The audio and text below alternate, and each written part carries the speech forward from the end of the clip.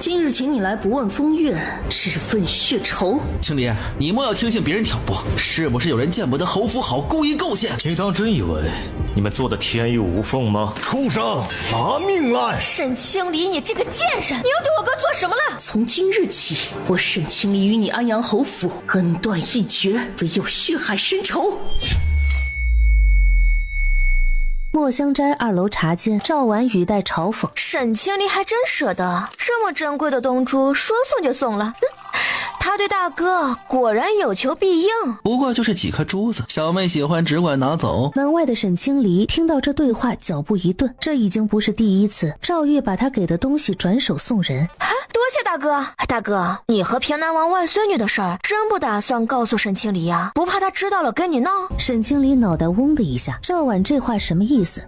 知道了又如何？她区区一个商户女，双亲又皆已离世，拿什么来跟我闹？留她做个妾室，已经是看在两家之前有些交情，她要愿意补贴侯府的份上。大哥说的是啊，她一个商户之女，怎么配得上侯府主母之位？做个妾室已经是她的福分了。不过呢，看在她送了我不少东西的份上，只要她继续补贴我，就算做了妾室，我也不会为难她。什么？要让小姐做妾室？赵玉莫不是疯了？他和小姐可是有婚约在身，只等着校期一过就要完婚了。这兄妹俩如此算计，简直欺人太甚。沈清离攥着手帕，双腿僵在那里。其实也无妨，他对大哥一向言听计从，就算知晓了，大哥哄上几句啊，准没事了。总不能为了个商户女放弃攀上平南王府的机会。就算大哥肯这么做，母亲也不会同意你胡来。拿起东珠准备离开，此事尚未敲定，你莫要在沈清离面前说漏了嘴，倒不是怕他闹，是怕平南王不悦。放心，我有分寸。赵婉刚走到门口，沈清离，这女人什么时候来的？还我说沈清离，你怎么还偷天抢脚呢？到底是小门小户，一点规矩都不懂。哼，明明是你们不避人，说的那么大声，想不听到都难。贱婢，你敢顶嘴？赵婉抬手就想打春草。我的人还轮不到你来管教。我沈府虽是小门小户，不如侯府规矩大，却也知晓何为教养。你说谁没教养？青离，你什么时候过来的？赵玉，我只问你，你和平南王外孙女是什么时候的事？又打算瞒我到什么时候？你先进来，我慢慢跟你说。你先回答我，是什么时候的事？什么时候重要吗？你既然喜欢我哥，就应该为他考虑，为侯府的未来打算。你应该高兴我哥能攀上平南王府。就因为我喜欢你哥，我就要接受改妻为妾，继续做你们侯府的钱袋子吗？青离，说话注意些。我说的不对吗？所以你也是这么想的，认为我就该为你牺牲是吗？如果不是我今日碰巧听到你们的算计，你要打算瞒我到大婚之时吗？不是这样的，我原本是打算等事情敲定了再同你商议，谁知道你会躲在外面偷听。所以是我错了，我不该碰巧听到你们说话。转身走出去2步，一把夺过赵婉手里的盒子，兄妹2人都愣住了。青离，你听我说，我是有苦衷的。你的苦衷与我何干？春草一边扶着沈清离上马车，狗男人忘恩负义，要不是我们小姐贴补，侯府早就入不敷出了，哪还轮到你们过潇洒日子？如今为了攀高枝儿，竟过河拆桥，始乱终弃，如此不要脸，也不怕哪天遭报应，一个雷劈了你们！哼！声音虽不大，却足以让赵玉听到。你敢骂我们？够了，这是在外面，想让人看笑话吗？赵玉瞪了他一眼，转身进了铺子。墨香斋门口的这一幕，被坐在对面茶楼窗边的男子尽收眼底，只是给了个眼神，属下立马明白用意，转身下楼打探去了。沈清离也太过分了，竟敢骂我们侯府没教养，还抢走了我的东珠。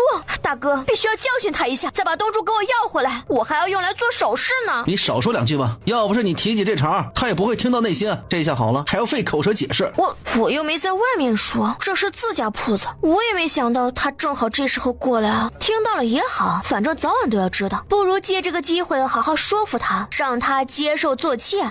他孤身一人，还怕他跟你取消婚约不成？最多啊也就闹闹脾气啊，闹到最后无计可施，他只能接受。赵玉闻言沉默了片刻，他想要重振侯府荣耀，光有银子贴补还不够，还需要有贵人提携，只要他好好哄一哄，一定能摆平此事。赵玉当即起身回府，安阳侯府水清院。小姐，您别难过，这样的男人不要也罢，咱们这就回沈府去，有奴婢们陪着您，没什么过不去的。走吧。赵玉赶回来时，主仆2人刚走出院门。青离，你这是做什么？就为了这么点小事，你至于如此闹腾吗？你觉得这是小事？绕过他，继续往门口走去。此事瞒着你是我不好，可我也是有苦衷的。侯府如今的情况你也知晓，我必须重振侯府，也必须是习得爵位，可我需要助力，只有攀上了平南王府，我才能有机会出头。青莲，你一向善解人意，你会理解我的，也会支持我的，对吗？理解支持，凭什么？这就是自己情愿隐瞒身份，也打算跟他完成婚约的男人。赵玉，你想要爵位，想要重振侯府，我都不拦着，那是你的自由，可你不该牺牲我来为你的无能买单。我不会做任何人的垫脚石。无能？这个女人说我无能？沈清离，你够了！我一直以为你是个善解人意的女子，一向只看重感情，不会在意那些虚名，这没想到你也如此的俗套。难道在你的心里，我们之间的情谊还比不上一个名分重要吗？自然比不得，大楚向来嫡庶有别，在上京这种地方尤为讲究，名分对一个女子来说有多重要，你不会不清楚。妾室在府里的地位也只比下人高一点而已，我若是做了妾室，我的子女就是庶出，地位永远低人一等。哼，你还哪敢听说是？当真是笑话。感情是最容易变的，这还没成亲呢，都能为了攀上高枝让我做妾。我若真做了妾，往后在侯府里无权无势，你如果也不站在我这边，我和我的孩子就只能任人宰割了。赵玉被对得无言应对。你所说的虚名是一个女子最重要的护身符，这一点你心知肚明，你既然给不了，那就不必多言。赵玉，我们解除婚约，从今往后你愿意娶谁都与我没有任何关系了。我沈清离虽是孤女，却也不会任人拿捏，想让我做妾，死了这条心吧。好了，青离，婚约不是儿戏，怎可轻易取消？我给你保证，娶平南王的外孙女也只是给个名分，不会对她如何。等你们都进了府，我会事事都站在你们这边，不会让你跟未来的孩子受一点委屈，如此总行了吗？这话你自己信吗？平南王远在川南，你是如何攀上他，又是如何得知他有个外孙女？你甚至都不曾见过那姑娘吧？她长相如何，性子如何，父亲又是何人？你对此一无所知就要娶人家，就不怕她奇丑无比吗？你不用操心这些啊，你只要记住，日后与她好好相处，一同为我打算即可。我呸！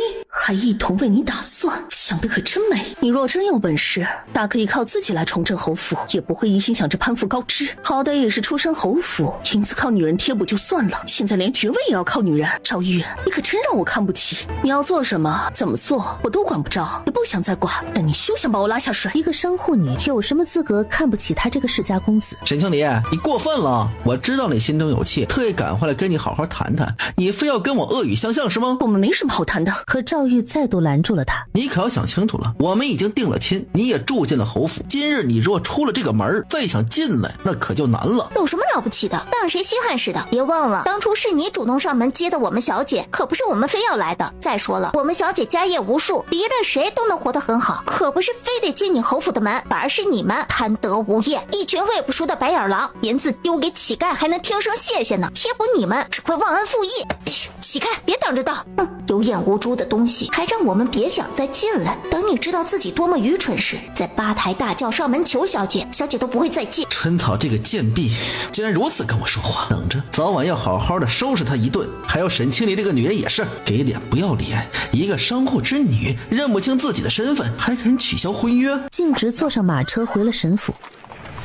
肃王府松清院，楚少渊在躺椅上闭目养神。进来准备汇报的青木见状站在一旁不敢打扰。说，主子，大探清楚了，沈姑娘在墨香斋时偶然间得知了赵玉预谋想娶平南王外孙女为妻的事，一气之下回了沈府。哦，回沈府了。他便是在墨香斋对面目睹一切的那个男人，一人之下万人之上的肃王殿下，当今太后的小儿子。传言他不近女色，性情更是喜怒无常。正是，赵玉不守承诺，要让沈姑娘改做妾室，沈姑娘不同意，要跟他取消婚约，应该是不打算回侯府了。很好，有几分平南王的血性，看来他母亲很会教导，可千万别让本王失望了。青木低头暗笑，主子真是看热闹不嫌事儿大。主子，沈姑娘现在孤身一人，想跟安阳侯府解除婚约，恐怕没那么容易，他们肯定会耍手段，要不要？那姑娘是个有主意的，可不是任人拿捏的主。不急。是。回到沈府，瞧见沈清离回来了，张嬷嬷和其他3个婢女连忙迎上来。小姐，您这是啊？沈清离身边有4个丫头和一个老嬷嬷，而张嬷嬷则是她母亲身边的老人。别提了，赵玉那个混蛋玩意儿，为了攀上高枝，竟让我们小姐改做妾室。闻言，张嬷嬷并未有多惊讶。什么？她要让小姐做妾，侯府当真欺人太甚。秋雨也是个暴脾气的。行了，人家可是侯府，岂能容你随意去放肆？别回头，明明是咱们有理，你一冲动，倒让人家抓住了错处。几个丫头中，就属冬雪最为稳重。小姐，可知小侯府要攀的是哪个高枝？就算退婚，也要退个明白不是？哼，说出来你们要笑死！你们绝对想不到他要攀的是哪家小姐。该不会是……没错，他要攀的正是平南王的外孙女。你们说好笑不？小姐，嫁妆还在侯府，您打算什么时候拿回来？可不能便宜了侯府那帮人。自然不会便宜他们，但不是我们去拿回来，我要让他们一样不少的给我送回神府。夏荷，你去通知各个铺子的掌柜，往后侯府的人再去铺子里拿东西，无论什么一律按价收银子。是，奴婢这就去。秋雨，你去告诉管家，从今儿起给侯府的燕窝、阿胶等补品统统停掉，另外没有我的允许，任何人不得跟侯府的人来往，违者逐出神府。是，小姐。沈清离回到房间，换了件素净的衣裙，跪到母亲的牌位前。母亲，我到底还是读书了，您说的一点没错，门当户对才是最合适的选择。当初我不该应下这门亲事，不过好在我听了您的话，凡事都留了一手，所以我并不是很难过。母亲您放心，我一定会处理好此事。沈家的大半家业都是您的心血，我一定会守好，绝不会拱手让给他人。安阳侯府用完晚膳好久了，还不见沈清离过来请安。胡闹，真是不懂规矩！搬回沈府这么大的事啊，也不提前过来请示。姑母，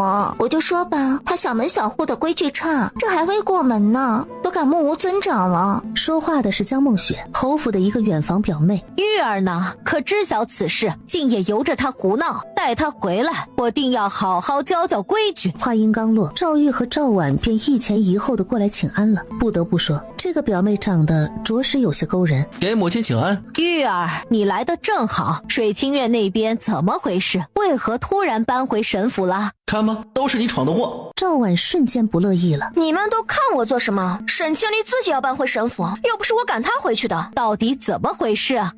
其实也没什么，就是昨日他无意间听到了大哥要娶平南王外孙女的事儿，跟大哥闹了些不愉快。什么？表哥要娶平南王的外孙女？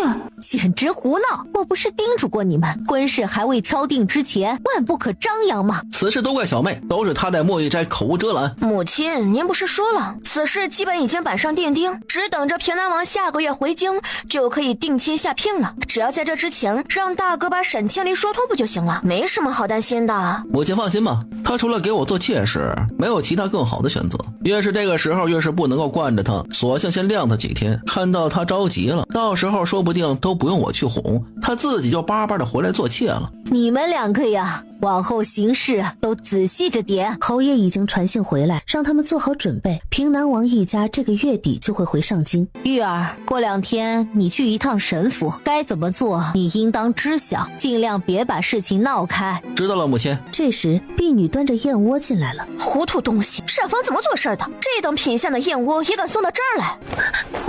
回小姐，是沈姑娘停了给侯府的燕窝，膳房只好用之前剩下的这些。你说什么？沈清离把侯府的燕窝给停了？他明知道母亲每日都要吃一碗燕窝来养身子，他怎么能这么做？姑母，您看看，到底是小家子气，一身的铜锈味，竟然用这种手段来威胁表哥。说轻了那是闹脾气，这要说重了就是心思歹毒，不顾姑母的身体。如此心胸，果然不堪主母之位。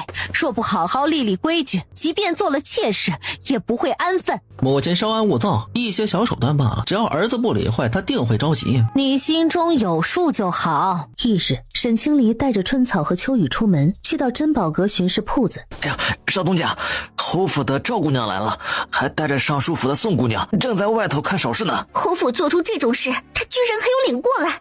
哼，看来昨天的燕窝没让他看清局势，还以为小姐在跟他们闹着玩呢。来就来了，珍宝阁开门做生意，岂能拒客？按我昨日交代的做即可。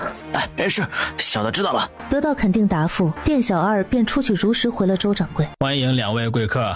孙姐姐，这是侯府自家的铺子，你看上了什么只管跟我说，我送给姐姐。周掌柜闻言一阵无语，真是不要脸。无功不受禄，珍宝阁的首饰样样都不便宜，妹妹不必如此破费。嗨，宋姐姐多虑了，不过都是一些寻常首饰，哪里跟公路扯得上关系啊？掌柜的，这只金钗，这对镶玉的耳饰，哦对，还有这个簪子，都给我包起来吧。周掌柜心里嗤笑一声，不要脸，但还是照做了。一共385两，赵姑娘也是常客了，自然应当打个折扣，便按380两银子支付吧。你不知道我是谁吗？连我的银子也要收，直接记在侯府的账上便是了，我哥自会处理好。你哥他算个屁，我们只认少东家。赵姑娘有所不知，珍宝阁从昨儿起改了规矩，无论谁来都得付银子，侯府的名头已经不管用了，买东西付银子乃是天经地义的事情。赵姑娘一看就是通情达理之人，想必也做不出来那种赖账的事情来。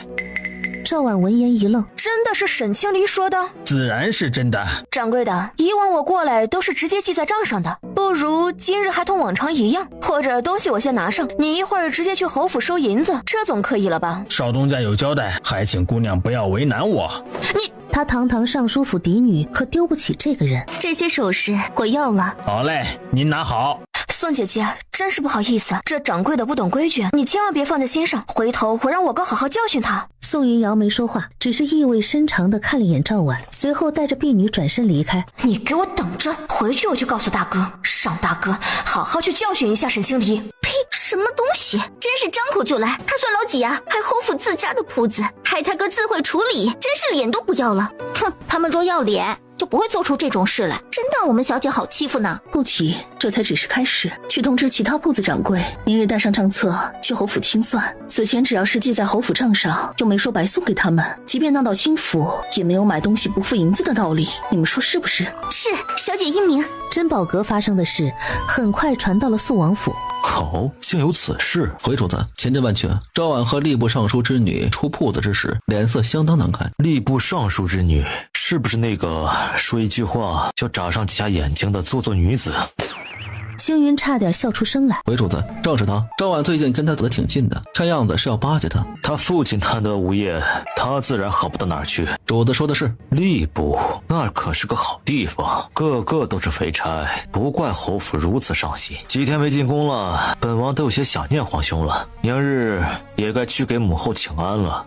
从珍宝阁出去后，赵婉一路跟着到了尚书府门口，想要跟宋云瑶好好解释一番，但宋云瑶没给她机会。赵婉郁闷的不行，直到晚膳时，都怪沈清离，我本是一番好意，想跟宋姑娘拉拢关系，也好让她说说侯府的好话。这下好了，不光我被他们欺负，还害我得罪了宋姑娘，当真是可恶。岂有此理！他如此待婉儿，眼里还有没有侯府？还想不想进我侯府的大门？还没等他说话，他身边的下人桂全便进来，在他耳边低语几句。出什么事了？沈清离这个女人竟然告知所有铺子的掌柜，侯府再去拿东西必须付银子。大哥，沈清离太过分了，他这样交代，往后我岂不是什么东西都得付银子？侯夫人这时候才意识到，若离了沈清离的贴补，侯府很快便会撑不下去。玉儿，不如你去一趟沈府，好好劝劝沈清离，这样闹下去对谁都没有好处。赵玉沉默了一会儿，终是点了点头。但回到院子之后，他越想越不服气，当即写了封信让桂全送去了沈府。最后信是送到了，人却是被秋雨拿着扫帚给赶出去的。沈清离看完后表情淡淡，春草，让各位掌柜的莫要忘记了，明日一早便带上账册上门收银子。是，奴婢知道了。夏荷，你去收拾一下，把我当时带去侯府的家账清单拿过来。1年前他父母去阳城收茶叶，回来的途中被一伙劫匪打劫杀害，虽报了官府，至今没有查出劫匪的下落。翌日一早，赵玉用好早膳，还没来得及出门，管家匆忙过来汇报。什么掌柜的？哪家铺子的掌柜？我倒要看看是谁敢在侯府门口放肆。说着，他大步去往府门口。赵公子，我是西街回康堂的掌柜，这是贵府派人去拿药材的账目。赵公子，我是西街锦绣成衣坊的掌柜，这是贵府所拿成衣的账目。还有我是东街月华布庄的，贵府所拿的布匹全都记在这儿了。还有珍宝阁的、点心铺子的等等，账记一到，账目也记得清清楚楚，还请赵公子如数结算银两。好你个沈清离，跟我来这招是吗？这会儿门口已经聚集了不少看热闹的，纷纷都在议论。胡闹！你们来侯府闹事问过沈清离的吗？两家什么关系你们不清楚吗？就不怕他知道了斥责你们？我们上东家说了，沈府和安阳侯府即将划清界限，既然如此，银子自然也要算清楚。什么？这些掌柜都都是神府的。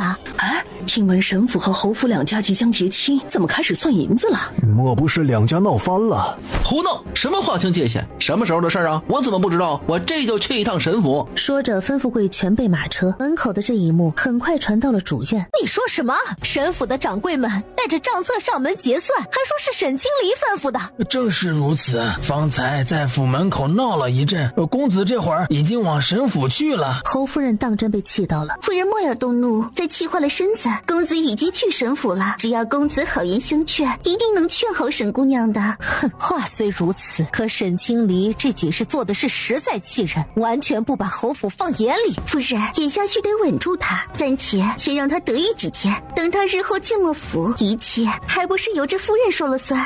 到时候我定要让他好好学会规矩。赵玉到了神府的门口，刚下马车就被春草泼了一盆脏水。春草，你做什么呀？连我你也敢泼？我泼的就是你这个狗男人！哼，你这人好生无礼！这里是神府，又不是你们侯府，我在自家府门口泼水，碍着你什么事儿了？谁让你自己撞上来的？赵玉被对得气急，恨不得撕了春草的嘴，抬脚就想进门。呸！小姐都要跟你取消婚约了，还想跟以前一样随意进出神府呢？你要做什么？神府虽不是高门显贵，这也不是随便什么人都能进的。从今往后，不欢迎侯府的人。赵玉上前就要给春草一个耳光，就在这时，沈清离的马车回来了。住手！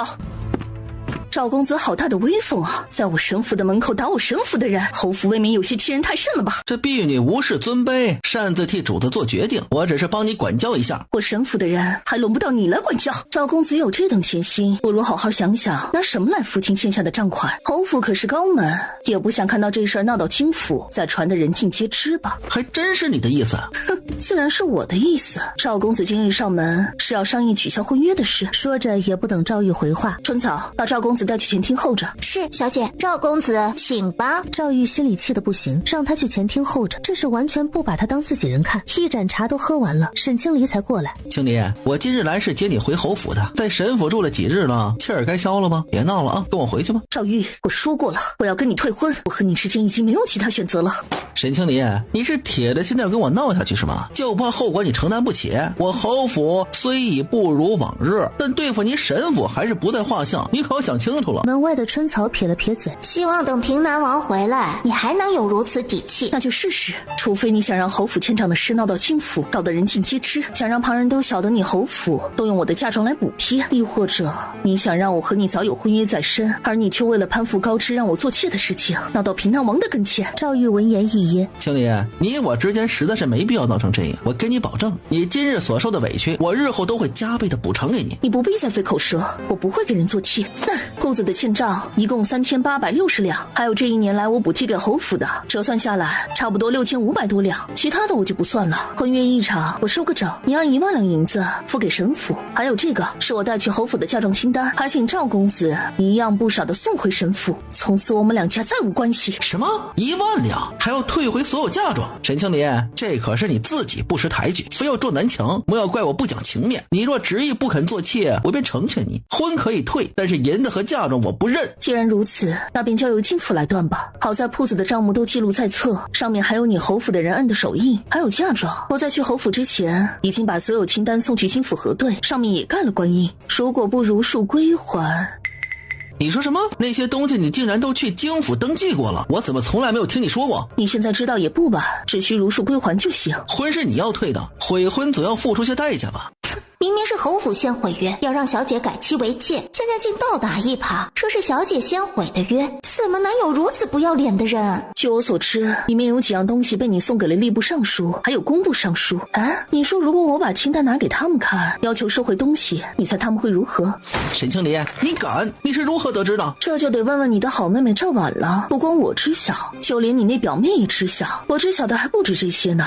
如果你不想闹得太难看，最好同意我的决定。一听是赵婉说的，赵玉气得暗骂了句蠢货。就算知晓又如何？两位尚书都是位高权重的，是你随便就能够见到的吗？只要我想，总能见到的。哼，如果你非要如此，那便走着瞧。赵玉一甩袖子走了出去，沈清离嘴角微微勾起，终于要正式撕破脸了。皇宫内勤政殿，朕前2日起瘾犯了，你不来陪朕，今日你自己手痒，倒是想到来找朕了。皇兄棋太高了，臣弟每回都输给皇兄，当真是无趣啊。臣弟闭门研究了几日，今日定将皇兄杀个片甲不留。好你个楚少渊，为了迎朕，竟躲在府里偷偷研究，那朕今日必定不会手下留情，你只管放马过来。合着皇兄此前都手下留情了呀？臣弟全然不知，看来今日迎皇兄又无望了。楚圣帝抬眸看了他一眼，这小子今日进宫，怕不是跟他下棋这么简单。说吧，可是出了什么事？果然，什么事情都瞒不住皇兄。臣弟听闻安阳侯府最近和吏部尚书走得很近，不知皇兄怎么看？安阳侯府，赵家，朕没记错的话，安阳侯爵位已是最后一代，这是急着拉拢权臣，想要保住爵位。皇兄圣明，赵玉乃是安阳侯独子，知晓现任吏部侍郎即将赴任别处，想要进入吏部接手侍郎一职。赵玉此人如何？资质平平，同他父亲一样无甚建树。哼，宋辉那个老东西还是如此贪得无厌。此前你说要调查的事怎么样了？回皇兄的话都已经调查清楚了。宋尚书这些年可是捞了不少，臣弟这2日可整理好交到皇兄手上。辛苦你了。楚圣帝对吏部尚书早有不满，为皇兄分忧都是臣弟应该做的。别光顾着为朕分忧，你岁数也老大不小了，婚事也该考虑起来了。你自己躲在宫外清静，朕可是时常被母后念叨，耳朵都起茧子了。若看上哪家姑娘，朕给你赐婚。多谢皇兄关怀，臣弟觉得现在挺好，有个女人在身边反倒不自在。臣弟有数了，皇兄还是棋高一等啊。容臣弟回去再好好研究研究，今日先去给母后请安了，改日再进宫大战几个回合。去吧。李福，把朕新得的那架香玉屏风送去肃王府。臣弟谢皇兄赏赐。是，老奴遵旨。李福见楚少渊要走，老奴恭送王爷。给太后请了安，用了午膳才出宫回府。得知赵玉劝说无果，沈清离坚持要取消婚约。他这是疯了不成？他不过一个小小商户之女，怎么敢跟我们侯府硬碰硬？莫不是背后有人撑腰，还是他手里有你的什么把柄？否则他不至于如此。她一个商户之女，连双亲都已离世，背后能有什么人？吓唬我们罢了。他能如此吓唬我，还不都是因为你口无遮拦，连我给谁送礼你都往外说。让赵婉顿时委屈了起来。大哥就知道怪我，怎么不怪你自己没办法，连一个商户之女都对付不了？都到这个时候了，你还不承认自己有错，还得怪旁人，那当真是无药可救。母亲，你看大哥，他要打我。好了，都少说2句，就算他知道又如何？我就不信他真敢闹到京府去。明日不得空，后日我去一趟京府。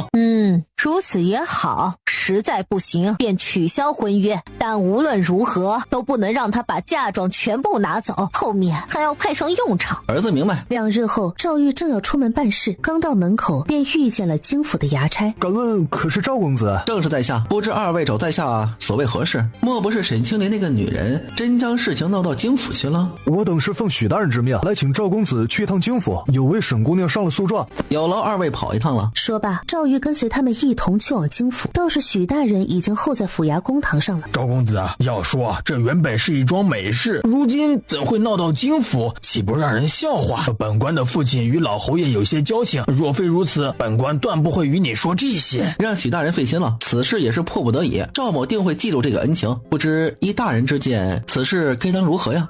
赵公子啊，此事有理有据，怕是不好办呐。若是那姑娘在网上闹，我记得老爷子酷爱字画，墨香斋新得了一副好字儿，是岳派大家的真迹。回头我让人送到府上，就当是给老爷子补上的寿礼。许大人觉得如何呀？岳派大家的真迹也罢，谁让老爷子对你多有夸赞？我若不帮你，老爷子只怕要怪罪。多谢许大人。目的达成了，赵玉总算放下心来。他们刚说完，沈清离便进了府衙。民女见过许大人。堂下可是沈姑娘？正是民女，民女要状告。他话还没说完，大人，肃王殿下来了。你说谁来了？肃王殿下？他这时候来京府干什么？难不成有什么案子要交给我？还是自己犯了什么事儿？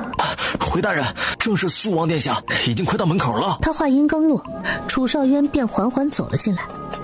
身后还跟着青木和青云。可当看清来人之后，顿时瞪大眼睛僵在了那里。竟然是他竟然就是肃王殿下。老臣见过肃王殿下，不知王爷驾临，未曾前去迎接，还请王爷恕罪。臣见过肃王殿下。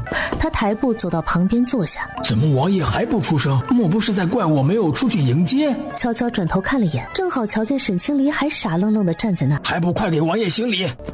民女见过肃王殿下。赵玉心中暗暗得意，沈清离没给王爷行礼，王爷肯定生气了，就该好好教训一下这个女人，不知天高地厚，还敢跟侯府斗争。等王爷怪罪这个女人，我再出面求情，王爷应该会给安阳侯府几分薄面。许大人，赵公子免礼。沈姑娘从前不是胆子大得很啊，怎么今日见了本王倒乱了分寸？听王爷这话的意思，难不成和沈姑娘很早就认识？赵玉更是一愣，只见沈清离还是低着头。是能怪我吗？我那时只以为你是个普通的过路人，谁能想到你就是大名鼎鼎的肃王殿下，否则我肯定不会对你如此粗鲁啊！回王爷的话，民女那时不知您是王爷，多有冒犯，还请王爷恕罪。青木抿了抿唇，我说沈姑娘啊，你那岂止是冒犯，那简直就是粗鲁，属下还没见过有谁敢这么跟主子说话的。无妨，不知者无罪，若不是你那时的冒犯，本王说不定早就没命了。多谢王爷不怪罪，民女感激不尽。本王自然不会怪罪，无论如何，你都是救了本王一命，本王欠你一个人情。楚少渊说着，解下腰间的玉佩。好了，你不必如此紧张，他日若有什么需求，可以拿这个来找本王。青木连忙递到沈清离面前。王爷向来说一不二，沈姑娘莫要推辞。民女谢王爷赏赐。什么情况？赵玉真是越来越懵了。不行，这么好的机会一定不能够放过，一定要想法子哄住沈清离，把这个人情用来替我铺路。不知王爷过来是？本王今日路过京府，想起有一个卷宗要查看，不巧赶上许大人在断案。青云默默低下头。主子说的可真是轻松啊，哪里是路过京府，分明是收到消息，得知沈姑娘来了京府，要和赵玉对簿公堂讨回嫁妆，才特意从军营赶回来的。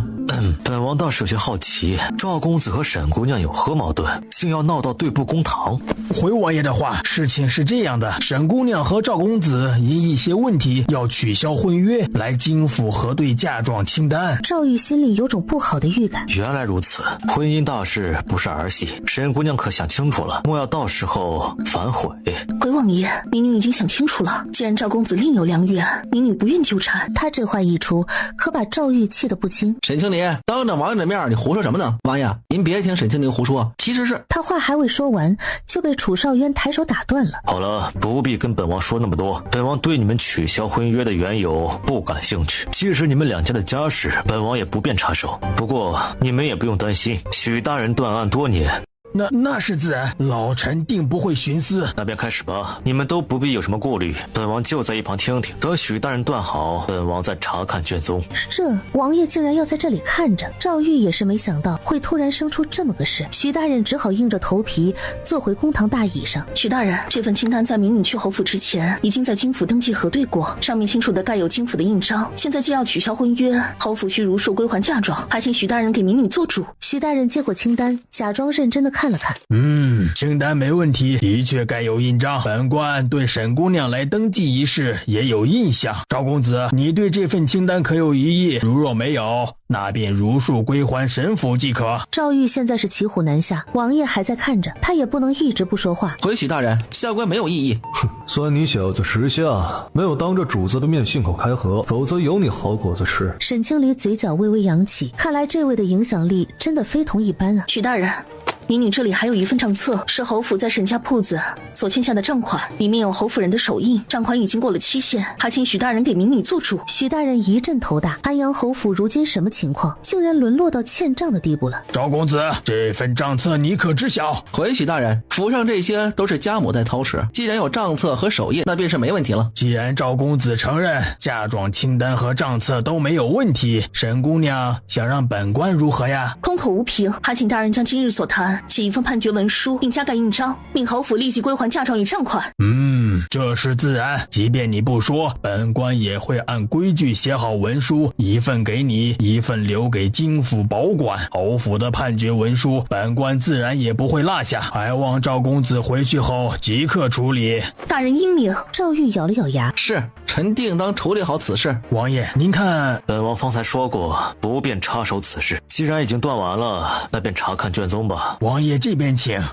走到沈清离身边时，本王的玉佩，沈姑娘可要保管好了，拿着玉佩才能对本王提要求。是，民女自当好生保管。见楚少渊要出去了，民女恭送王爷。臣恭送王爷。春草更是慌得不行，可吓死奴婢了。走吧。沈清离带上判决文书，便和春草一起出去了。赵玉越想越烦躁，脸色难看至极。公子该出去了。回沈府途中，春草还对京府的经历心有余悸。小姐，此前倒是没觉得，怎么今日一见，这肃王殿下也太吓人了。方才我在公堂上一直低着头，都不敢多看一眼，背后的冷汗就没停过。不过奴婢当真没想到，他竟然就是肃王殿下。奴婢以前一直以为肃王殿下是个不修边幅的莽夫，要是早知道他的身份，在茶园时说什么奴婢都不会对他大呼小叫。我也是很惊讶，不过也亏得殿下今日碰巧过来，否则只怕不会这么顺利。你二人必定会耍手段。小姐说的是，小姐瞧见没？赵玉那狗男人见了肃王殿下，就跟老鼠见了猫似的，别以为他多有能耐，哼，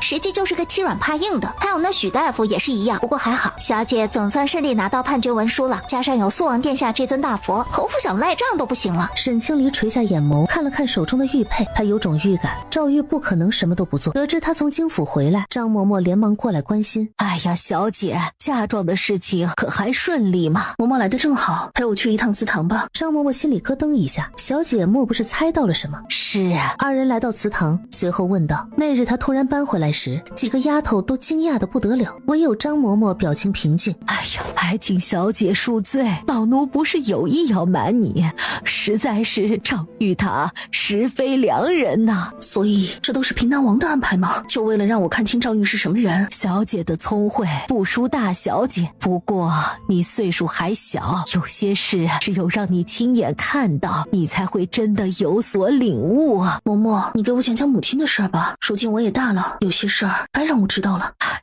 说起这个，老奴当真替大小姐不值。她出身高贵，又是天姿国色，却为了那么个男人葬送了自己。沈清离的母亲，也就是平南王的女儿秦芷，才貌双全，因着一直生活在川南，性子活泼随性。秦芷及笄的第2年，在街上遇到了远赴川南做生意的上京人士沈月，也就是沈清离的父亲。沈月生了一副好皮囊，加上有些文采，能说会道，秦芷一眼便相中了他。二人接触了一段时间，此事才传到平南王那里。平南王一开始并未表态，背地里却在调查沈月。原本沈月就被秦芷的美貌吸引，当得知她的真实身份是平南王的女儿，当即打起了算盘，从此不再认平南王府，也要跟着沈月回上京。沈月也跟他保证，不会因为他脱离了平南王府就对他有变。实际上并非如此。后来有了沈清离，秦芷并未松口，而是开始接手沈家的生意，用心培养沈清离。也就是从那时起，沈月开始耍阴招，表面跟秦芷求和，背地里却给他的吃食下毒，还在外面养了小妾。后来那外室有孕，但是没有保住，沈月便怪在秦芷头上，说是他动的手脚。大小姐虽然恨沈月，但还不稀罕去害那孩子，都是那外室自己的主意，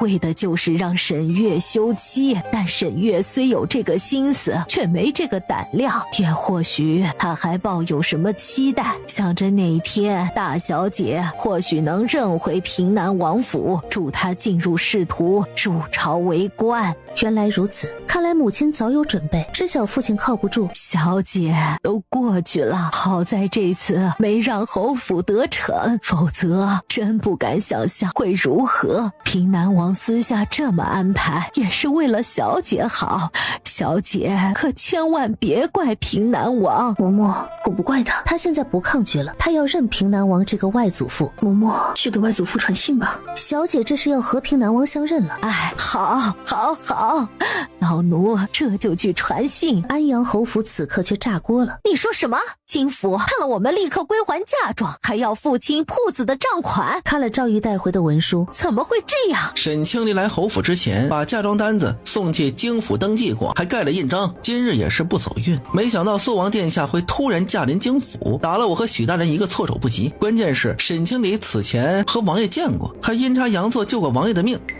赵婉一脸的不可置信，沈清离竟然救过苏王殿下的命，这怎么可能？我们怎么从来没有听他提起过？这女人怎么能这样？这么重要的事情都瞒着我们，真是太过分了。不是罚你闭门思过，好好反省几天吗？怎么又跑到母亲这儿来了？被他这么一说，赵婉瞬间没了声音。救人时沈清离也不知晓那就是王爷，也是今日在京府才知晓身份。王爷为了报救命之恩，给了沈清离一块玉佩，说日后若有什么要求，可以拿着玉佩去王府找他。有王爷在堂上坐镇，许大人根本就不敢做手脚，只好按规矩办了。听到这些，侯夫人眼里闪过金光，和赵玉互看一眼。母亲的意思我明白，我也真有这个打算，这么好的机会不能够错过。什么机会？你少打听这些。邵婉也知道自己有错，到底没敢再多说什么。翌日，沈清离刚用完早膳，赵玉便上门来了。沈清离没想到赵玉竟然如此迫不及待，让夏荷出去传话，除非是来送嫁妆和账款，否则侯府谁来他都不见。吃了闭门羹，赵玉站在沈府门口，气得眼睛都要冒火了。听夏荷说他走了，准备出门去东街巡查铺子，谁知马车刚到拐角处就被赵玉堵在了那里。青离，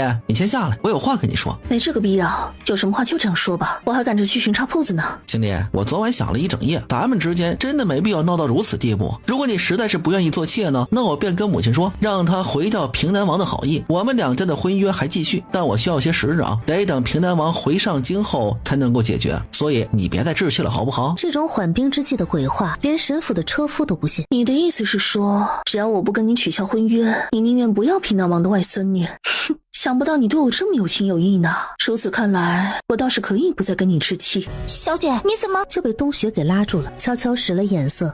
我就知道这个女人舍不得我。太好了，青离，我就知道你放不下，我同样也放不下你。不如你就跟我回侯府吧，你住在沈府，我总是有些不放心。沈府是我的家，你有何不放心的？住在你侯府才是真的让人不放心呢。也行，听你的，等大婚时也不迟。赵玉说完这些，还是没有离开的意思。还有事吗？青离，我今日来还有一事要跟你商量。你也知道我想去吏部任职，但光靠吏部尚书呢，怕是不一定能够成事儿。你能不能够去求一求苏王殿下，这种事儿只要王爷一句话就行，或者你直接跟王爷替我求个封赏，把侯府的爵位给我，只要王爷开口，皇上一定会同意的。春草和冬雪还有车夫全都一脸厌恶地看着赵玉。沈清离听完并未接话，见他没有一口回绝，而是在犹豫。青离，你别多想，我这么做也是为了我们的将来考虑。只要我顺利进入了吏部任职，就有底气跟平南王对抗。若我顺利的接手了爵位，即便是不入朝为官，也能够保你衣食无忧，我们的孩子就有机会继续争取爵位。所以呢？所以你帮我去求求王爷，只要这事儿办成了，我根本就无需另许他人，你就是侯府的主母。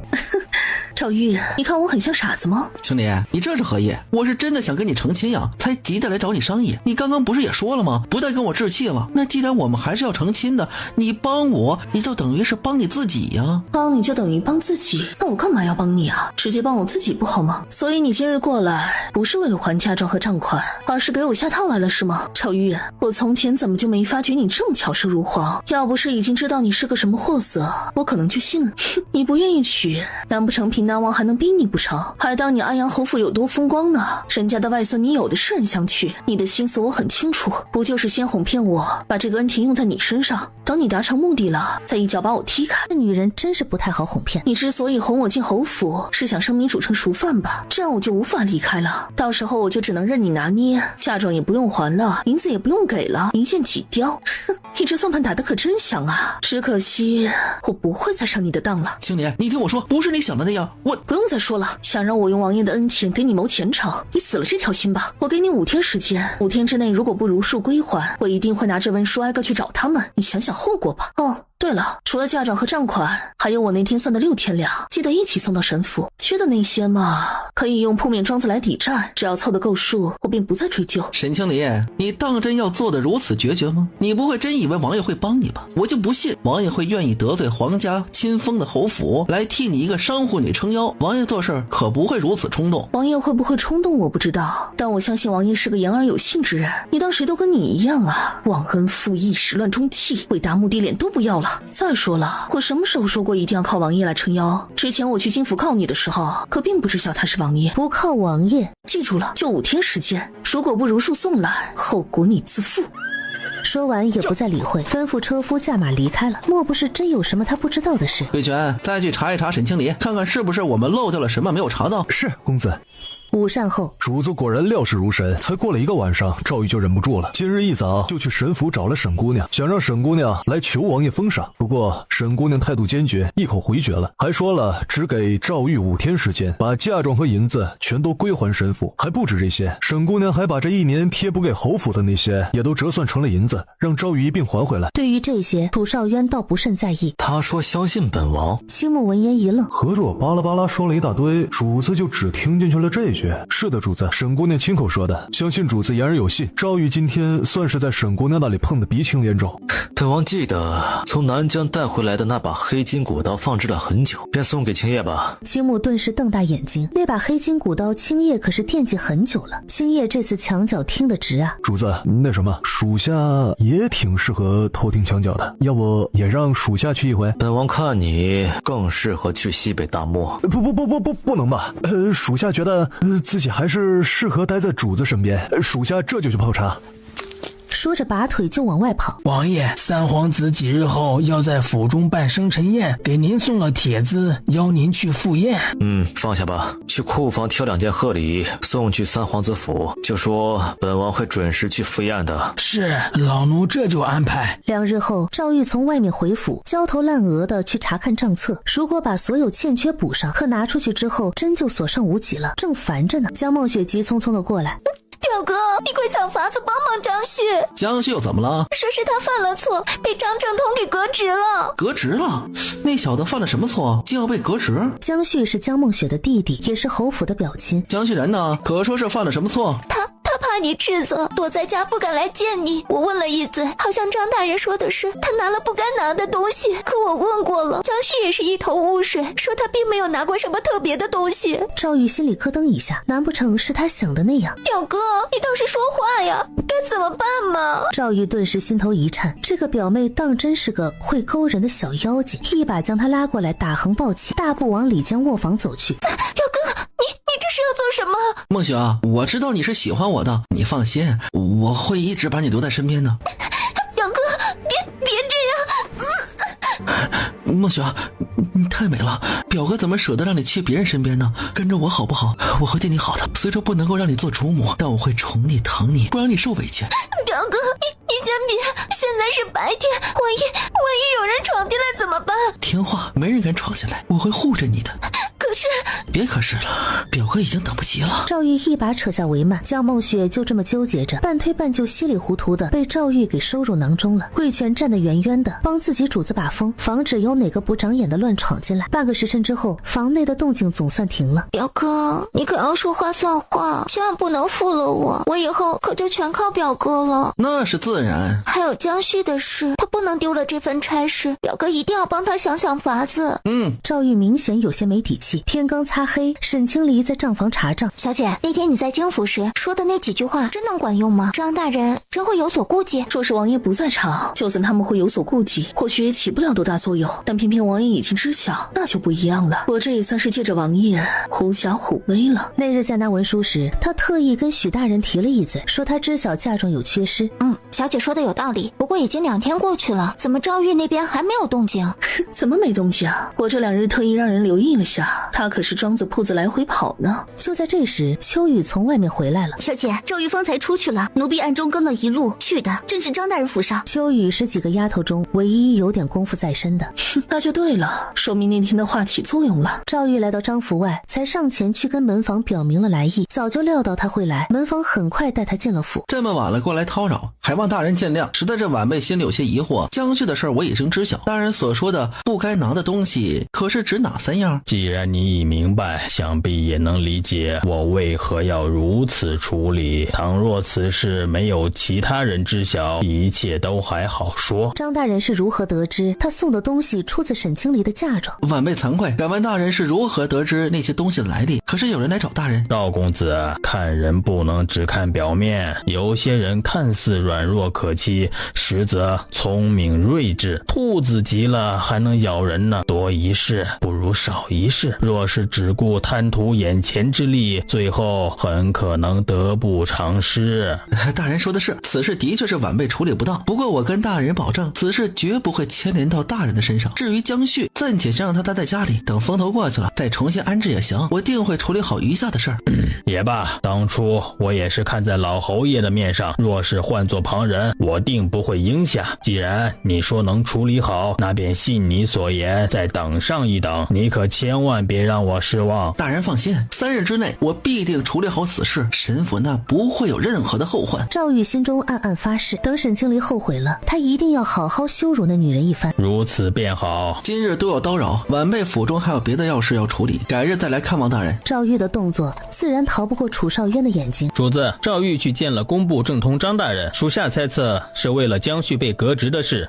江旭是江梦雪的弟弟，他之所以能去工部当差，正是赵玉找的张正通，也不知为何江旭今日突然被张正通革职了，具体原因属下还在调查。你之前说赵玉去过沈府之后，这2日都在忙着整理铺面和庄子是吧？回主子，正是。楚少渊闻言闭上眼，思索了片刻。本王没有记错的话，京府的许夫人和张正通是同乡，2人素有往来。回主子，的确如此。主子，沈姑娘不简单呢。楚少渊唇角微勾，他看上的女人自然不是个蠢笨的。翌日，赵玉前脚刚进墨香斋，后脚三皇子府就来人了，说三皇子请他过去一趟。三皇子楚云墨生母是淑妃，而淑妃的外祖家正是安阳侯府。臣见过三殿下。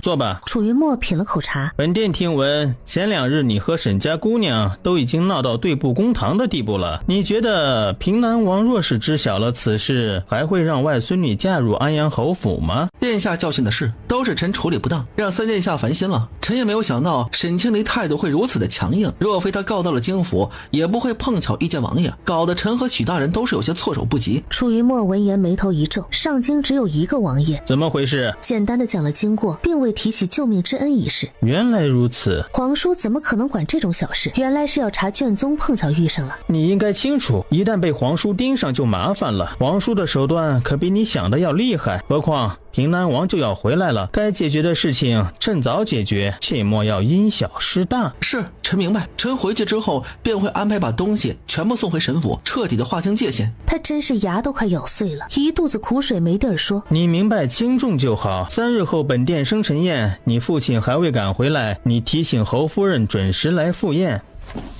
臣多谢三殿下厚爱。此时的沈府，三皇子的生辰宴在审计食铺定了宴席用的糕点，他须得格外注意。少东家放心，这所有的事儿啊，我都亲自盯着，不会出什么差池的。2日后会准时送去三皇子府。辛苦刘掌柜，一定要盯仔细了。可也不知怎的，他心里还是隐隐有些不安。少东家若没旁的吩咐，我就先回铺子准备了。好，送走了刘掌柜，沈清离回到账房继续查账。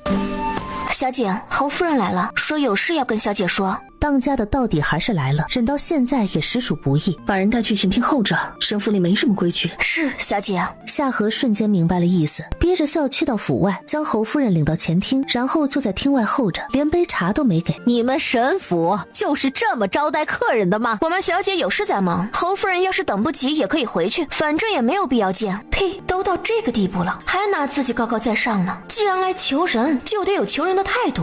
你个贱婢2个字还未出口，又被侯夫人咽下去了。又耐着性子等了一会儿，沈清离才过来前厅。一进来，他径直走到主位上坐下。沈清离，你这也太不像话了吧！姑母怎么说也是长辈，你怎可让人如此怠慢？外面的长辈多了，我都要请进来喝茶吗？我沈府又不是茶楼酒馆。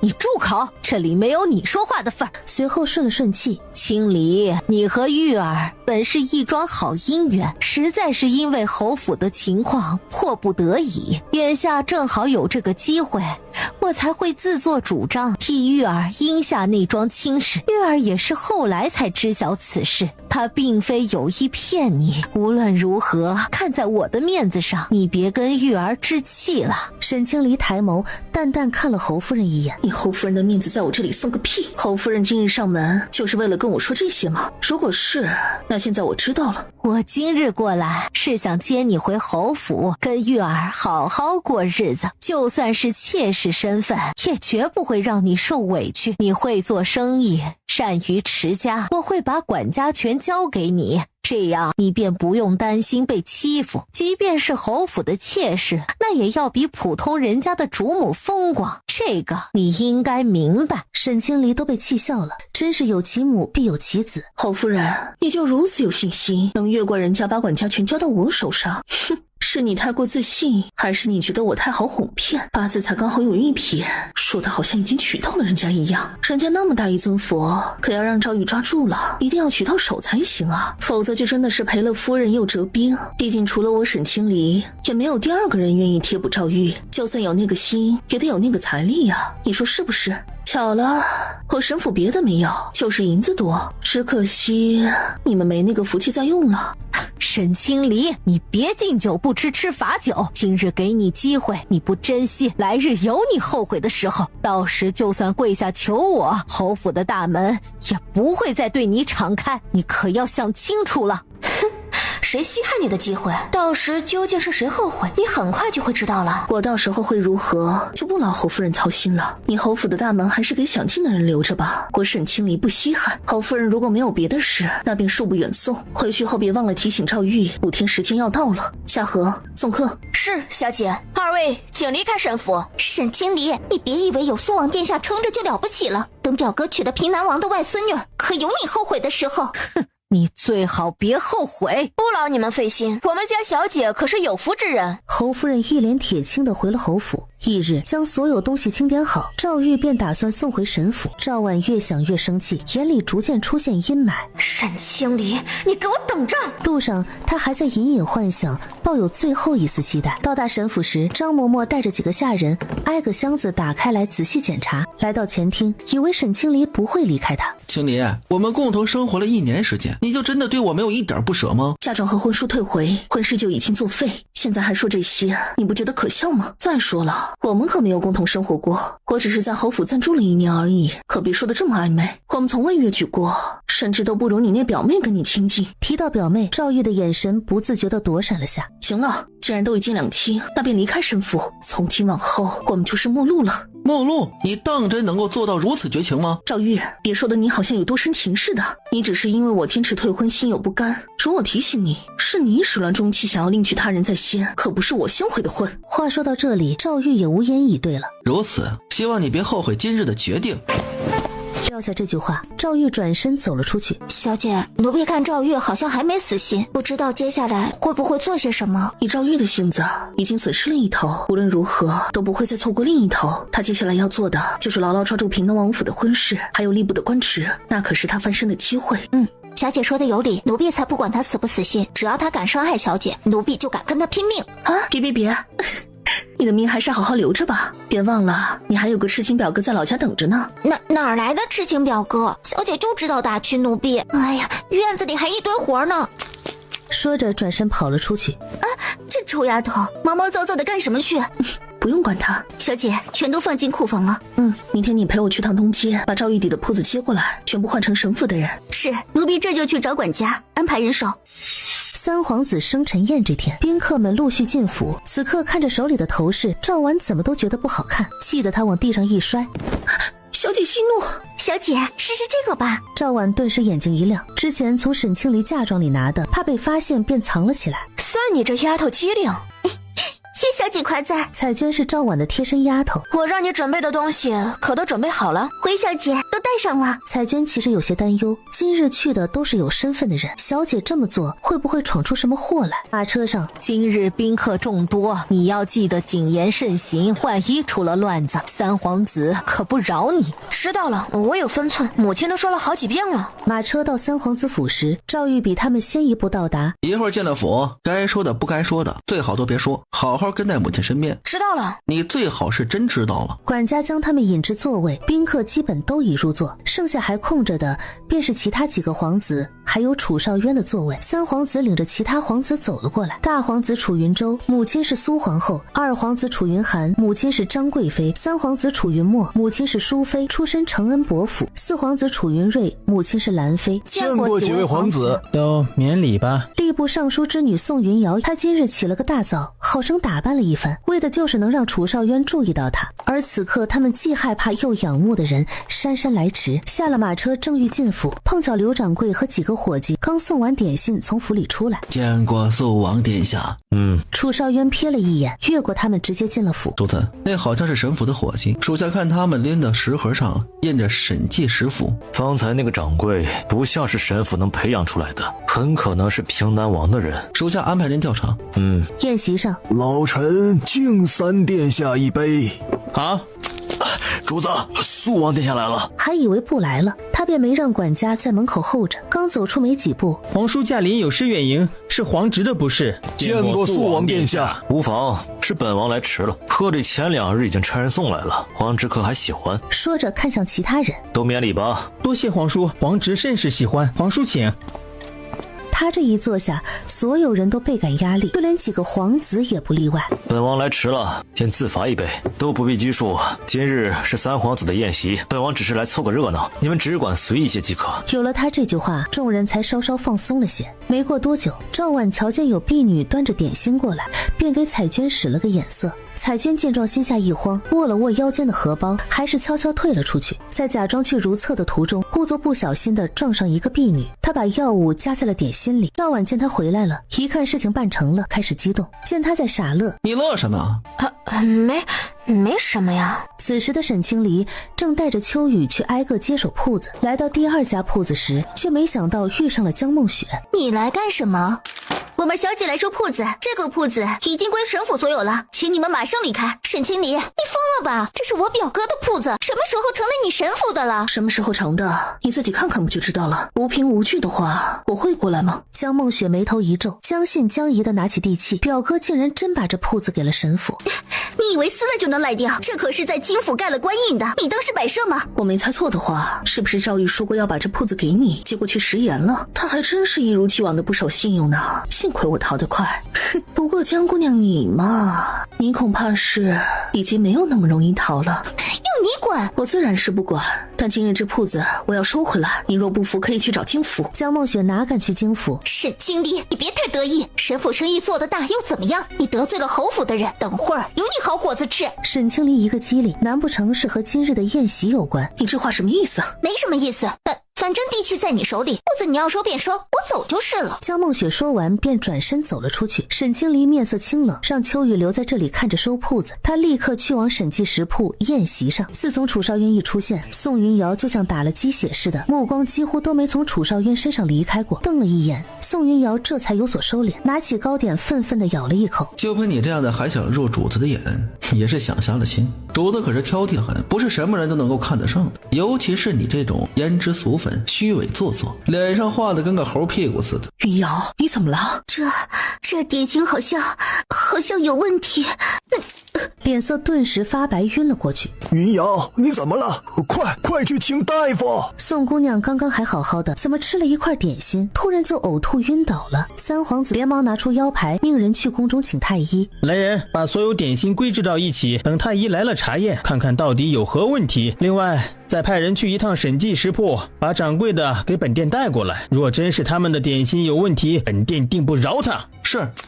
下人连忙按吩咐去办。其他人也有吃了点心的，为何什么事也没有？偏偏就宋姑娘一人晕倒了。赵玉更是眉头一皱，心里有种不好的预感。方才他便觉得这个妹妹有些奇奇怪怪的，该不会这事儿跟她有关吧？楚少渊稳坐在位子上，将现场所有人的表情都尽收眼底。主子，怕是有人想对沈姑娘不利，要不要？若真是点心的问题，让掌柜的过来怕是也做不了主，得让东家过来才行。三殿下，臣女也觉得宋夫人说的有理，怕是得让东家过来才行。听闻沈家和侯府已经闹翻了。赵玉的额角直突突，莫不是真跟这个死丫头有关？否则她这么积极做什么？楚少渊看了眼赵玉，嘴角一丝玩味一闪而过。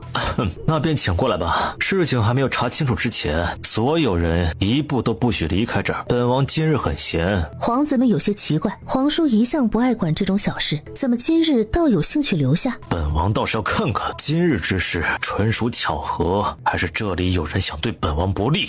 王爷明鉴，臣等绝无此心。皇叔明鉴，皇侄对皇叔一向敬重，万不会做对皇叔不利之事。皇侄亦是如此。其他皇子也纷纷表态。都先起来吧，本王相信三皇子一定会查清此事，还诸位一个清白。皇叔说的是。没过多久，宫中冯太医拎着药箱急匆匆地走了进来。老臣见过王爷，见过各位皇子。免礼，先去看看吏部尚书的女儿。冯太医连忙起身，拎着药箱过去，拿出银针，在宋云瑶的手指间扎了2下。很快，宋云瑶便悠悠转醒，只是脸色还是有些不好看。太好了，总算是醒了。冯太医可有诊断出宋姑娘因何如此？回三殿下，根据老臣的诊断，这位姑娘是吃了掺有药物的东西。这种药物没什么毒性，却会刺激人的肠胃，令人不适，导致呕吐。吐出来休息会儿，也就没事了。众人开始议论纷纷。沈七也太大胆了，这种不干净的点心也敢送过来，这得亏是云瑶吃到了。若是让王爷还有各位殿下吃到，那可如何是好啊？还请王爷和殿下做主，一定要严惩罪魁祸首。三皇子并未接他的话，而是吩咐冯太医把这些点心都看一下。冯太医挨个检查了下，回三殿下，这里的都没问题。就在这时，派去审计识破的人回来了，身后还跟着沈清离和刘掌柜。民女见过王爷，见过各位皇子，见过各位大人。免礼。自打沈清离一进来，赵玉的目光就一直定格在他身上。沈姑娘，我与你无冤无仇的，你为何要如此害我？沈姑娘，你可知错？回殿下的话，民女不知犯了何错，也不知道那位姑娘所言是何意。赵婉见状，脸上露出一丝得意。你还在这装糊涂，都是因为吃了你们的点心，我才会呕吐晕倒。太医方才都说了，你们的点心里加了药物，你为何要这么做？还的什么邪？想谋害我们不成？三殿下明鉴，沈七是做吃食的，铺子开了数年，最是注重口碑，还从未出现过问题。别说是点心里面加药物，就连不新鲜的食材都不可能出现在铺子里。自毁招牌的事，沈七不会做。说着，他看了眼宋云瑶，就像这位姑娘所言，明知这是三殿下的宴席所用，沈七只会加倍用心才对，根本不敢有一丝的疏忽。倘若是点心不新鲜，怪在沈七头上倒是也勉强能说，可偏偏是加了药物，沈七根本就没有理由，也没有任何动机往点心里加药，这不是自寻死路吗？在座的都不是傻子，沈清离的说辞完全站得住脚。三皇子自然也想到了。彩娟低着头站在那里，心里更是慌得不行。就说不要做吧，小姐非不听劝。这下好了，万一真查出来怎么办？楚少渊面上表情未变，心里却在暗自得意。不愧是本王看上的女人，思路清晰，处变不惊，很快便扭转了局面。即便如此，也三殿下，臣觉得沈姑娘说的有理，沈记实在是没有必要做这种事儿。大哥，你在干什么？你给我闭嘴！眼神里满是警告。别以为我不知道你在想什么，是不是怕事情败露啊？这个时候知道害怕了，早干什么去了？三皇子的宴席上你也敢胡来？来时叮嘱了几遍了，让你谨言慎行，不要惹祸，你偏不听啊！不让你吃点苦头，你往后还是不会长记性。瞧着兄妹俩的反常，侯夫人只觉得一阵眩晕。玉儿，还不快坐下！三殿下说话，岂有你插嘴的份？莫要让殿下分心。赵公子还真是懂得怜香惜玉。好了，本王虽然说了今日很闲，但也没这个耐心在这里看你们做戏。沈姑娘，你的话虽然有理，但事关你沈记的声誉和掌柜的身家性命，你既要证明清白，那便拿出证据给三皇子看，否则难以服众。姑娘，你就没有什么要问的吗？你这话的意思到底是信还是不信？是打算帮忙，还是纯属想看热闹？还有那个狗男人赵玉，谁稀罕你跳出来维护？一个既要又要还要的人，竟还在这里装藕断丝连，看着就叫人恶心。冯太医，臣女冒昧，想问一下您所说的加在点心里的药物是哪一种？民女略通些医理，对药材也有些研究，想看看能否一次找到证据。冯太医连忙将药物的情况说了出来。沈清离闻言点了点头。回三殿下，此种药物虽是白色粉末，但民女此前恰好研究过，残留在指甲上，很快便会呈现黄色。民女敢保证，沈记的点心送来的时候没有任何问题，一定是有人动了手脚。如果这里没有人离开过，那只需查看谁的指甲泛黄，让冯太医一看便知。还望三殿下还民女清白。赵婉一个颤抖，低下头的瞬间，眼里满都是惶恐。冯太医，沈姑娘说的可是真的？回三殿下的话，确如沈姑娘所言，那药粉附着在指甲上会变成黄色，而且一时半会儿是不会消失的。来人，给本殿查，本殿倒要看看是谁如此放肆，敢在本殿这做手脚。属下连忙带着人挨个查看，只有看到彩娟时，她浑身颤抖。婢女立刻把彩娟的手强硬掰开来。冯太医走近了一看，正是这个颜色。色。三殿下就是这个味道，那位姑娘正是吃了这个才会被刺激恶心。小姐，救我！事情已经很清楚了，是这个奴婢所为，还请王爷和殿下给民女做主。好你个贱婢，难怪求着我带你过来，原来是要背着我做这种事儿，还敢让我救你！你害得宋姑娘晕倒，又扰乱了三殿下的宴席，还差点冤枉了沈姑娘，你这让我怎么救你？彩娟都懵了，说好的有事小姐顶着呢。小姐，您救救奴婢，奴婢是……住口！你胆大包天，背着主子做出这种事，还不快跟三殿下认错！你怎能如此糊涂？我知道沈姑娘从前为难过你，可你即便再记仇，也不能在三殿下的宴席做这种危险之事啊！冤枉了沈姑娘事小，说是伤了王爷和各位殿下，你有几个脑袋够砍的？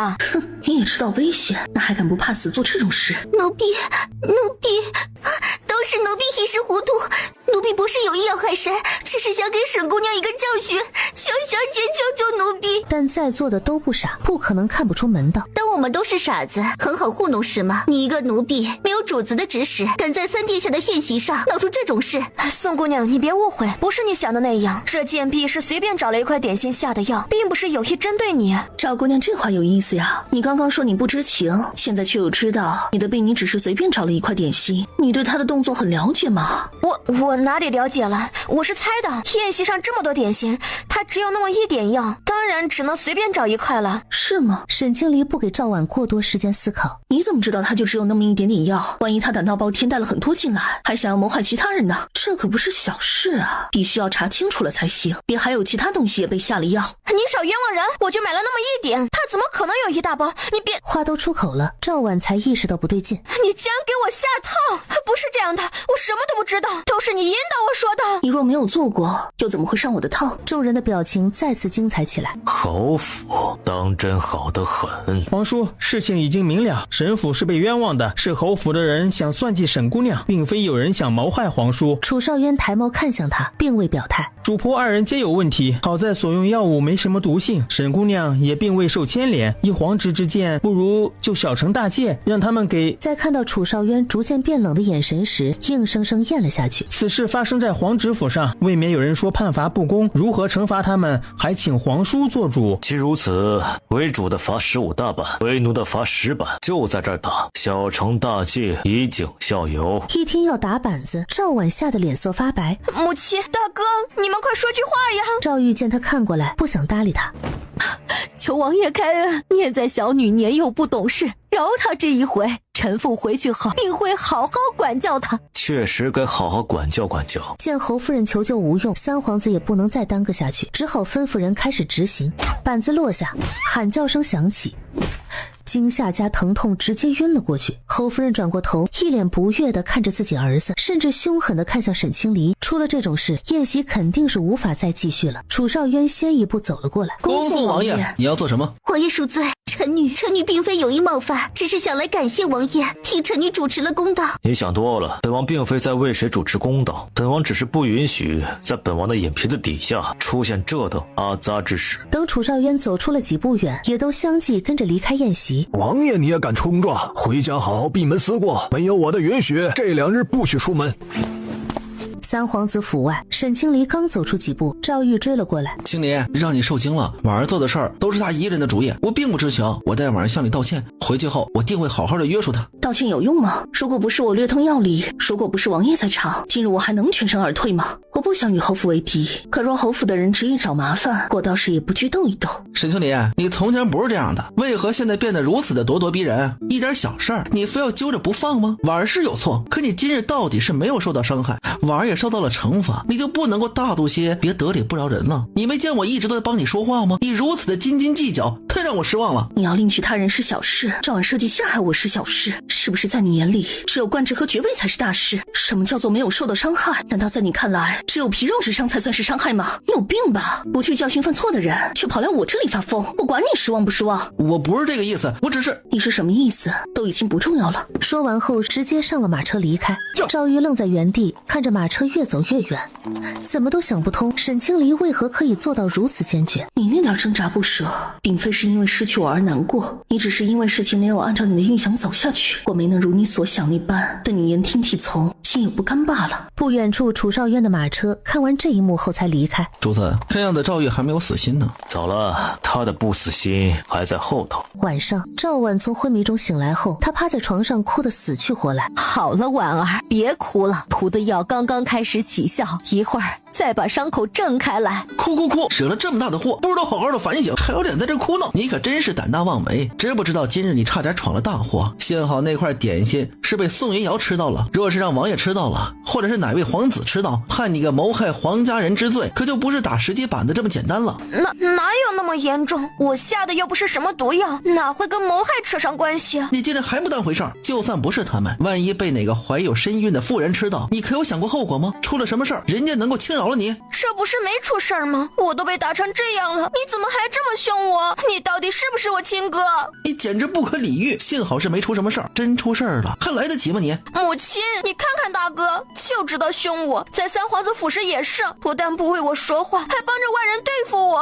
哎呀，行了，都少说两句。你妹妹昏迷刚醒，还疼着呢。说到底，还不是都怪沈清离那个贱丫头。要不是她跟你闹成这样，你妹妹也不会想给她个教训。母亲，她已经不小了，你如此娇惯纵容，她早晚要闯出大祸来。你看看人家沈清离，只不过是比她大了2-3岁，便能够接管整个沈府。再看看她，除了闯祸还能干什么呀？她有点本事又怎样？一个卑贱的商户女也配与我比较？我是侯府嫡女，不需要操心那些。你简直无可救药。说完不再理会这母女俩，转身走了出去。你哥说的没错，你是该学起来了，将来你必定是要做主母的，不能没有掌家的能力。川南张嬷嬷送出去的信顺利到了平南王手中。见过祖父。坐吧。听闻上京来信了，算是个好消息，离儿已经在和侯府取消婚约，这孩子的性子啊，随你姑姑。婚约取消，祖父这下可以放心了。上京有的是好人家，表妹不愁嫁，姑姑想必早有预感，就怕会出现，才会提前对张嬷嬷做此安排。祖父，回上京的事，孙儿都已准备妥当，父亲也已安排好军中事宜，明日便可出发。我们都想早些见到表妹。那便明日出发。宴席上的事传进了宫里。听闻你还动怒了。皇兄知道的，臣弟眼里一向容不下沙子，碰上了就顺手管一管。三皇子最近动作不少，也是该敲打一下了。最近那3个跳得都很欢，这次余县的赈灾，朕打算交给4皇子去办。皇兄圣明。还有一事让朕颇为头痛，平南王此次平息了叛乱，朕在想应该奖赏些他什么。平南王对皇家忠心，即便皇兄什么都不赏赐，他一样会尽职镇守川南。话虽如此，若非此番平南王亲自上阵鼓舞士气，也不会这么快平息叛乱。朕总要赏他些什么。皇兄厚爱忠臣，既然是要赏，便要赏得其所。平南王府已经封无可封，臣弟倒是想起一个人，听闻平南王最近寻回了外孙女，想必此次也会带回来，不如给他一个封赏。哦，竟有此事啊！臣弟也不知全貌，只听手下汇报有此一事，说父母皆亡，是个孤女。若真是如此，那朕倒可以给那姑娘一个县主的封号，想必平南王不会推脱。皇兄说的是，此前屡次封赏都被平南王给婉拒了，可见他不是个贪心不足的。楚少渊说着垂下眼眸，就算平南王此次要推脱，我也会想法子让他接着。即将县主加身的沈清离走在去庄子的路上，谁在背后说我坏话呢？小姐可是冻着了？哦，没有，兴许是吸到了什么灰尘。我们小姐心善，你们可得知道感恩才行，别像有些人那样忘恩负义就好。是，东家的好，我们一定会记在心上。庄子在郊外随便在马车上对付吃了，便准备回府去。刚走出没多远，咯噔一声停了下来，似乎是出了问题。小姐，是马车的轮毂坏了，也是奇怪的很，出门时明明检查过的。躲在暗处的青叶，你是检查过了，可也架不住被人动手脚呀。沈清离见状也走了下来，这下可麻烦了，这一时半会儿也修不好，最近的庄子也要走上半个时辰，都怪我，是我没仔细检查。元伯无妨，左右我今日来也没什么事，你去庄子上找辆马车来，春草和秋雨陪我在这里等着就好。好，我这就去。不远处有马车声传来，这一瞧，马车倒是不小，不知道是去哪里的马车。袁博准备上前去问问。实在抱歉，我们的马车呀坏在路上，不知道能否请2位小兄弟帮忙，一起将马车移开，也好让你们的马车过去。怎么回事？听到声音的沈清离这人的说话声怎么有那么一丝耳熟？看清车内人的面容，他拎起裙摆慌忙走过去。民女见过王爷。什么？眼前这位竟然是王爷？草民方才不知是王爷，请王爷恕罪。无妨，都免礼吧。主子，沈姑娘的马车轮毂坏了，一时半会儿修不好，只能先移到一旁了。那便先移开，出门时怎么也不知道检查一下，做事太不仔细了。是，小的下次一定注意。王爷教训的是。待青云青木移开马车，青木留下，把沈姑娘的马车给修好，再将车夫和他们2人送回沈府。你上来，随本王一道进城。春草和秋雨瞪大眼睛，都是一脸的不可置信。民女跟王爷同乘一辆马车，这不好吧？你是本王的救命恩人，若是让旁人知晓本王把救命恩人丢在这荒山野地里面不管，有损本王的名声。民女多谢王爷。看着沈清离上了马车，青云和青木对视一眼。主子何时在乎过名声？为了哄沈姑娘上马车，也真是说谎话不眨眼睛。小姐真跟着王爷一起走了？小姐，您自求多福吧。奴婢就算嘴巴再毒，也不敢对这位。奴婢这3脚猫的功夫，怕是打不过他们，实在不敢抡拳头。马车上，2人面对面坐着，打量完车内，见楚少渊始终闭着眼，面无表情。瞧出什么来了？民女失礼，还请王爷恕罪。本王很可怕吗？青云在外头忍不住抚额。主子呀，您别忘了，这是在跟沈姑娘说话，不是那些个大臣下属。您这样审问般的语气，沈姑娘不吓到才怪呢。您倒是温柔一点啊。可不可怕？你心里没点数吗？是有点。这就害怕了？前2日在三皇子府时，本王瞧你挺能说的呀，跟侯府对抗也没见你害怕，怎么到了本王这儿，连句话也说不利索？莫不是把本王当成洪水猛兽了？说您是洪水猛兽一点也不为过，在您祖王殿下面前，谁能不害怕呀？再说了，在三皇子府时，那是在证明清白，不好好说清楚，可是要挨板子的。而且那时候人多，现在就只有我们2个。民女一向胆子小。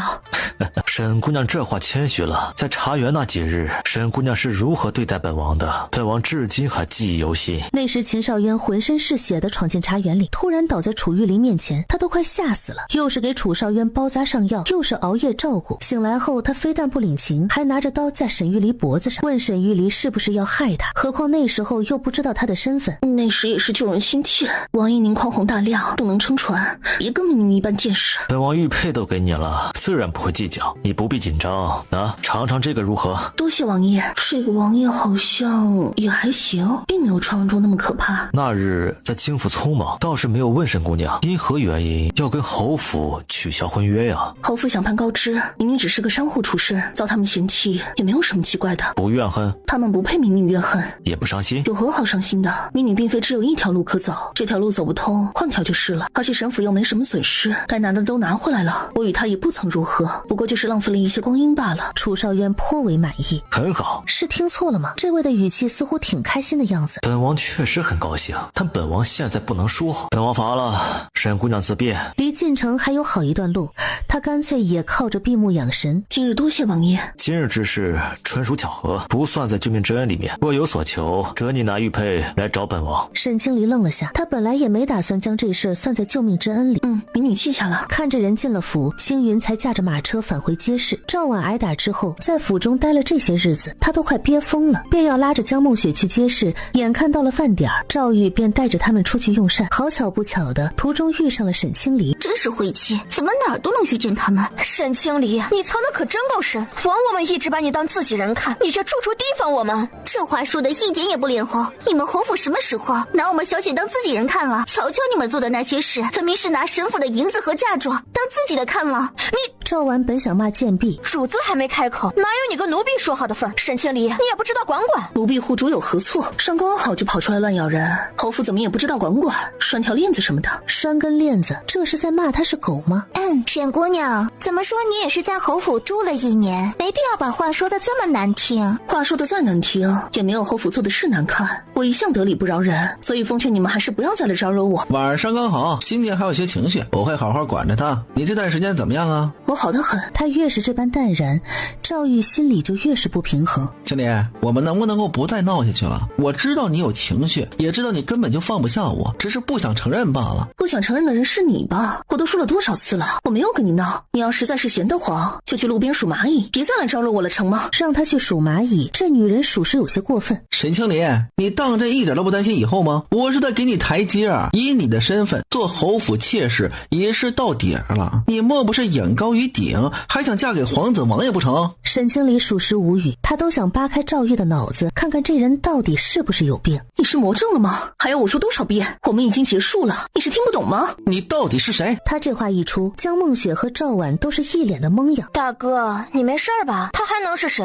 他是沈清离呀！你哥脑子坏了，快把他领去看大夫吧，别一会儿倒在这儿还要讹上我。沈清离，你别不识好歹，把事情闹成这样，还觉得自己很厉害是吧？侯府只不过是懒得跟你计较，我哥也对你手下留情了，否则就凭你一个无依无靠的商户女，真以为侯府拿你没办法是吗？你别得意，真以为我哥这样是离不开你啊？我哥那是可怜你罢了，怕你没人要，给你个妾室做做，最多还有5日，平南王就要到上京了，到时候就能见到他的外孙女儿。凭我哥的样貌，他定然能看上，只要两家的亲事定下，我哥定能平步青云，到时候就算你想回来做妾，我们也不会要。哼，你就后悔去吧。还定然能看上，真不知道你们哪来的自信，认为亲事一定能定下。现在你多嘚瑟，到时候脸就会被打得多疼，也太不要脸了。要不是小姐不让说，我现在就想看你后悔的样子。你们安阳侯府和他的婚事定不了。你这话什么意思？你是不是知道些什么？沈清离，你咒谁呢？定不定的又不是你说了算，你在这装什么贤侄？沈清离甩开赵玉的拉扯，带着秋雨走了过去。大哥，你看什么呢？山都走远了。清风茶楼，主子查清楚了，刘掌柜的确是平南王的人，5年前从川南来的上京，不止刘掌柜，跟他一同来上京的还有3人，都安插在沈府其他铺子里，沈姑娘身边的护卫中也有。那就对了。知道了。平南王到何处了？回主子，再有4日便可抵达上京。再有4日到上京，到时候就能看到好戏了。主子，这是余县县令越过知府直接送来的折子，余县实际的灾情比知府汇报上来的严重很多，这也是为何城外的灾民越聚越多的原因。再这么放任下去，恐生乱子呀！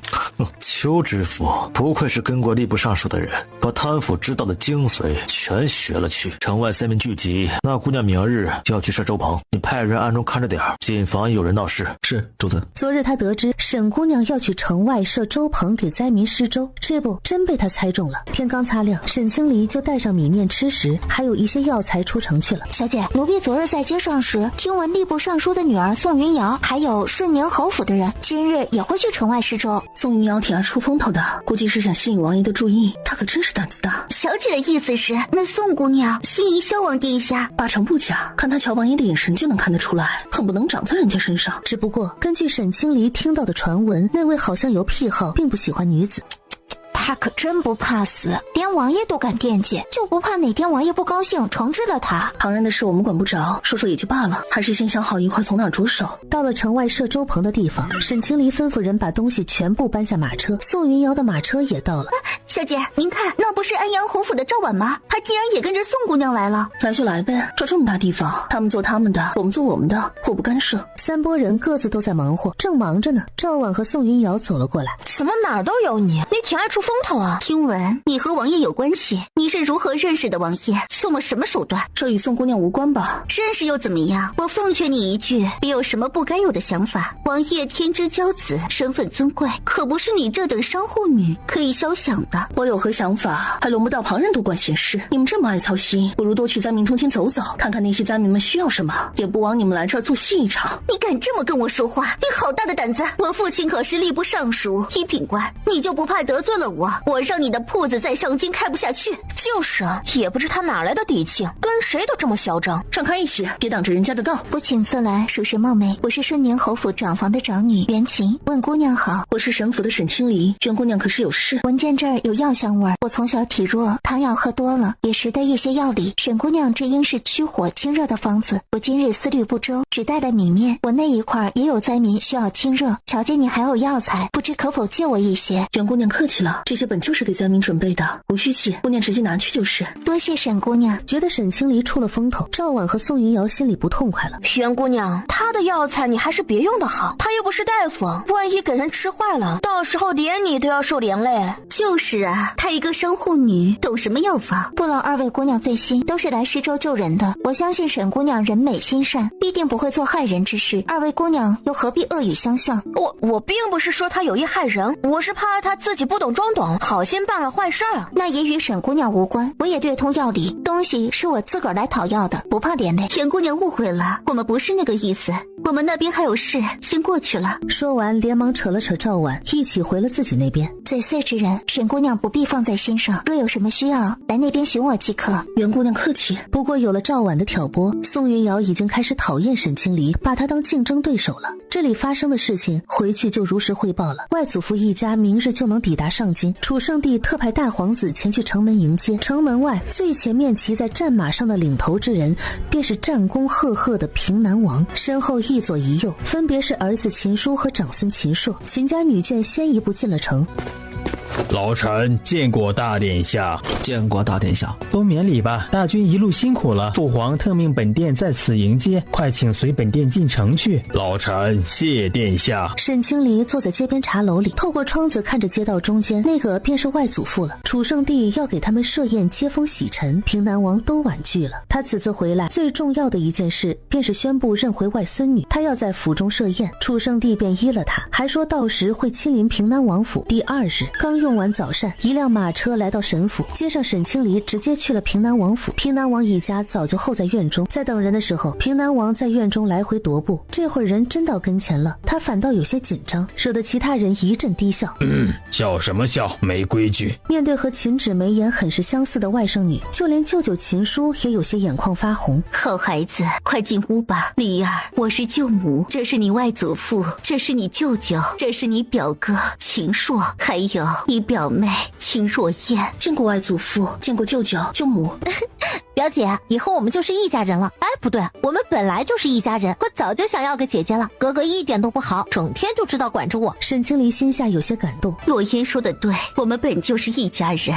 这次回来，除了你舅舅之外，我们都会在上京常住。往后你再也不是孤身一人了。你母亲离世之后，我们都十分的挂念你，尤其是得知了侯府那一家子。好在你聪慧，婚约已经取消了。你放心，有我们在，你的婚事不用愁。你舅舅说的对，你心思通透，应该已经猜到我此前为何要如此安排，这结果也早在我的意料之中。你可有怨我？外祖父是为了我好，我怎么会怨呢？让我看清了他们，我心里只有庆幸。不怨便好，你是个有主意的，也足够聪慧，但到底年岁尚轻，很多事看不清楚实属正常，就像你母亲当年一样。若是我当年能让她早点看清，而不是一味的反对，或许结局就不会这样。外祖父，我都明白，脱婚没有什么大不了的，我这一辈子也并非一定要嫁，我有很多事情可以做呢。不嫁那怎么行？难不成孤独终老吗？这事不急，你刚退婚，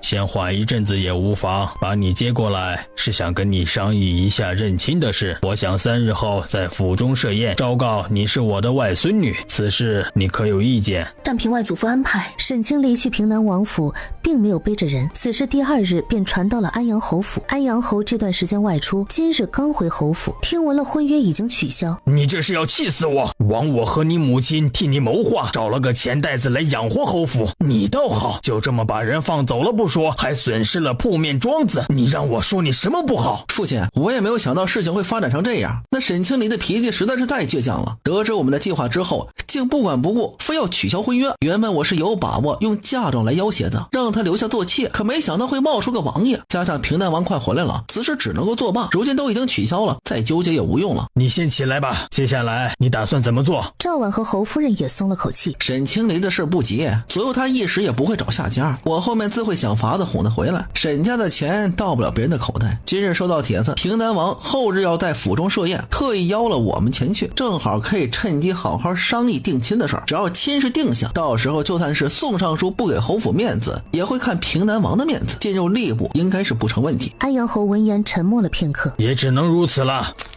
侯爷，公子，小的得到消息，昨日早膳后，沈姑娘去了平南王府，在里面待了不短的时间才恢复。你说什么？沈清离去了平南王府？此事当真？回公子千真万确，就是不知沈姑娘为何会去。后是平南王府设宴，肯定要用点心酒菜，沈清离过去会不会是为了这个？莫不是他记恨侯府，跑去乱嚼舌根，把两家婚约的事捅给平南王听了？这该死的沈清离，嘴上说着不在乎，背地里却跑去坏侯府的好事儿。这事儿在三皇子的府时就已经闹开了，早晚也是瞒不住的。只希望平南王不要听信他的一面之词。说他添油加醋，故意损坏你的名声。平南王不知全貌，再信了他的说辞，那婚事岂不是危险了？我这就递上拜帖，明日去一趟平南王府。也只能如此了。父亲，怎么了？可是在担忧此事？该不会真这么巧合？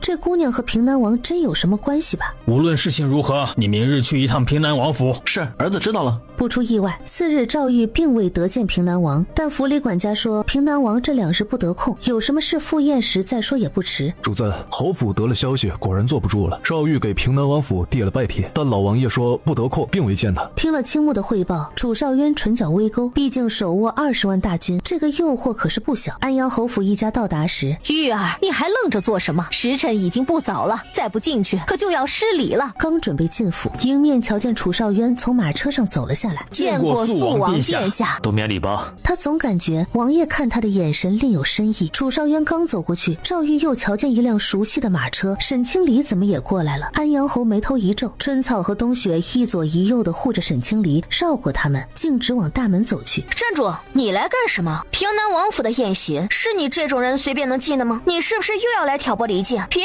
以为我们不知道你干了什么。你前日是不是来过？是不是说了我哥很多坏话？你怎么这么恶毒？嘴上说不在乎了，现在又来破坏我哥的好事儿。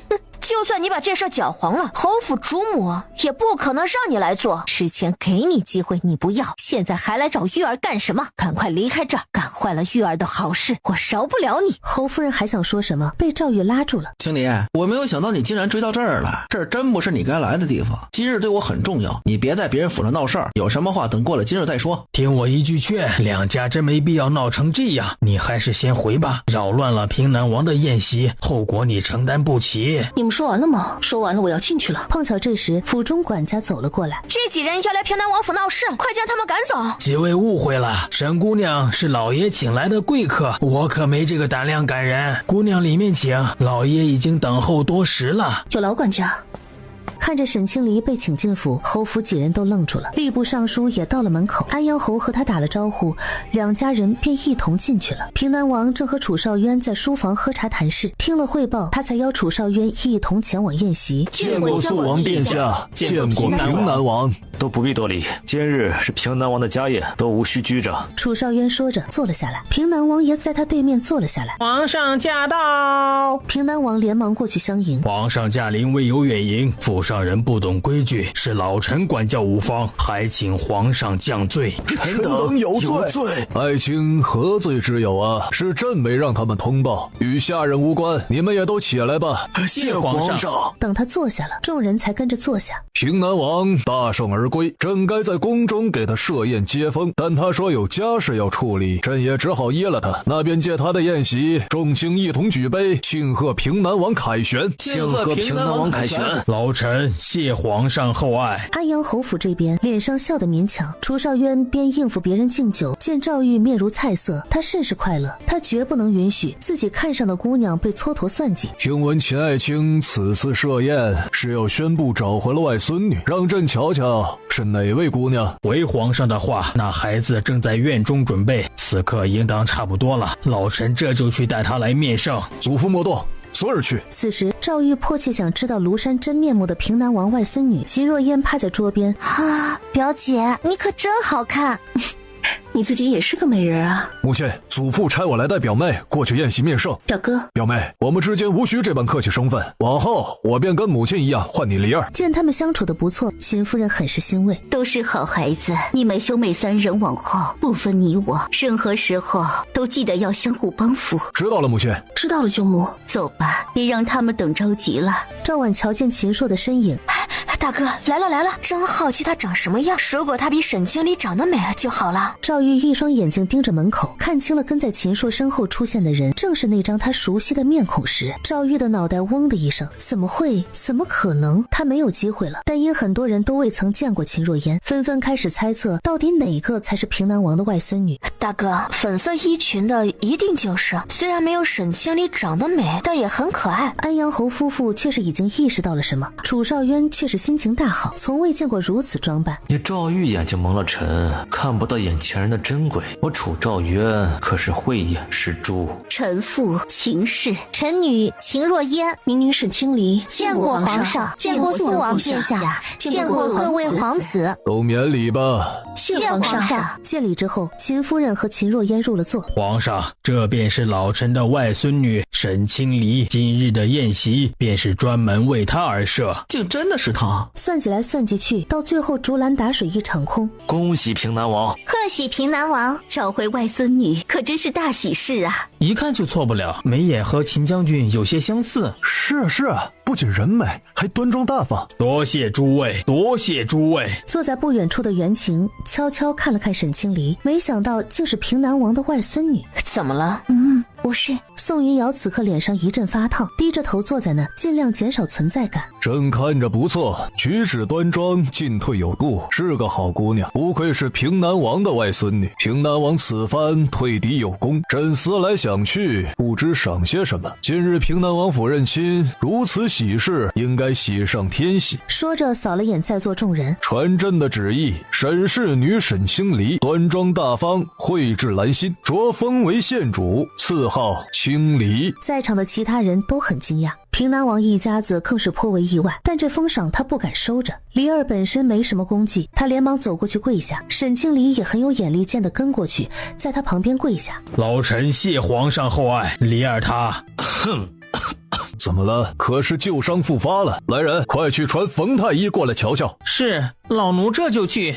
臣弟无事，只突然不适了一阵，缓缓就没事了。皇兄不必担忧。朕怎能不忧？你此前落下一身伤病，得好好养着，可不能马虎了。回头还是让太医去府上瞧瞧。臣弟谢皇兄的关怀，平南王谢了恩还跪着呢，他受伤了还未痊愈，不宜久跪。皇兄还是快让他起来吧。他刚刚谢完恩了吗？好像没有吧。免了，李福，快去将平南王扶起来。恭喜平南王，恭喜沈姑娘。恭喜平南王，恭喜沈姑娘。都已经这样了，平南王也不好再婉拒。接连的震撼不光激得赵婉眼冒金星，也让赵玉脑袋发懵。沈清离却是没有起身，仍旧跪在那里。他看得出外祖父其实是想拒绝的。臣女谢皇上恩赏，如此厚恩，臣女自觉受之有愧。作为女子，无法像外祖父一般御敌于疆土之外，却也想尽绵薄之力。楚少渊却是眼眸微动。前2日在城外施粥，从灾民口中得知余县有灾情，幸得皇恩浩荡，其实赈灾。臣女想着赈灾必定需要不少银两，臣女没有旁的，所幸还有些家业。臣女得了皇恩，自当有所回报，愿将沈家一半的钱财捐予国库，以谢皇恩。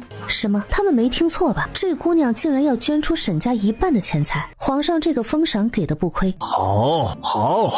楚圣帝笑得很是爽朗。清离郡主，此等胸襟，此等魄力，堪比男儿，有过之无不及。平南王，你这个外孙女认得好啊，认得好啊。谢皇上夸赞，离儿能有此胸怀，老臣也为他高兴。清离郡主，坐下说话。是，谢皇上。沈清离起身回了座位，他心里其实还有个想法，但倘若他自己再主动说，会显得太过出风头。而安阳侯府的人一句话都没说。宴席临近结束时，平南王送楚圣帝和楚少渊离开，其他的宾客自有儿子和孙子来招待，根本不给赵玉接近的机会。赵玉离开平南王府时，如行尸走肉那般，待送走所有宾客后，你这孩子，沈家一半的钱财，说捐就捐了。方才来不及跟您商量，自作主张做了这个决定，外祖父可怪我鲁莽。你这个决定做得好。平南王怎么会不知道外孙女的想法？这是沈家的家业，是你母亲辛苦为你挣下的，你想怎么支配，全由你自己做主，我们都不会插手。你外祖父说的对，我们不会插手，但若是有人想要觊觎，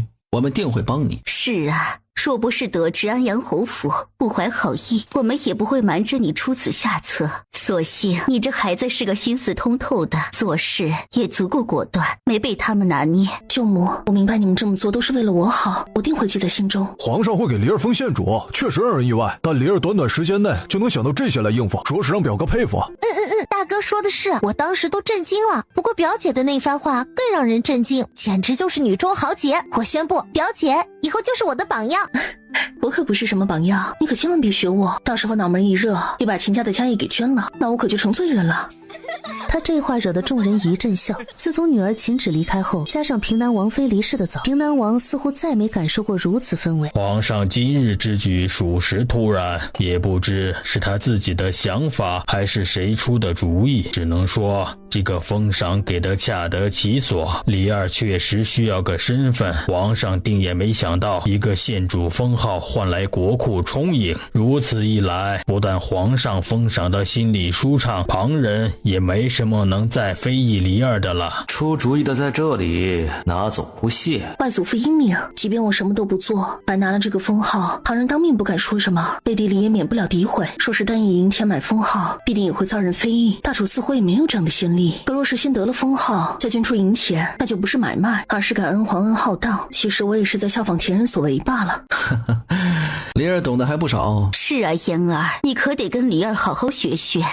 果然，你们有了表姐就不疼我了。明日我便离家出走，住到表姐家去。表妹还小，不着急。而且我觉得表妹这样就挺好，懂得多了未必是件快乐的事。李二说的是，别管嫣儿那丫头了。我今日瞧着那赵公子，好像眼神不太对。何止是赵公子，表姐进院的那刻，我瞧着侯府那一家子，表情都可精彩了，脸全黑得跟锅底一样。我还听管家说，今日在府门口时，他们还想拦着不让表姐进门呢，态度很是嚣张，还说了不少嘲讽表姐的话，真是一家子都没良心。他们若是有良心，事情也不至于此。我听张嬷嬷说，离儿最后是闹到了公堂上，才把嫁妆拿回来。张嬷嬷并未把全部细节告知，但沈清离觉得都是自家人，没必要瞒着，便将事情的经过跟他们说了，也包括楚少渊的事。事情就是这样，我此前一直都有留心他们拿了什么，又给了谁，才会揪住他们的把柄。也幸得王爷在场，金府的人才没有乱来。不管怎样，好在结果是满意的。想不到你还救过王爷。今日我与王爷交谈时，倒不曾听王爷说起此事。我与外祖父的关系，王爷并不知晓。救他之时，就连我自己也不知晓。当时只告诉他我姓沈，他伤好之后就离开了茶园，后面便再无交集。既如此，那就全当没有这回事。至于王爷说的恩情，不到万不得已。外祖父放心，我知道该怎么做，若非必要，我不会去打扰王爷。表妹知分寸，祖父不必担忧这个。倒是安阳侯府，想必还会地拜帖。舒儿说的没错，此前虽未当面敲定，却也谈了个大概。他们还心心念念能和我们攀上关系，今日是人多不方便，他们定会再找机会上门，免不了要碰一次头。若他们再来，父亲还是见一见吧。他们只要有脸过来，我便有话回他们。正因为知晓表姐已经和侯府定了亲，我们才会同意此事。这还没等我们回来，侯府便先弃了表姐，这事他们做的不厚道，只怕他们自己都觉得臊得慌。真小鬼大，这事你不必担忧，我早有对策。若侯府的人再找你，你也无需跟他们纠缠，只说你的婚事从今往后都由我做主，让他们有什么话只管来找我说。是，我知道了。如秦若烟所言，安阳侯府此时气压很低，这叫什么事儿吗？算计来算计去，到最后还是绕回了沈清离身上，在人家外祖父家门口拦着不让人家进去，还说了那么多，真是太丢脸了。早知道都是沈清离，还费那么大心思算计干什么？直接按婚期完婚就行了。现在可倒好，什么平南王的助力，什么沈家的家产，哎呀，全都泡汤了。早知道，哪有那么多早知道，还不都是你们心比天高。你这是什么话？当初可是你自己说的，沈家那姑娘旁的都挺好，只可惜没有身份地位，给不了玉儿什么助力，说侯府主母给她来做，着实浪费了。若不是你这么说，那远亲找上来时，我便不会跟你提及此事了。好了，事已至此，再说这些也没什么用，还是想想后面该如何做吧。玉儿，你接下来有何打算？赵玉的思绪还在放空。大哥，你该不会是被他们气傻了吧？都这样了，你怎么还笑得出来？气？我能气什么呀？气平南王太过狡猾，故意隐瞒真相，把我们侯府玩弄于股掌之中吗？还是气我们背信弃义，把本该明媒正娶的姑娘推入后院做妾室？你倒是说说，我该气什么呀？还能气什么？当然然是平南王府欺人太甚，故意瞒着沈清离的身份不说，要不然我们也不会。所以根本就没有要不然，正因为他什么都没说，我们才没有理由找他。那此事就这么算了？那也太憋屈了。不算了还能如何？你敢冲去平南王府理论吗？赵婉闻言顿时闭了嘴。这沈清离也是过分，平南王有心瞒着也就罢了，他竟也什么都不说。就是啊，沈清离也太不像话了，他肯定早就知道真相，要不然他哪来的底气敢跟侯府对抗？我看他就是故意的，一定是他知道了自己的身份，不想嫁给大哥了，才故意瞒着什么都不说，想把责任推给我们，让旁人都觉得我们始乱终弃，他只是个受害者。他的心机也太深了，对，一定是这样。你这倒打一耙的功夫也是可以呀，连我都差点信了。是这样又如何？她是平南王的外孙女，配合人家瞒着也是理所当然。现在说这些还有什么用？该想的是接下来要怎么办，是就当什么也没发生，还是最后再争取一下？明日我会递上拜帖，无论如何总要去一趟平南王府，当面说个清楚。也只能如此了，即便婚事谈不成，也切记莫要得罪了平南王。父亲放心，儿子有分寸。三皇子再三叮嘱过，上京的这些世家即便拉拢不成，也暂时不能得罪。次日，平南王这次没有拒绝，让人把他领到前厅接待。晚辈赵玉拜见平南王。坐吧。晚辈今日上门，并非是来要个说法，而是想跟老王爷道个歉。我和沈清离闹成这样，实非我所愿，我也从未想过取消婚约，实在是家中长辈考虑到侯府前景，得了远亲的信儿，便擅自做主在先。我迫于无奈接受，本想着即便是让清离做了妾室，我也一定不会亏待于他。奈何清离的性子，见平南王并未接茬，嫁妆的事本来只是想吓唬一下清离，我是真没有想到他会闹到京府，否则我说什么也不会如此啊。此事说起来其实是有些误会在里面的，老王爷的用意我都明白，但我不否认侯府做事确有不妥，事情到了这一步，父母擅自联络的事儿就当不作数了。晚辈只想问一句，我和清离还有没有可能？安阳侯府赵老侯爷若是泉下有知，自己有个如此窝囊废的孙儿，估计也会唉声叹气吧。都到这地步了，竟还在推卸责任，当真毫无担当。有意也好，误会也罢，你既已知晓本王用意，也应当能明白这个结果意味着什么。莫说婚约已经取消，便是婚约还在，本王也断不会让你们顺利完婚，你和离儿之间已无可能。老王爷的意思晚辈已经知晓，今日多有打扰，晚辈先告辞了。管家送客。出了平南王府，眼里逐渐浮上阴霾。此时和秦若烟一起刚走进清风茶楼的沈清离，他们刚进去，主子，沈姑娘和秦姑娘来茶楼了。主子临时出城办事，回来时在城外遭遇暗杀，手臂上被划了一刀。听闻在意的姑娘来了，楚少渊顿时觉得伤口好像没那么疼了。主子，您这样太冒险了，不带上属下也就算了，怎么连安危也不带？这万一出事如何是好？让掌柜的把他们给安排到风和居。青云闻言微愣了下，连忙下去安排。风和居里有个暗间，待在暗间里可以清晰地听到风和居的谈话。沈清离坐下后，只觉得房间布置得很是雅致。表姐，上京的好地方就是多，往后你要陪我多逛逛，我一定要逛遍每一条街。川南这么大都不够你逛啊，瞧你也不像是整日困在院子里的人，怎的到了上京就像脱缰了一般。哼，别提了，川南虽大，可大哥管我管得可严了，这也不许我去，那也不许我去。来上京几日了，我都没能出府，今日要不是表姐带着，指不定还不让呢。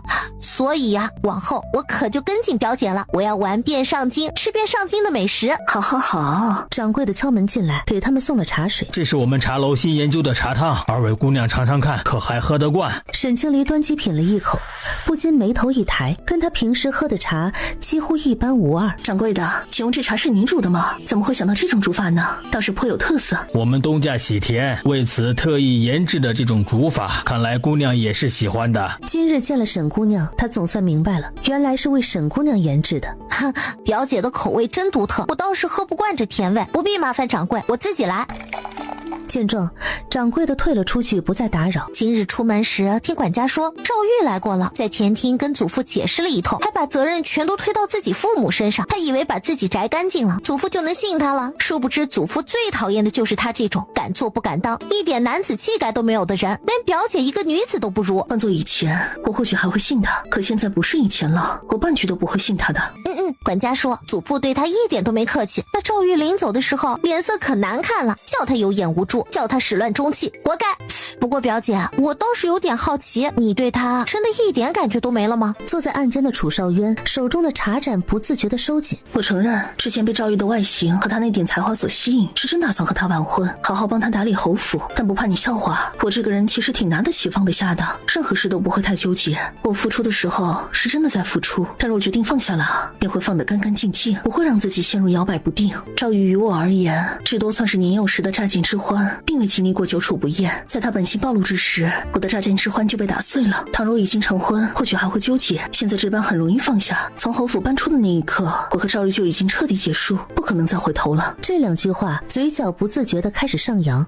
表姐说的对，就该如此。天下好男儿多的是，祖父说过，找夫君当找有担当、能扛事、能为家里遮风挡雨的人。过不了祖父这一关，一定不是良人。祖父挡了赵玉这颗歪瓜裂枣，往后定会给表姐留一好人家的。能入外祖父眼的有几个？真要是按祖父的标准呢，你我怕是都要孤独终老了。怎么会？祖父欣赏的大有人在。我有次在书房外听到祖父和大哥讲话，言语中好像颇为欣赏苏王殿下。苏王殿下？不过能被平南王欣赏，他心中有些暗自得意。正是苏王殿下说他有担当，做事有勇有谋，领兵打仗更是一把好手。我在认亲宴上还专门留意了下，确实气度不凡，旁的倒是没瞧出。不过看着生人勿近是真的。哎，对了，表姐，你不是还救过他一命吗？应该对他有所了解吧？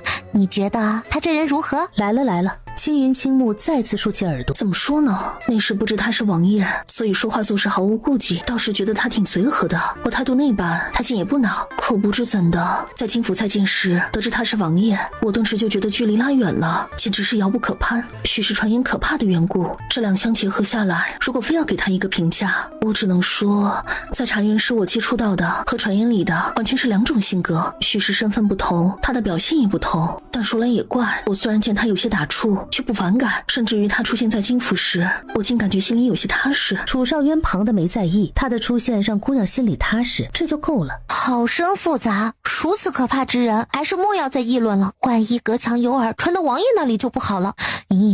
还是先去审计食铺吧，我要给大哥带些点心回去，好堵住他的嘴。青云差点笑出来，二人刚出了茶楼，便在拐角处碰上了偶遇的楚少渊。臣女见过王爷。臣女见过王爷。不用多礼，青离县主和秦郡主是从清风茶楼出来？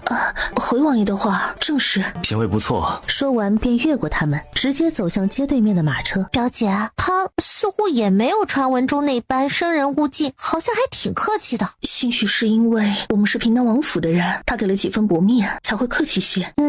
言之有理。次日憋了2-3天的赵玉终于逮着机会了，东街的小道上把人给拦了下来。赵公子想干什么？沈府跟安阳侯府已经没有关系了，别再来招惹小姐。秋雨，跟赵公子说话客气些。沈清离说着走下马车。赵公子有什么话不妨直说。青离，我们之间一定要如此生分吗？他请赵公子唤我沈姑娘，或者是青离县主，免得让旁人听误会，再挡了赵公子的姻缘可就不好了。他越是疏离淡然，赵玉就越是控制不住情绪。你是不是早就知道自己是平南王的外孙女了？为什么瞒着我？在你心里我就这么不值得信任吗？我的确早就知道了，在我母亲离世后，张嬷嬷就把一切都告诉我了。外祖父也差人送信过来，表示要把我接到川南去。我与你有婚约在身，也就没有接受外祖父的安排。至于为何要瞒着你，那是因为你曾经跟我说过的话。我当初问你为何放着上京那么多贵女不要，偏偏来跟我一个没有身份地位的商户女提亲，你还记得你是怎么回答的吗？虽然已经不记得全部，却也能想起个大概来。怎么自己说过的话自己都不记得了是吗？还是没脸来重复一遍？你不好意思重复，我来替你回忆。当初说的好听，因为自己已经是侯府公子了，用不着也不屑于攀附权贵，只想靠自己的努力成事。说那些世家贵女大多精于算计，常把后宅搞得乌烟瘴气，还是喜欢纯粹的人，就如我家小姐这般。听着秋雨的重复，赵玉只觉得羞得慌。这话你说过不止一回，小姐信了你才会同意搬去侯府，但去了之后才发现好像不是这么回事。侯府早已入不敷出，你背地里也在巴结权贵，为了你的仕途铺路。小姐非但没有戳穿，还默许你动用价站住！要不是你们太过分，要把小姐改妻为妾，小姐也不会对你失望至此。瞒着你，还不是因为你给我表现出来的，从来都是很在意脸面，不愿靠着谁的扶持来达成目的。我不愿伤你自尊，也就没有提出让外祖父帮忙。确实没有想到，你们竟然主动攀到我外祖父那里去了。即便如此，你也不该瞒着我呀！你大可以告诉我实情，要不要帮忙可以让我自己选，也不至于闹到今天这般。你更不该不信任我，帮着平南王一起来考验侯府。如此情况下，我就问你，有几人能够经得住考验？真是强词夺理，死不知悔改。哼，你怎知我不信任你？你又怎知我没打算告诉你实情？你又如何论断是我与外祖父串通一气？我与你实说了，外祖父的安排我从始至终都不知晓，他们也是瞒着我的。那日我去墨香斋，就是想把身份告诉你，好劝你接受外祖父的帮扶，只是不曾想刚到门口，就叫我听了一出大戏。你都要改妻为妾了，我自然不会再告诉你实情。就是小姐想看你进入吏部，谋划得如此辛苦，本打算告诉实情助你一把，是你们心思不正，一心想要攀高枝，要不然也不会错过倒数的机会。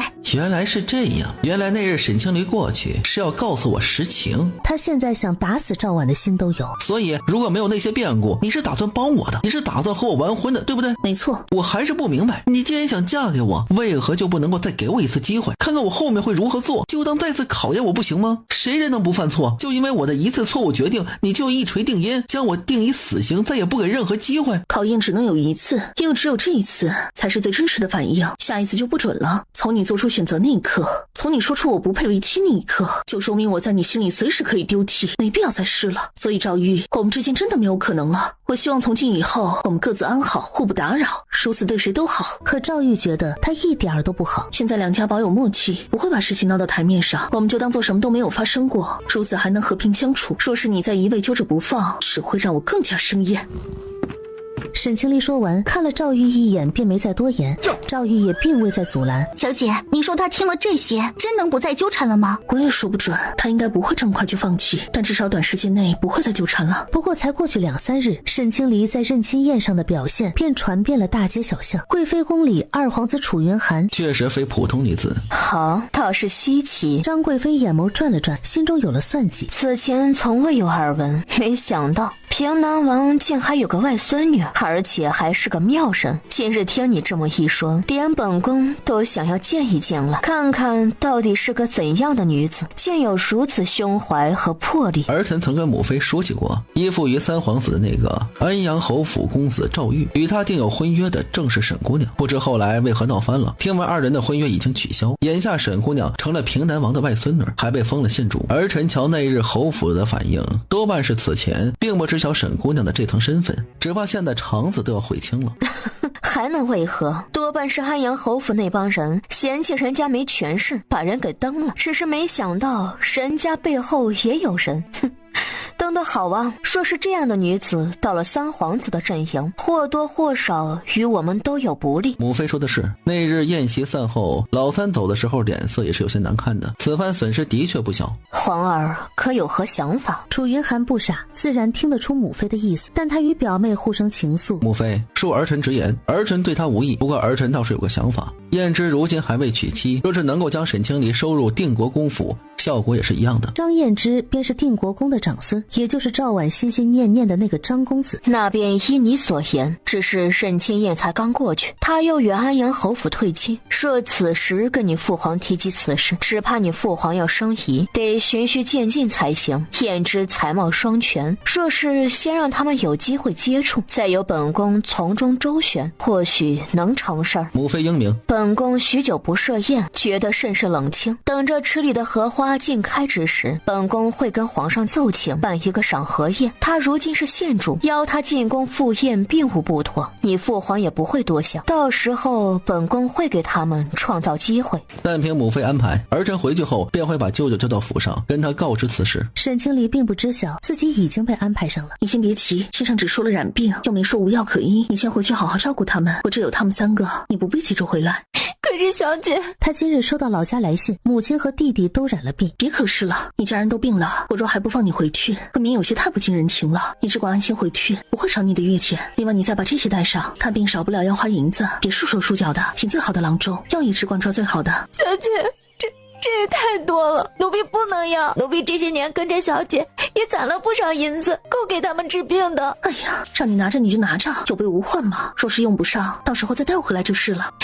谢小姐。这样，一会儿我去一趟药铺，再给你备一些上好的药材带上，要先不比上清，万一缺这个少那个的。小姐思虑周全。好好的，怎么就会染了病呢？莫不是哪里遭了疫，带到瑶县去了？闻言，沈清离眉头一皱，你方才说表哥一家也有人抱恙，染的是不是和你母亲弟弟一样的病？村上其他人呢？信上有提到吗？信上说，村上人家或多或少都出现了这情况，已经有些日子了。此事非同小可，沈清离在犹豫，这事要不要跟宋王殿下说一说。夏荷冬雪，你们再帮春草看看还缺什么，秋雨跟我出去一趟。是，小姐。此时的皇宫里，楚少渊将一份密信递到楚圣帝跟前。臣弟不久前收到于县县令的加急密信，暗中派人去于县调查了一番，这是今日刚传回的密信。灾情远比他知道的严重。混账东西，好一个岑州知府！于县灾情如此严重，他竟敢隐瞒不报。皇上息怒，莫要气坏了身子。父皇，现在还不是追究邱知府的时候，于县灾情不能再拖下去了。疫症一旦传开，周边的乡县必定也会受到影响。等处理完于县的事情，父皇再治邱知府的罪也不迟。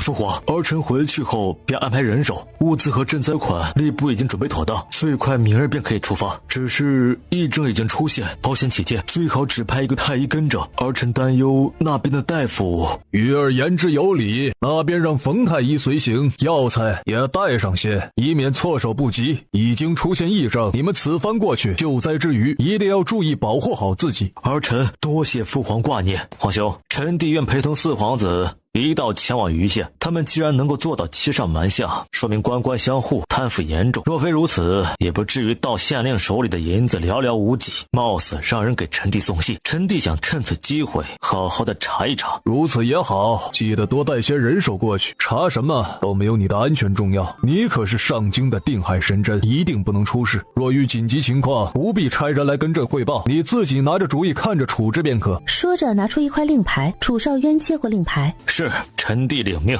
皇兄若是没有别的吩咐，臣弟这就去一趟平南王府，有些事情要交代他们。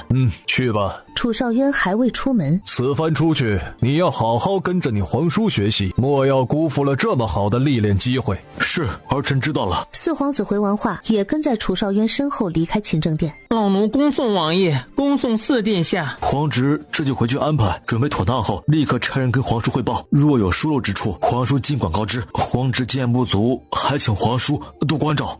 楚少渊并未多言，应了声便上了马车。沈清离从府中出来后，便想着先去一趟平南王府，把自己的猜测先跟外祖父说一说。平南王此时正在书房练字，给外祖父请安。李二来了，快进来看看外祖父写的字如何。外祖父的字笔势刚健，行云流水，风格独特不屈，尽显武将风采。李二说得好，看来平时没少练字，也很懂得欣赏。若换做旁人，我定是不敢评论的，但外祖父不是旁人，我便大胆了些。李二过来可是有事？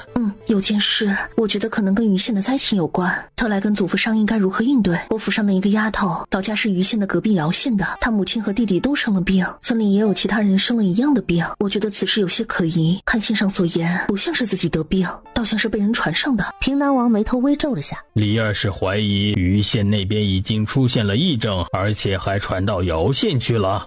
虽然只是怀疑，但我总感觉就是这么回事儿。我不敢擅作主张去找王爷，只能先来跟外祖父商议。我大胆说一句，我瞧着皇上跟王爷不像是荤的，不可能知情了还不管不问。可若是不知情，难道那些官员真那么大胆，这样的事也敢欺上瞒下吗？他们有何不敢？自大楚建国以来，欺上瞒下的事也不在少数，此事当告知王爷。那请外祖父。老爷，肃王殿下来了，人已经等在正厅。这么巧，祖孙俩相互看了一眼，看来连老天都支持他的决定。平南王当即决定让外孙女一同去往前厅。李二，你随外祖父一同去见王爷。是。正厅，楚少渊在门口时瞧见了沈府的马车，便猜是沈清离也来了这里。老臣见过肃王殿下，不知王爷驾临有失远迎，还请王爷恕罪。臣女见过王爷。都不必多礼。待二人坐下后，楚少渊也并未说话。王爷恕罪，老臣将李二一起带来，是因李二发现一件事，想当面跟王爷汇报。好，何事？沈清离抿了抿唇，将事情的来龙去脉以及自己的猜测跟楚少渊又说了一遍。只是臣女的猜测，若王爷查明后并无此事，还望王爷莫要怪臣女多事。听听他说完后，楚少渊眼里闪过一丝惊喜。沈姑娘真是绝了，这都能猜到，比那些只知道献媚的无脑女子强太多了。陈南王，你这个外孙女当真是心思灵巧，聪明得很呢。青离县主猜的没错，本王已经派人查明，余县灾情远比他们上报的严重，的确已经出现了异症。本王今日过来，正与此事有关，赈灾刻不容缓。明日本王会和四皇子还有冯太医一起前往余县。王爷竟会陪着四皇子一起过去，是个办实事的人。不知老臣能做些什么？本王要出去多日，上京不能出乱子。本王已经对禁军和暗语军做好了安排。为保万无一失，本王离开的这段时日，上京还要平南王多费些心思，有事可找本王府中的青云商议。王爷放心，老臣就算拼掉这条老命，也不会让人侵入上京半分。青离县主，此番你是发觉姚县异政之人，本王会替你跟皇上请功。王爷明鉴，臣女汇报此事，并非是为了功劳，而是不想看到百姓受苦。正因如此，本王才会为你请功啊！若不是你心思细腻，本王这次去余县赈灾，兴许不会注意到姚县。本王一向是赏罚分明，有功就是要赏。你为民做了事情，就该让天下人知晓。我相信平南王也不会拒绝。青木站在旁边，怎么有种主子想算计人的感觉？沈清离抿了抿唇，您都说成这样了，我外祖父还能拒绝吗？那岂不是不承认你赏罚分明？老臣替离儿谢过王爷厚爱。臣女谢王爷厚爱。如此甚好，青离县主心有大爱。倘若你对本王的请功心中实在是受之有愧，本王记得你颇通要领，你可愿跟随本王前去赈灾，也好给冯太医打个下手。如此，再无人敢非议半句。这什么情况？王爷怎么突然来了这么一出？功是你要请的，说受之有愧的也是你，身居有愧，你还请什么功啊？我们都接了，你又来这么一出，还把话说得那么好听，心有大爱都出来了。我若是不跟你去，那才是真的受之有愧，前后的路都给你堵了。你这是压根就不给人拒绝的机会，果然是心思深沉、老奸巨猾的人。刚准备说话，一抬头却听见外孙女咳了一声。承蒙王爷瞧得上，也愿意跟随王爷前往，只不过臣女已经答应府中婢女，跟他一同回姚县看望父母。既然姚县也有异症，不如臣女先去看看情况，待有所了解之后，再跟王爷汇报。王爷觉得如何？青离县主很重承诺，如此安排也很是合理。那便依县主所言。平南王没想到外孙女做的竟是这个决定。平南王可是在担忧青离县主的安危。不瞒王爷，老臣的女儿就留下这么一个血脉，老臣的确不想她涉险。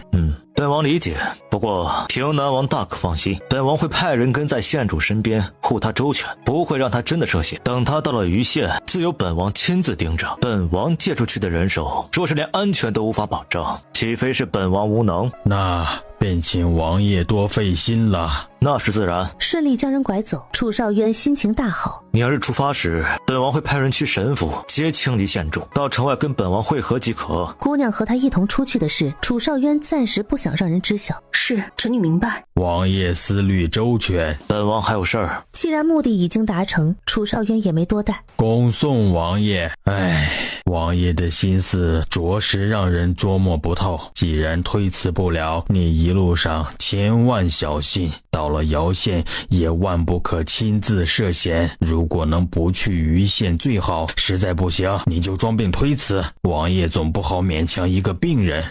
外祖父是关心则乱，先不说王爷岂是那么好糊弄的，就算是王爷不追究，我也做不出这样的事情来。我虽是沈家人，可体内也多少流着秦家人的血，断没有当逃兵的道理，否则我可真是受之有愧了。外祖父一生戎马，从未在战场上退却过一次，我又岂能丢了外祖父的脸呢？好一个将门之后，虽不能当逃兵，但切记一定要照顾好自己。外祖父放心，我不是莽撞之人。再说了，王爷可是下了保证的。一想到被抓去当苦力，还是被人算计的，他心中就有些愤愤不平。得知他要去姚县，张嬷嬷有些担忧。小姐，这么大的事，你可跟老王爷商议过了？他怕是不会同意吧？外祖父也知晓此事，嬷嬷不用担心，我会注意安全。你带着夏荷跟冬雪，好好帮我守着神府就行。既然老王爷知情，张嬷嬷也不好多说什么。去姚县路途遥远，小姐跟着怕是要吃苦了，奴婢自己回去可以的。此事已经定下了，我此行前去还有其他事，不单是为了陪你一起。次日一早，洗漱完，换了件轻便些的衣裙。表姐，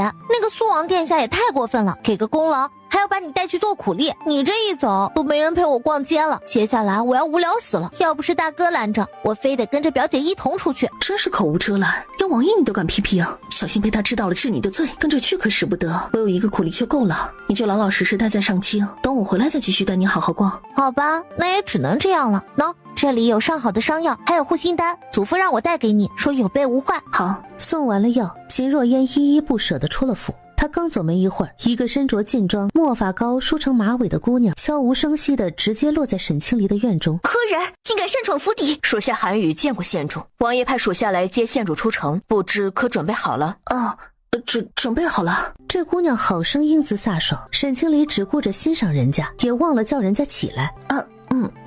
韩宇姑娘不必多礼，我并非女主子，你不必对我行这么大的礼。王爷已将属下派至县主身边做事，县主以后就是属下的主子了。既如此，那你同他们一样叫我小姐就行，县主听之怪见外的。是，小姐。韩宇这才起身。王爷和四皇子已经出城，属下会带着小姐抄小道去和王爷会合，由你安排便是。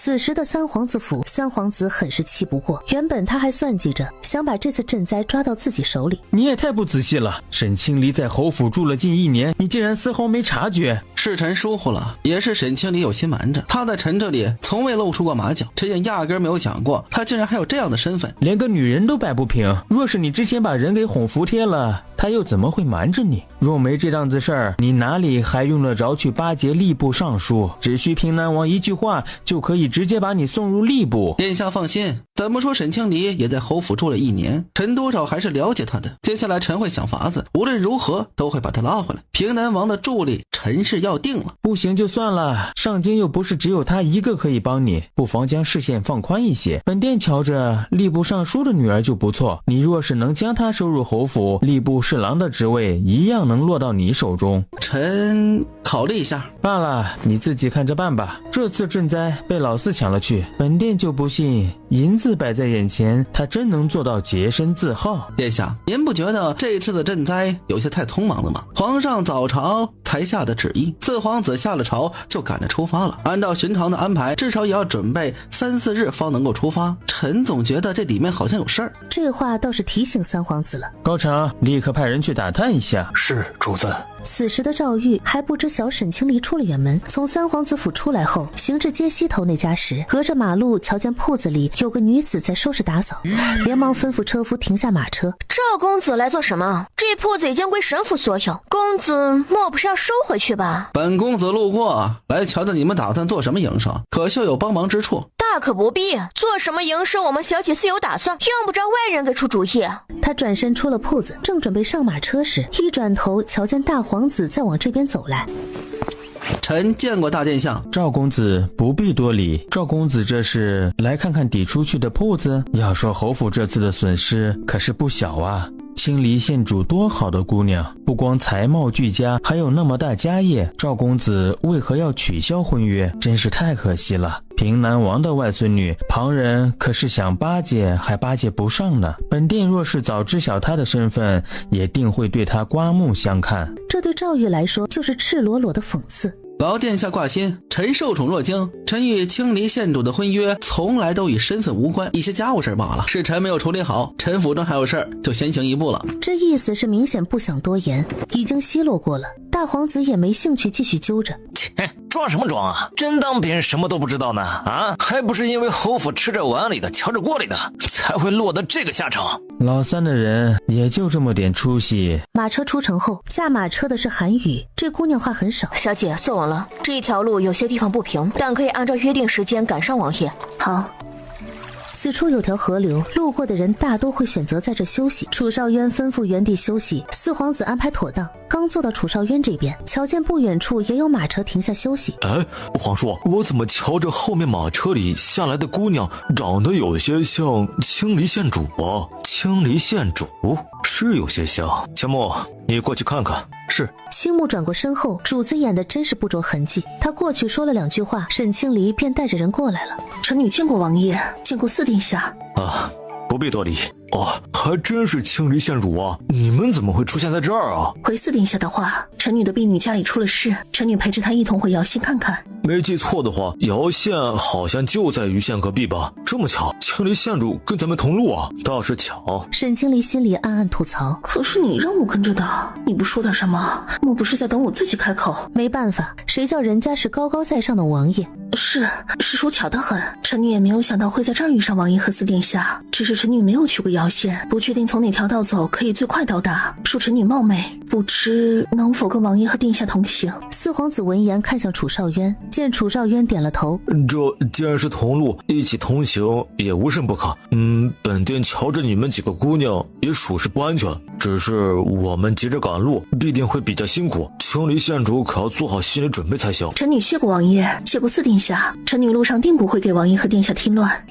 先下去休息吧，2刻之后出发。他都无力吐槽，这叫什么事儿？赈灾物资众多，晚上他们不能住客栈，只能行至半夜在马车上对付一下。因着他们速度较快，行至第3日晚上，路程已经过了接近一半，便打算今晚安排车队在小镇旁过夜。小姐，镇上客栈只剩2间厢房，属下都要了，可王爷和四皇子那边，我去问问他们。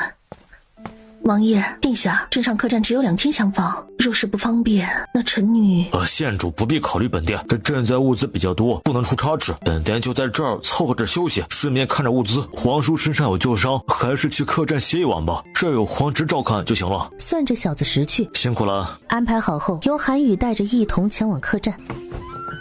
本王就在隔壁，有事尽管过来找本王。是，多谢王爷。2间房正好挨着，还真是巧。主仆3人都很累，便歇下了。韩宇要负责守夜，隔壁房间，主子，沈姑娘经歇下，属下趁着拿水的时候，楼上楼下巡了一遍，明面上没发现什么异常。明面上也说不太清，但属下总觉得哪里好像有杀意，不知是不是针对咱们。之前路过隔壁时，韩宇特意出来跟属下提醒，他似乎也有这种感觉。让他们打起精神，务必保证隔壁的安全。是，主子放心，方才上了前，属下都已经交代了。后半夜时，外面依稀有了动静，来的有8人，而且看上去武功都不弱。什么人竟敢半夜行刺？要你们命的人！给身后的人比了个上的手势。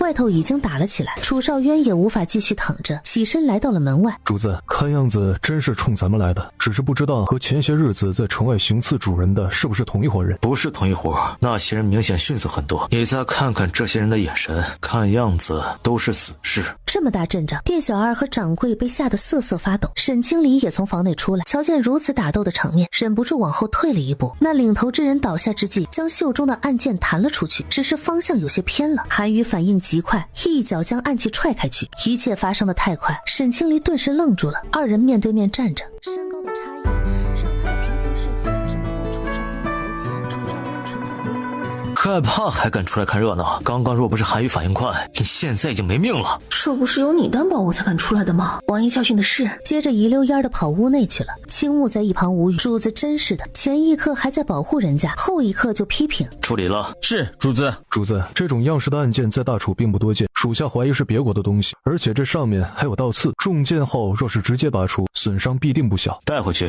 派人查查这东西的来历。是，主子。距离天亮还要一会儿，楚少渊想让姑娘再多休息下，便没过去打扰，躺回床上闭目养神。隔壁房间，沈清离躺在床上，都过去半个时辰了，才勉强平复好心情。几人用完早膳，便出了客栈去和四皇子会合。皇叔，昨天晚上没出什么事吧？无事，无事便好。这边也是一切正常，都已经安排好了，随时可以出发。若是路上顺利，再有3日就能到余县了啊！出发吧。昨晚离开时，楚少渊也做了部署。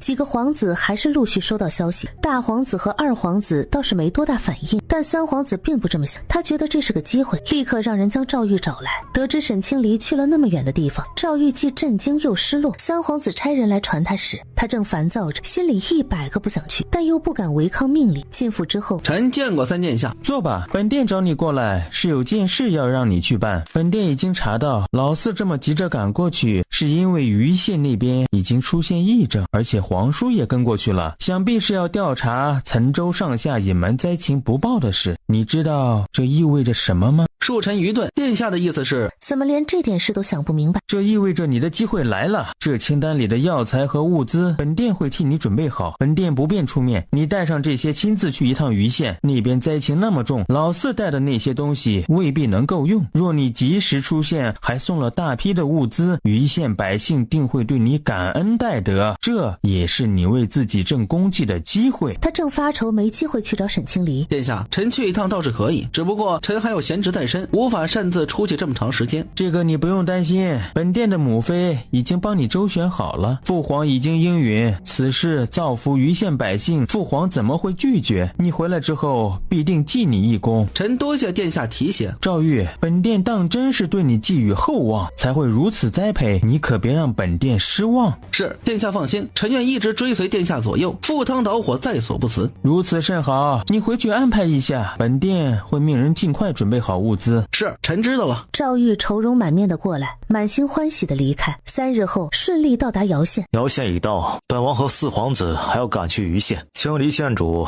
自行进城。是，臣女多谢王爷，多谢四殿下。青离县主保重。给韩宇使了个眼色，让他务必保证姑娘的安全。之后2队人手各自赶路，春草自己驾着马车到最大的药堂请了个大夫，跟着他一同回村。沈清离找了家客栈暂时安顿下来。1个时辰后，马车终于到了苗东村。父亲，刘父是又惊又喜。你怎的突然回来了？还坐这样气派的马车，得花不少银子吧？用过膳了吗？为父这就去。用过膳了，这马车不花银子。女儿遇到的是个顶好的东家，小姐对我们几个丫头亲如姐妹。母亲和弟弟呢？病情怎么样了？我从县城请了大夫，快让大夫去看看。还病着呢，前几天我也请了大夫，方子也开了，汤药也喝了，就是不见好转。不过大夫说了，只要不和你母亲和弟弟同吃同睡，我就不会被传上。先来到母亲的屋子，瞧见母亲闭着眼躺在床上，顾不得伤心，连忙让大夫给母亲诊脉。你母亲并非真的得病，而是传上了疫症。村里是否还有其他人也是如此？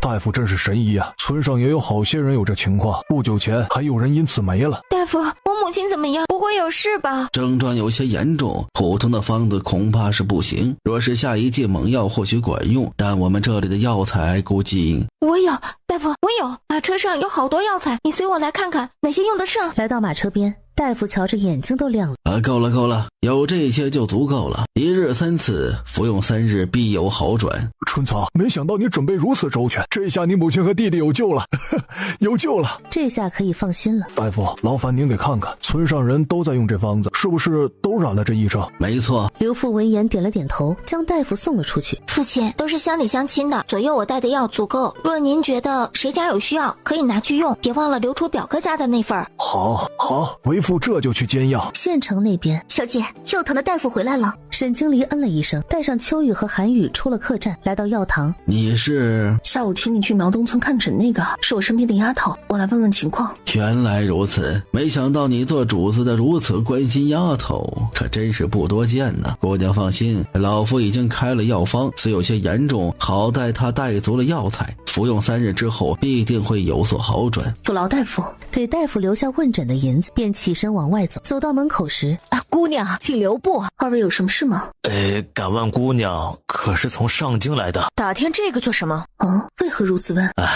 姑娘莫怪，我们是瞧着姑娘有些眼熟，还以为姑娘是上京的熟人。无妨，不过是认错了人而已。沈清离也没放在心上，笑了笑，转身走了出去。小姐，属下觉得那对夫妇有些奇怪。我也有这种感觉，但能看得出来，他们应该没什么恶意。或许是他们认识的人真的跟我有几分相似。瞧着他们都是朴素人，应该不至于有恶意。回到客栈，天已经有些泛黑，脑海里又浮现了那对夫妇遗憾的眼神。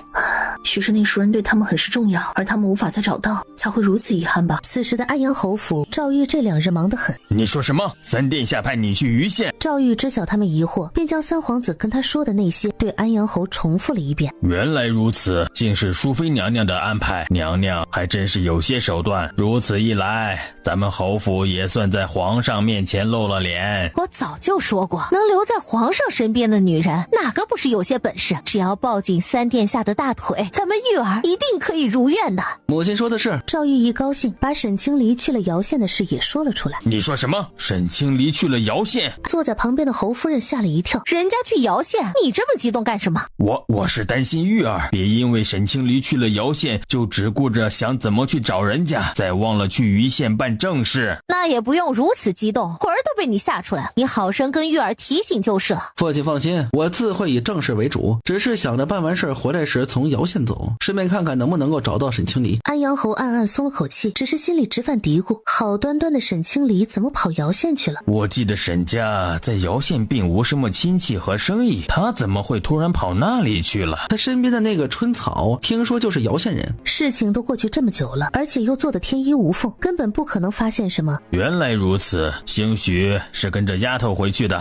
咱们不必管这么多，只要玉儿你别因为她搞砸了差事就行。知道了，父亲，我先回去了。我不在家的这段时间，你好好的看管赵婉，别让她再惹出什么乱子来。知道了，我会看着她的。赵玉回到院子，瞧见江梦雪站在那儿等他，还没等江梦雪说话，他就一把将人打横抱起，直接进了屋扔到床上。赈灾车队顺利到达余县，楚少渊吩咐先在城外安营扎寨。王爷，虽说一般都是要跟得了疫症的人同吃同住才可能被传上，但为以防万一，老臣觉得这2日王爷和4殿下还是先别进城。王爷殿下，明日一早让属下先带人进去探查，看看城中到底是何情况。4日一早，孙雷带人去了县衙，得知是王爷亲自陪着4皇子来赈灾，周县令真是激动的老泪纵横。太好了，这下余县的百姓可有救了。周县令怕过了病气给4皇子的人到府衙见孙雷时，还特意用手帕蒙了口鼻。那些染了疫症的人，本县早已派人将他们另外安置，只是县衙人手实在有限，无法全部看住他们，粮仓无粮，手中无银子，城中但凡能用的药房全都空了，疫症这才蔓延开来。本县看着恶殍遍野，心中也是着急万分呢。眼下余县足有半数人或轻或重都染了疫症，情况确实不容乐观。不过本县已命令他们保护好城门，不要随意放人出去，免得影响周边乡县。就等朝廷来人了，即便这样也还是没能完全阻止掉，本县也不知周边有多少人被影响。听了周县令的话，孙雷对城中情况已有所了解。周县令貌似进谏，在下很是佩服。4殿下宅心仁厚，又有王爷亲自坐镇，必定会尽全力赈灾。好，我替余县百姓谢过王爷和4殿下啊！对了，这是我让大夫开的药方，我试过了，对染症轻的人有效，但对病症重的并无效果，还请孙护卫拿回去，也好给太医做个参考，望能尽早开出新药方。好。孙雷将药方带在身上，县城街道尚且如此，可想而知下面的村落会是怎样一种惨状。孙雷一回到营帐，立刻把所见所闻如实汇报了，并递上药方。王爷、4殿下，老臣看了下，咱们带的药大多都可以用上。老臣建议把这些病症轻的病人和重的病人分开安置，轻的那些就按这个方子，重症那些老臣重新开个方子，这样分开用药，解决的会快些。皇叔，我马上安排人将粮食送往县衙，交由周县令统一安排施粥，先让城中的百姓填填肚子，再命一队人马带上银子去邻县多筹集些粮食，药材也再筹备一些，只要安排的合理，可以接得上。就这么办。传本王的命令，即刻起封锁所有城门，在疫症得到控制之前，任何人不得擅自进出，违者严惩。是，主子。城内城外配合起来很是顺畅。冯太医带人熬制汤药，分批次送进城中。春草从苗东村返回县城。这是怎么了？你母亲和弟弟还好吗？没事了，多亏小姐准备的那么多药材，母亲和弟弟服了2日汤药，昨日傍晚就醒过来了。春草站起来，边擦着眼泪边回话。父亲说，母亲和弟弟已经几日吃不下东西了，就靠着米汤吊着口气。昨晚醒来后，就喝下了1碗粥。弟弟今早也能吃东西了。大夫员说3日后能好转，没想才过了2日，母亲就已经可以坐起来了。奴婢真不知要怎么报答小姐，要不是小姐，母亲和弟弟可能真就……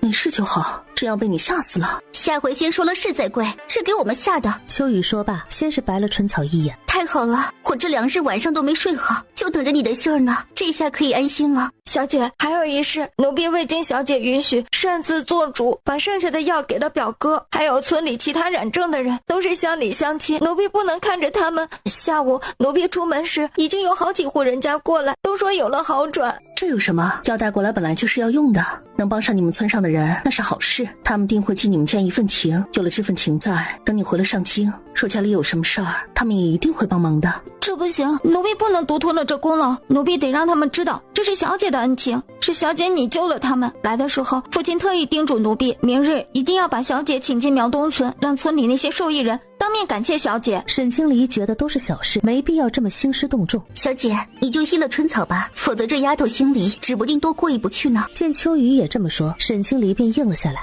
翌日一早，他们一行4人去了苗东村。说来也是奇怪，马车越靠近苗东村，沈清离心中的那股感觉就越是明显。知晓春草的东家要来，刘父带着村里人早已经候在门口多时了。沈清离一走下马车，多谢大恩人。你们这是做什么？快起来！小姐，你对他们有大恩，这是他们该跪的。他们中有些已经不抱希望，给家人的后事都在准备了。没想到得了药方，喝了2日就已经开始好转，可把他们高兴坏了。跪一跪恩人，是他们自发的。父亲，各位乡亲，这就是我家小姐，他们的药都是小姐给的。小姐不光是我和你们的恩人，还是皇家亲封的县主。村民们都惊讶不已。见过县主。好了，跪也跪了，谢也谢过了，快起来吧，再不起来我可要把药收回了。他们起来后，小姐，这就是我父亲，母亲和弟弟还没好全，不能出来给小姐跪谢。见过县主。免礼。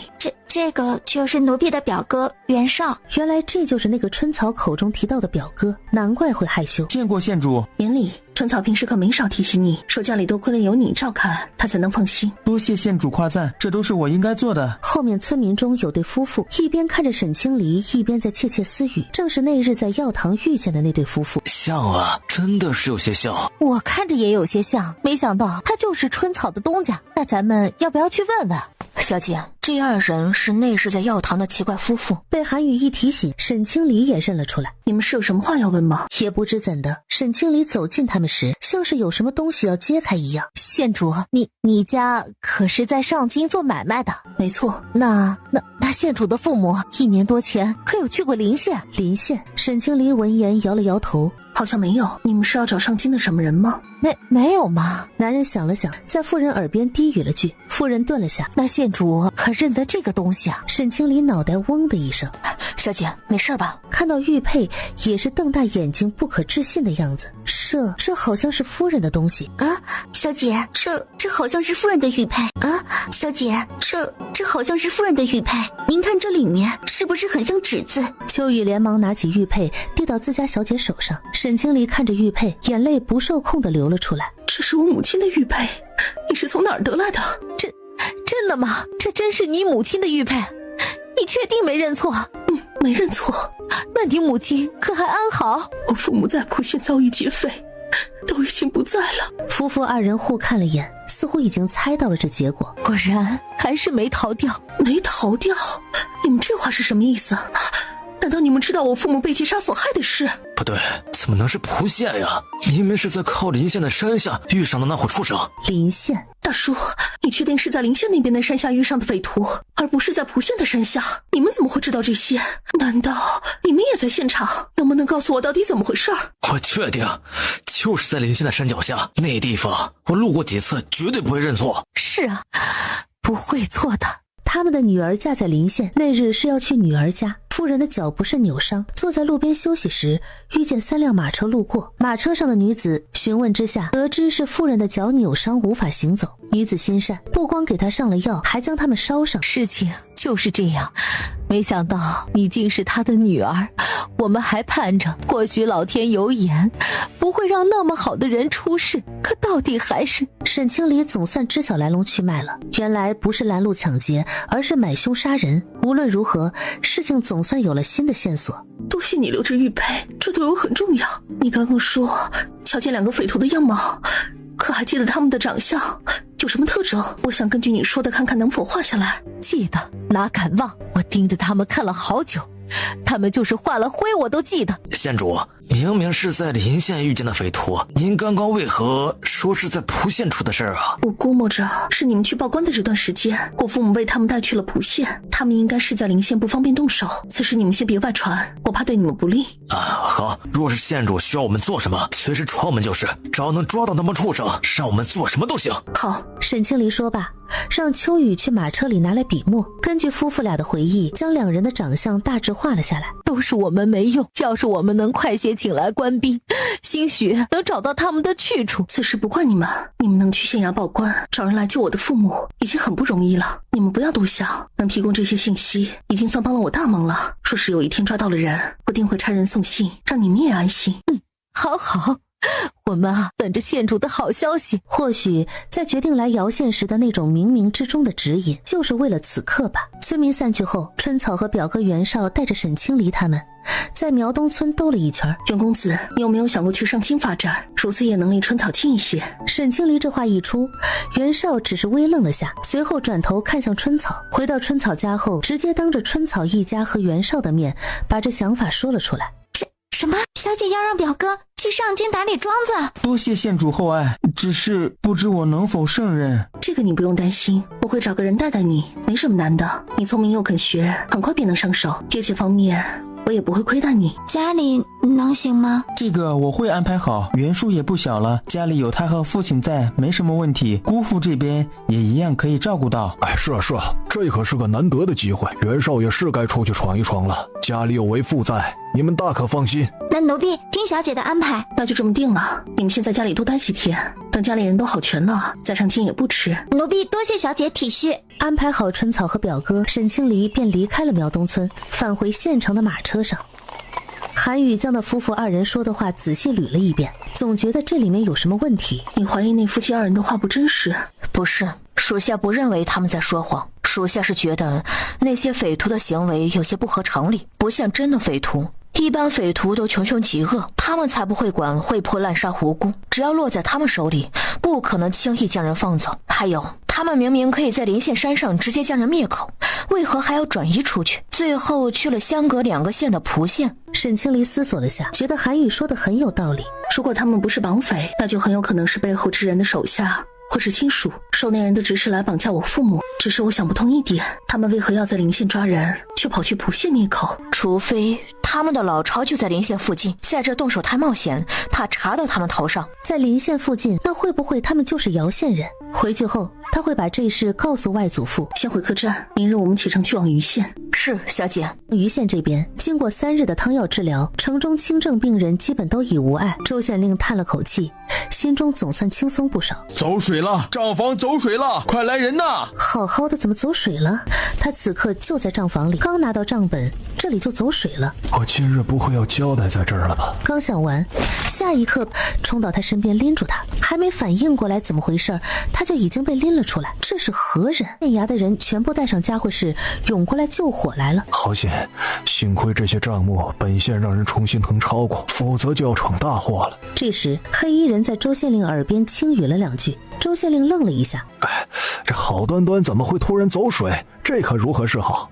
所有账目都在这儿，现在全被烧毁，王爷要是突然过来查账，本县可如何交代？你们还愣着干什么呀？快给本县好好查查，看到底怎么回事。是。戏码已经演完，也该去和根主子复命了。周县令，还请随属下过去城外迎账，王爷和4殿下已经在候着了。城外营帐内，周县令总算见到了楚少渊和4皇子。臣参见王爷，参见4殿下。免了。周县令闻声立刻从怀中掏出几本账本。王爷，余县前后一共收到过2次赈灾银两，具体数目和用处都记在账本上，还请王爷过目。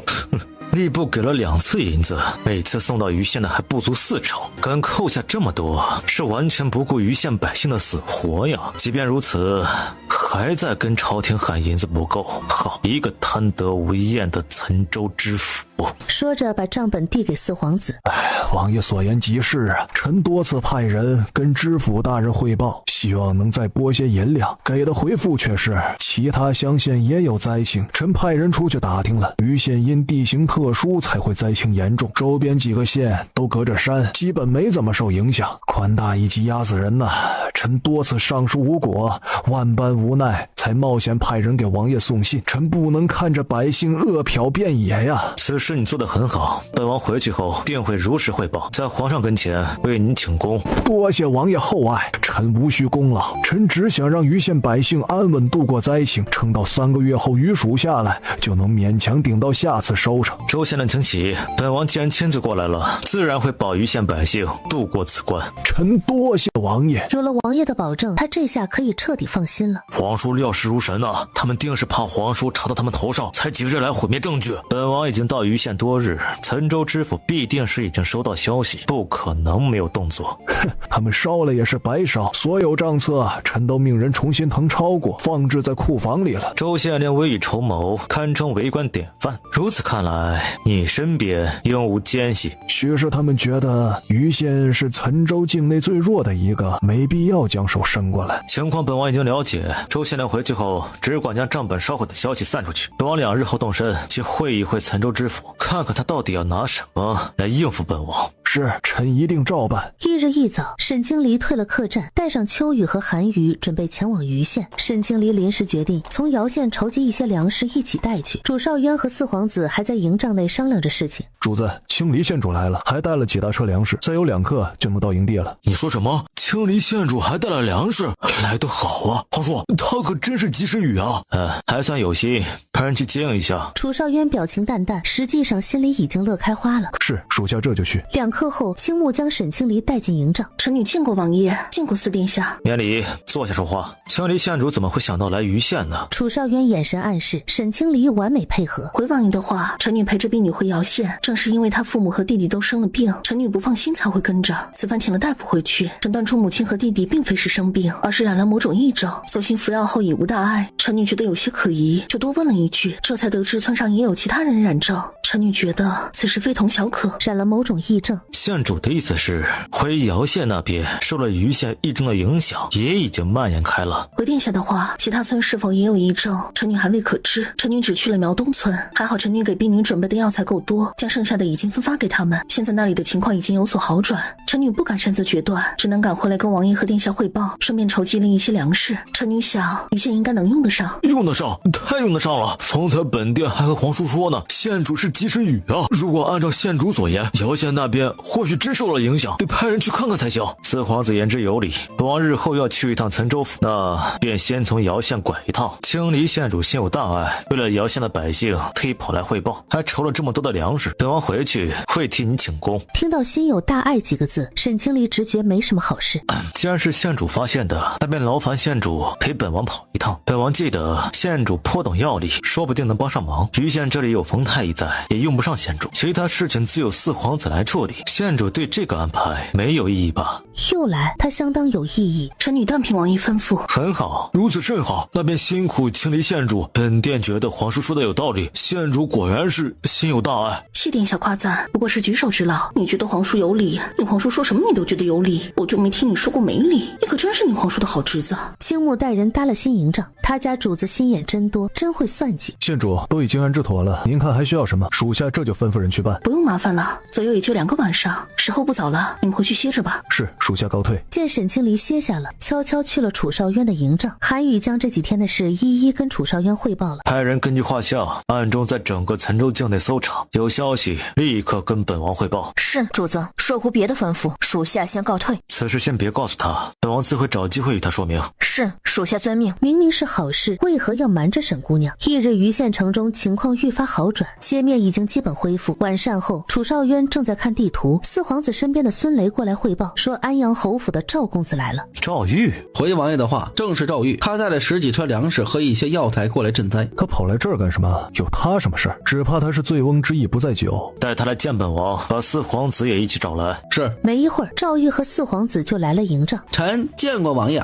免礼。赵公子不是应该在上上京好好当差吗？怎么会到余县来？回王爷的话，臣得知余县灾情严重，也想尽一份心，随了皇家英语过来送物资，也好助余县百姓早日脱离困境。四皇子眼里闪过不屑，说的比唱的好听。赵公子若真是有心，来的未免有些晚了。臣此前对灾情不了解，也是前几日在上京城外才从灾民口中得知了灾情严重，便筹了这些东西。行了，既然来了，能帮上灾民也是好事。这几日好好给四皇子打下手。不是要来余县露脸吗？那就好好多露几天。要是留下来帮四皇子，他还怎么去姚县找人？皇叔说的是，眼下正是缺人手的时候，赵公子来的也算正是时候。请王爷和殿下恕罪，臣来的时候只说了送物资，上京还有差事，若是迟迟不归，臣怕皇上怪罪。这个无妨，本王自会跟皇兄说明。是，臣但凭王爷吩咐。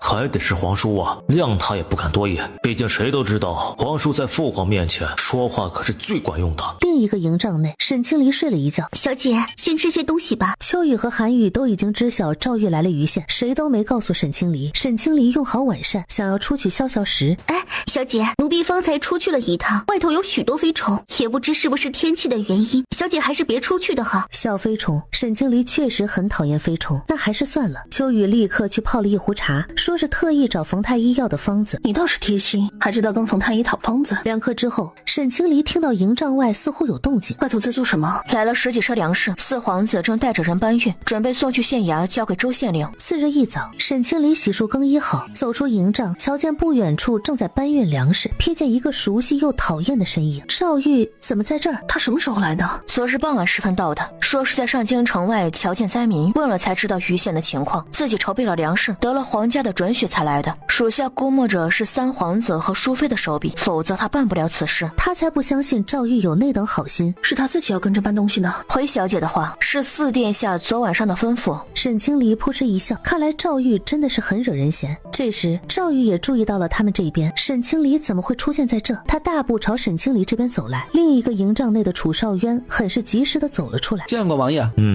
便直接朝沈清离走去。都收拾好了吗？可以出发了。回王爷的话，都收拾好了。赵玉顿时懵了，出发去哪儿？还是和王爷一起吗？站住！县主的营帐岂是你能随便进的？我有话要跟清离县主说。县主没空。楚少渊也不说话，就这么站在旁边看戏。没过多久，沈清离收拾好东西出来。清离县主，我有话要跟你说，能否借一步说话？不必了，赵公子有什么话就在这儿说吧。如果是私事，我们之间好像没有什么私事可谈。如果是公事，说着看了眼楚少渊。如果是公事，我一个女流之辈也插不上手。赵公子似乎更应该跟王爷说。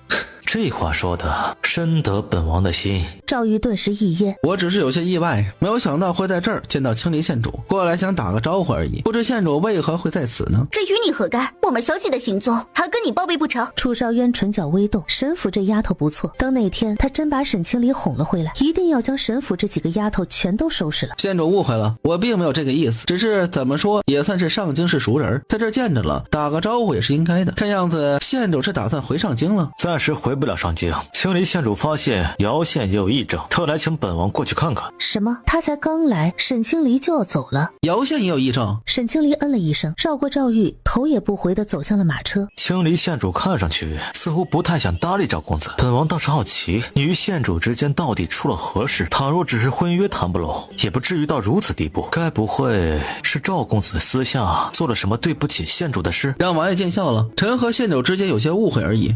哦，原来是有误会。不论是何原因，强人所难，总归非君子所为。既然清离县主不想多言，赵公子还是不要一味的纠缠。比起儿女情长，本王觉得赵公子眼下最重要的是好好想想该如何习得爵位，振兴安阳侯府。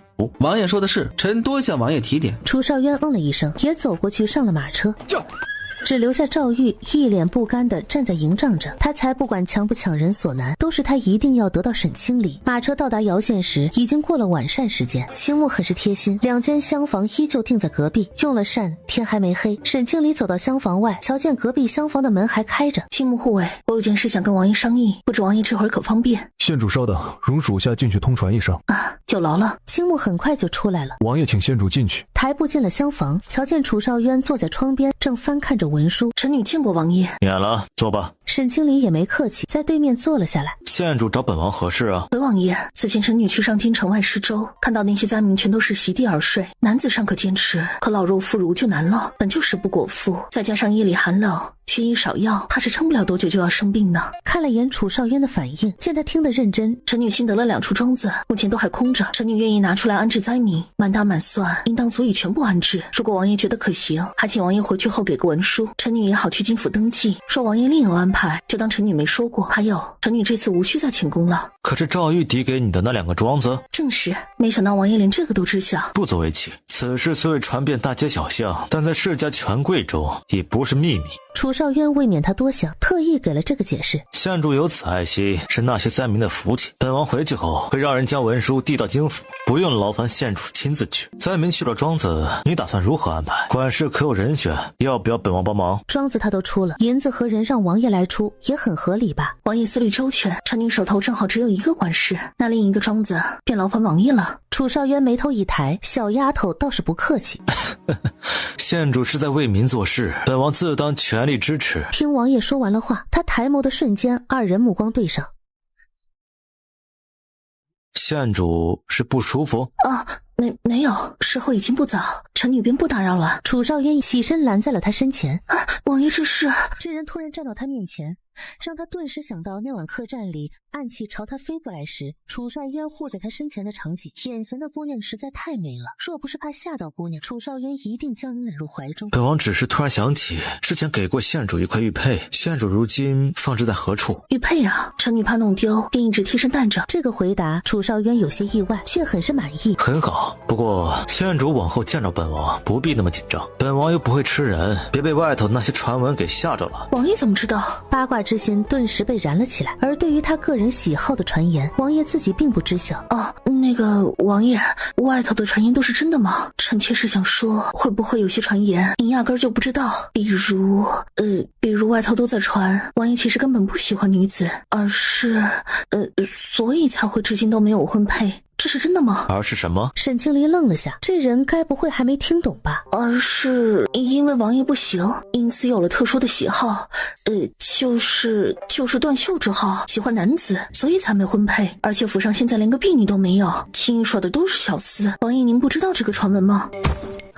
这什么声音啊？该不会又有刺客吧？外头的青木一脸惶恐地捂着额头。什么？他都听到了什么？王爷不行，断袖之好。韩语并未趴门偷听。怎么了？嘘。随后2人悄悄挪步，继续来到房门口站好。楚少渊此刻若不是姑娘躲在他身后，他定要将人扛起来扔到床上，好好证明一下。沈清离，你这些都是从哪儿听来的？这么荒谬的传言，你竟然也信？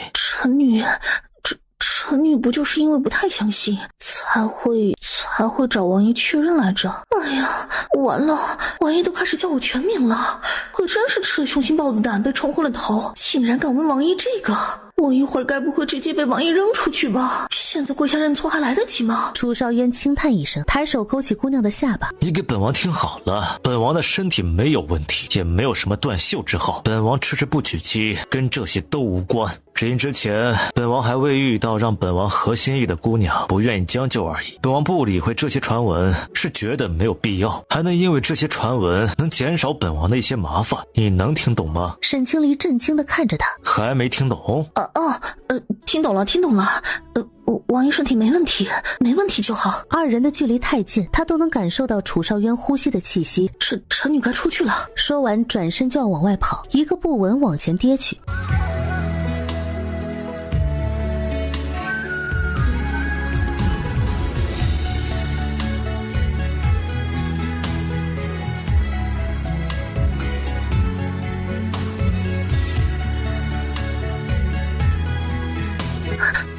谢王爷，这回臣女真的要回去了。门一打开，就看到2个快速闪开的身影，只感觉脸颊一阵发烫，连忙跑回厢房。韩宇就跟没事人一样，很是淡定的跟着进去。沈清离趴在床榻上，真是太丢人了。隔壁厢房，滚进来。主子有何吩咐？去打盆冷水。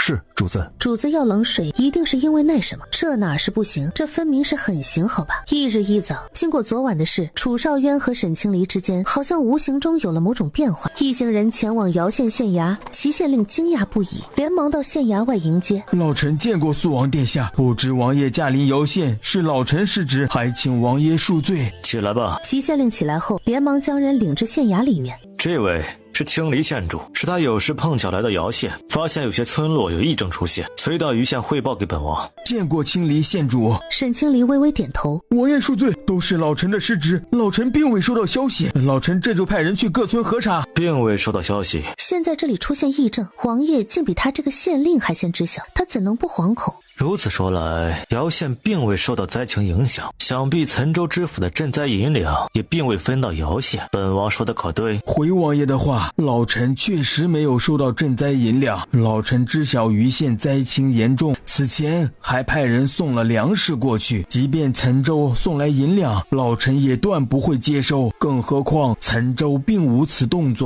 起来说话。老臣视察，一定会让人去各个村落好生排查，绝不会让疫情扩散。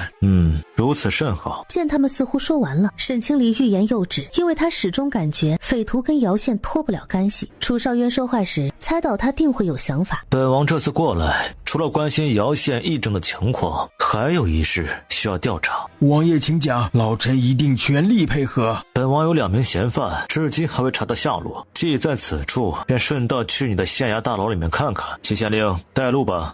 臣女也能去吗？县主若不嫌弃地牢脏乱，那便一起吧。齐县令带着去往地牢，沈清离连忙跟上。几人在地牢里走了一圈，所有关押人员都看了一遍，并没有瞧见跟那对夫妇描述的相似之人。都在这儿了。回王爷的话，在姚县犯了事儿的，除了重犯，其余的都关在这里了。不知王爷要找的人样貌如何，可有画像？若老臣查到，立刻派人汇报给王爷。不必了。出了地牢，楚少渊又对齐县令交代了几句。有了这个交代，齐县令是丝毫不敢马虎。见姚县的事处理完了，沈清离想着，这下他应该能回上京了吧。几人来到马车边，时候不早了，先找地方用个午膳。王还没等他喊完称呼，人家就转身上了马车，等用好午膳出来再说。青木找了家酒楼，简单要了几样小菜。沈清离几次想要开口，又怕打扰到这位尊贵的王爷用膳。终于等到用完膳，王爷，接下来的行程是不是可以分？接下来去岑州，明日晚膳时可抵达。今夜要委屈县主在路上将就一晚，明晚再找客栈好好休息。沈清离都懵了，这就给他的行程安排好了。臣女也要去吗？王爷去岑州办事，臣女也帮不上忙，只会打扰王爷，跟着恐怕不合适吧。县主年纪轻轻，这记性确实不太好啊。本王可是跟你外祖父保证过，会亲自看护你，直至回到上京。臣女只是回上京，又不去别的地方，还有韩语跟着，应该没事吧？本王这里没有应该，也不允许有万一。等回了上京，本王对县主的义务结束，县主就自由了。岑州的地牢可比姚县大多了，县主不觉得去那里找人更有机会吗？说完便起身往外走去。沈清离愣了下，王爷之前跟齐县令说的那2个嫌犯，该不会是为他找的吧？他连忙起身追上去。王爷已经知晓了，是韩语说的吗？所以王爷手上并没有嫌犯，去姚县大牢是在帮臣女找人吗？顺便而已。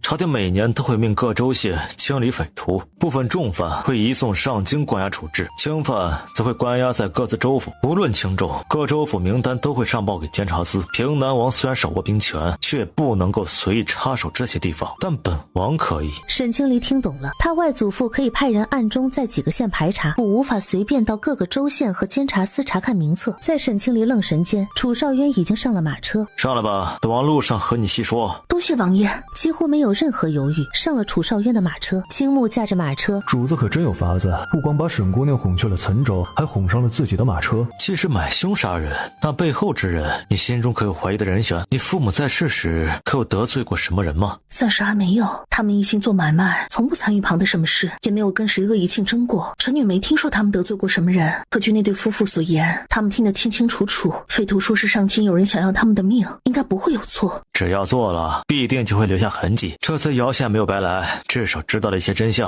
还拿到了匪徒的画像。外头找人的事情可以交给平南王，但是有些事平南王也不方便出面，事关人命官司，本王不会坐视不理。倘若在岑州府没有发现，本王回去后会安排人暗中调查。听楚少渊这么说，沈清离很是感激。无论结果如何，臣女都很感谢王爷。王爷帮了臣女这么大的忙，那救命的恩情就抵消了吧？抵消了？这么轻易就抵消？后面还怎么有牵扯？县主这么说，未免也太小瞧了本王。这等小事于本王而言，只是举手之劳，不值得动用救命之恩。说的直白一点，本王的救命之恩和免死金牌无差。县主可听明白了？可沈清离总觉得哪里怪怪的，又说不出哪里怪。当然了，县主若是觉得过意不去，回去后可以帮本王做点小事儿。好吧，他就说嘛，这人怎么会这么好心？王爷请讲，不知臣女能帮上什么？还有3个月就到太后的寿辰，本王至今还没有想到要送什么给他老人家。你们姑娘家心细，不如请县主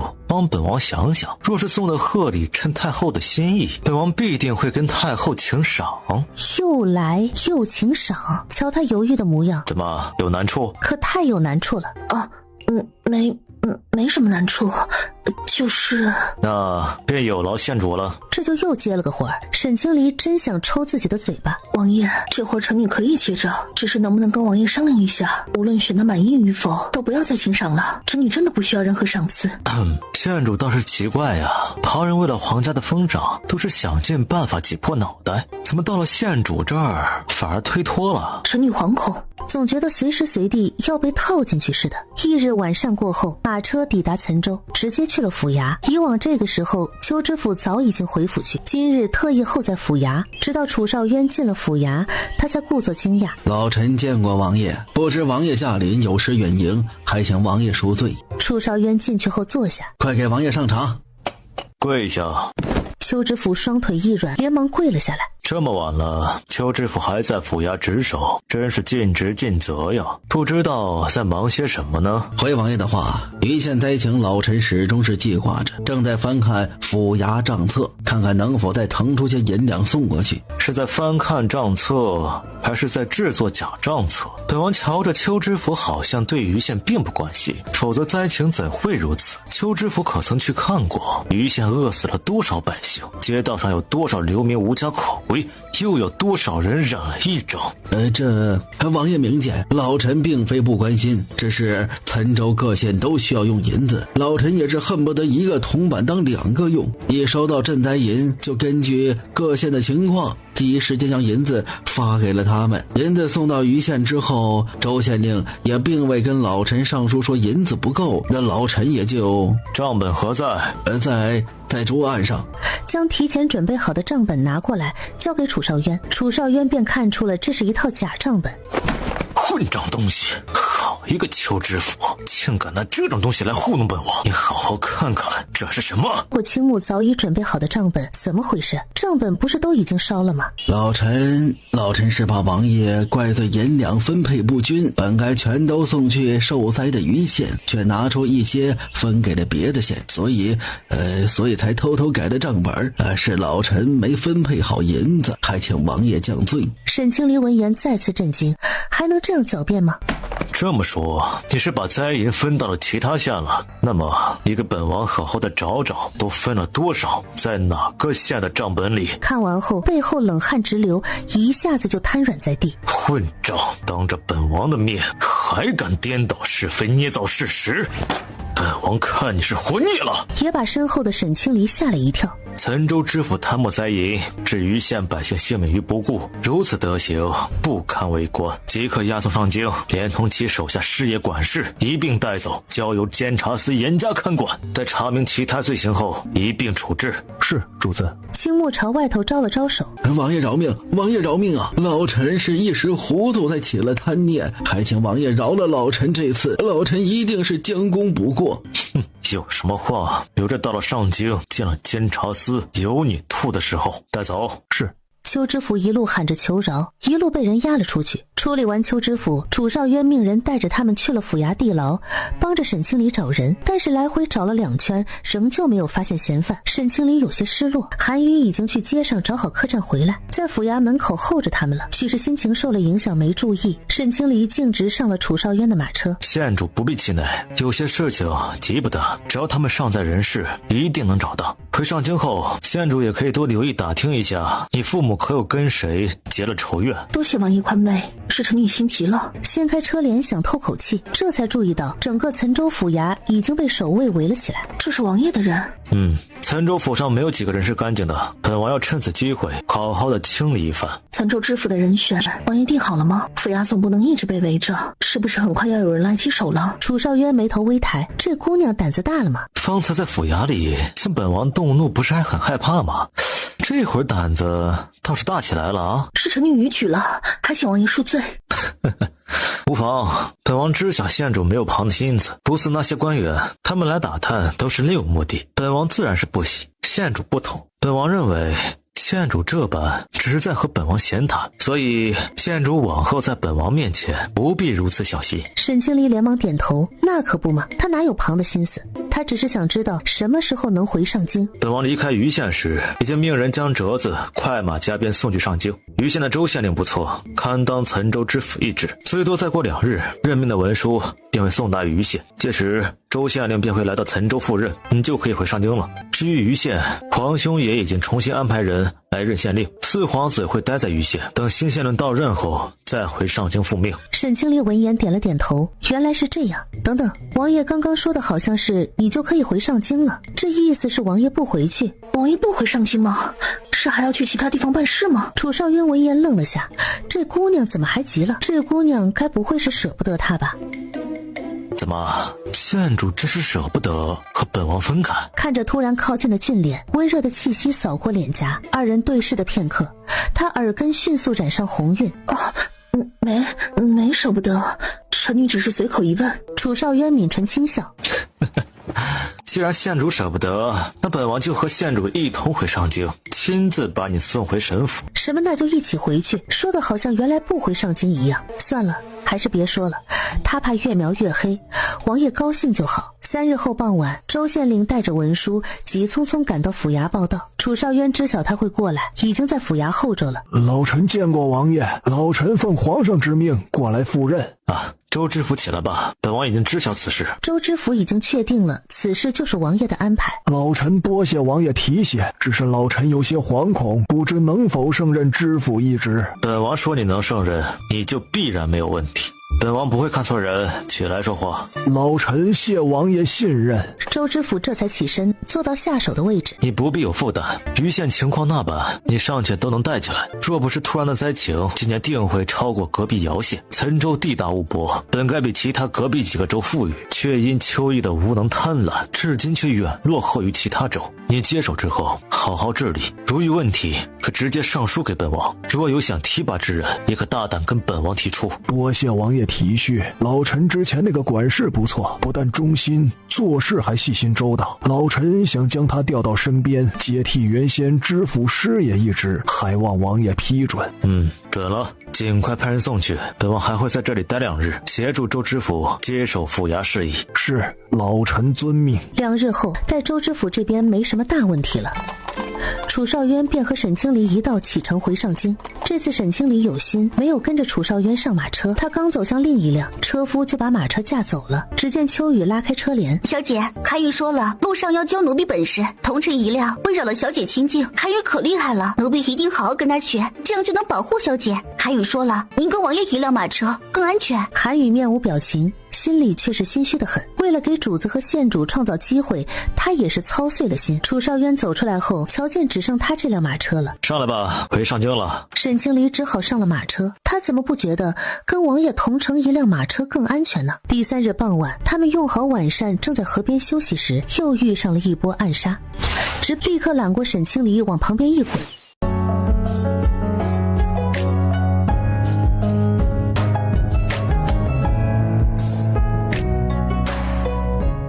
有埋伏，保护主子和县主。没过多久，2个暗卫从林子里返回，并未抓住放箭之人。主子，人跑了，这是属下在林子里面捡到的，看着不像大处的东西。先出发。是。青木立刻去驾马车，韩愈也紧跟其后。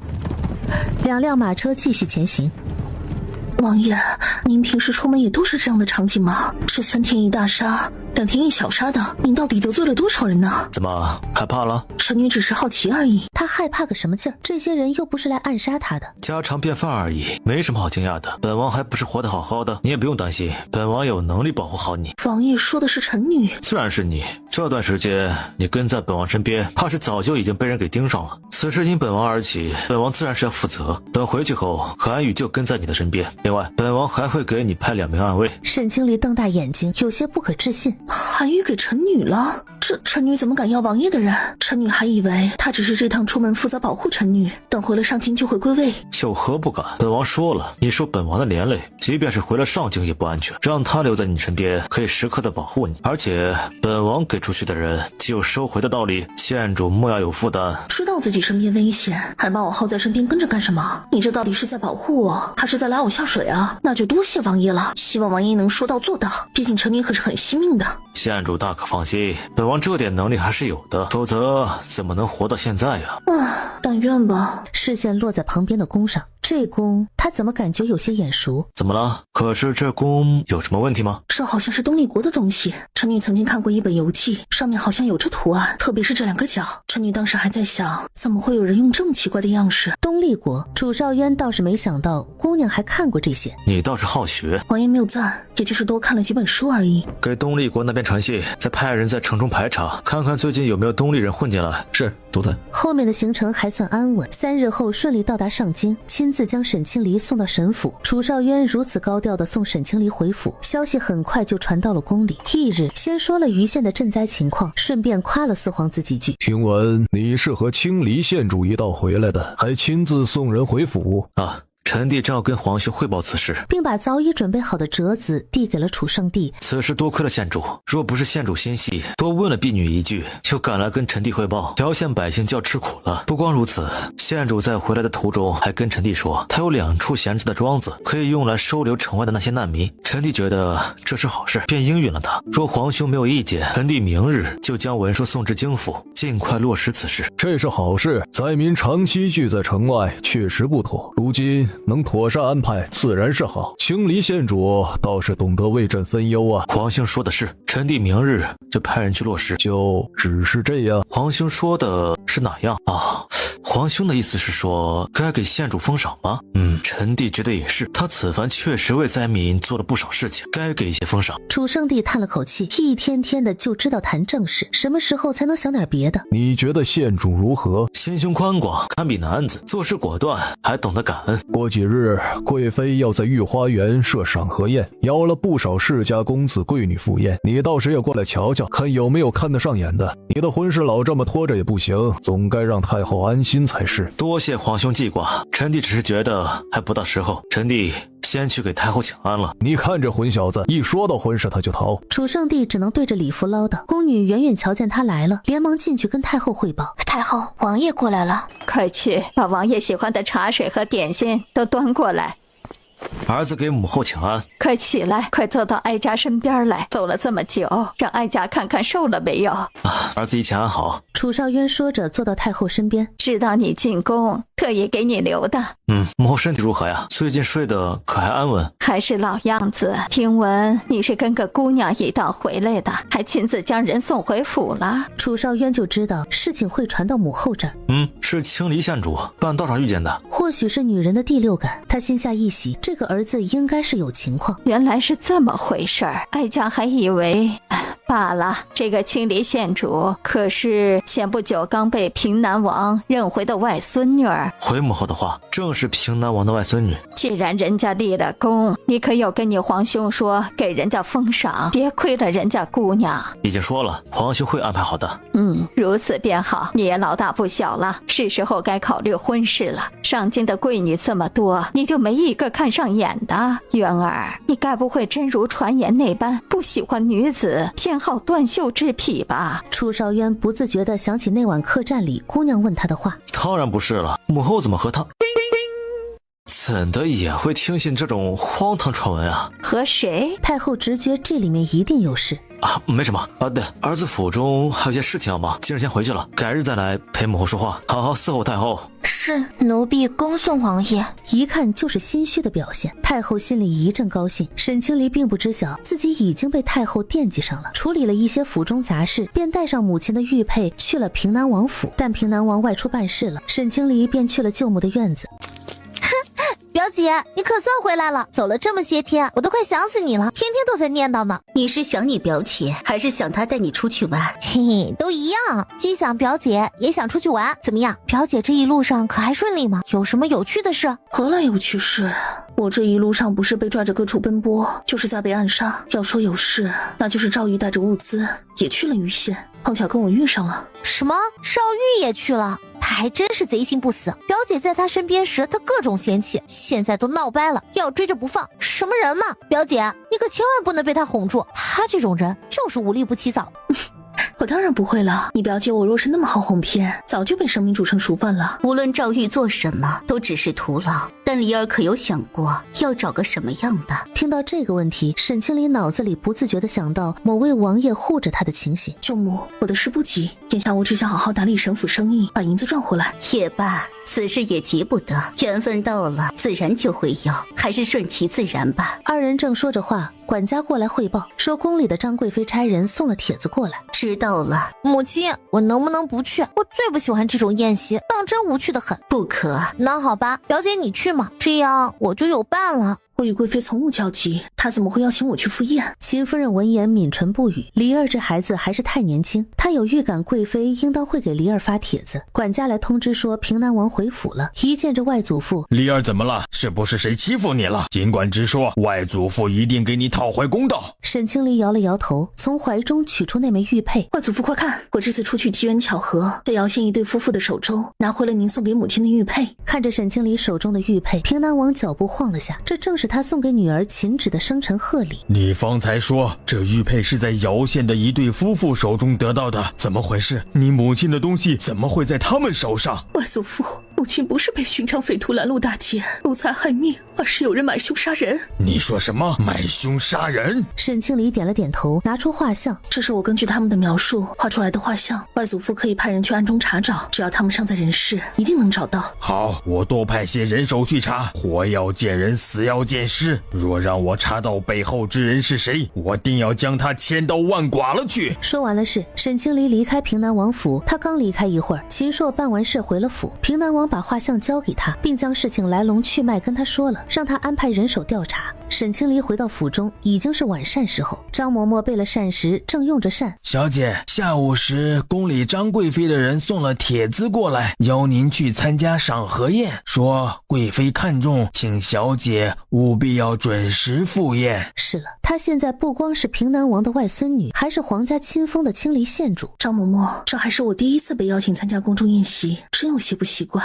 小姐现在可是县主，身份不同往日了，以后少不了要有各种宴席，您得习惯才行。自打张贵妃进宫以来，每到荷花盛开之时，都会举办一场赏荷宴。沈清离和平南王府的人坐在一起，让沈清离意外的是，赵玉竟然也来了，其他人都已入座。楚圣帝才领着苏皇后和张贵妃过来，给皇上请安，给皇后娘娘请安，给贵妃娘娘请安，都免礼吧。二皇子早已提前交代过，今日的宴席为的就是给张燕之创造机会。宴席过半，张贵妃便提议用和为题，让大家自由发挥，赋诗一首。张燕之有心要表现，想以此来吸引沈清离的注意。赵婉更是如花痴那般，一脸春心荡漾的模样。皇上，这个时辰是荷花开的正艳的时候，不如臣妾先陪您去更衣，让二皇子领着大家先去荷花池赏荷。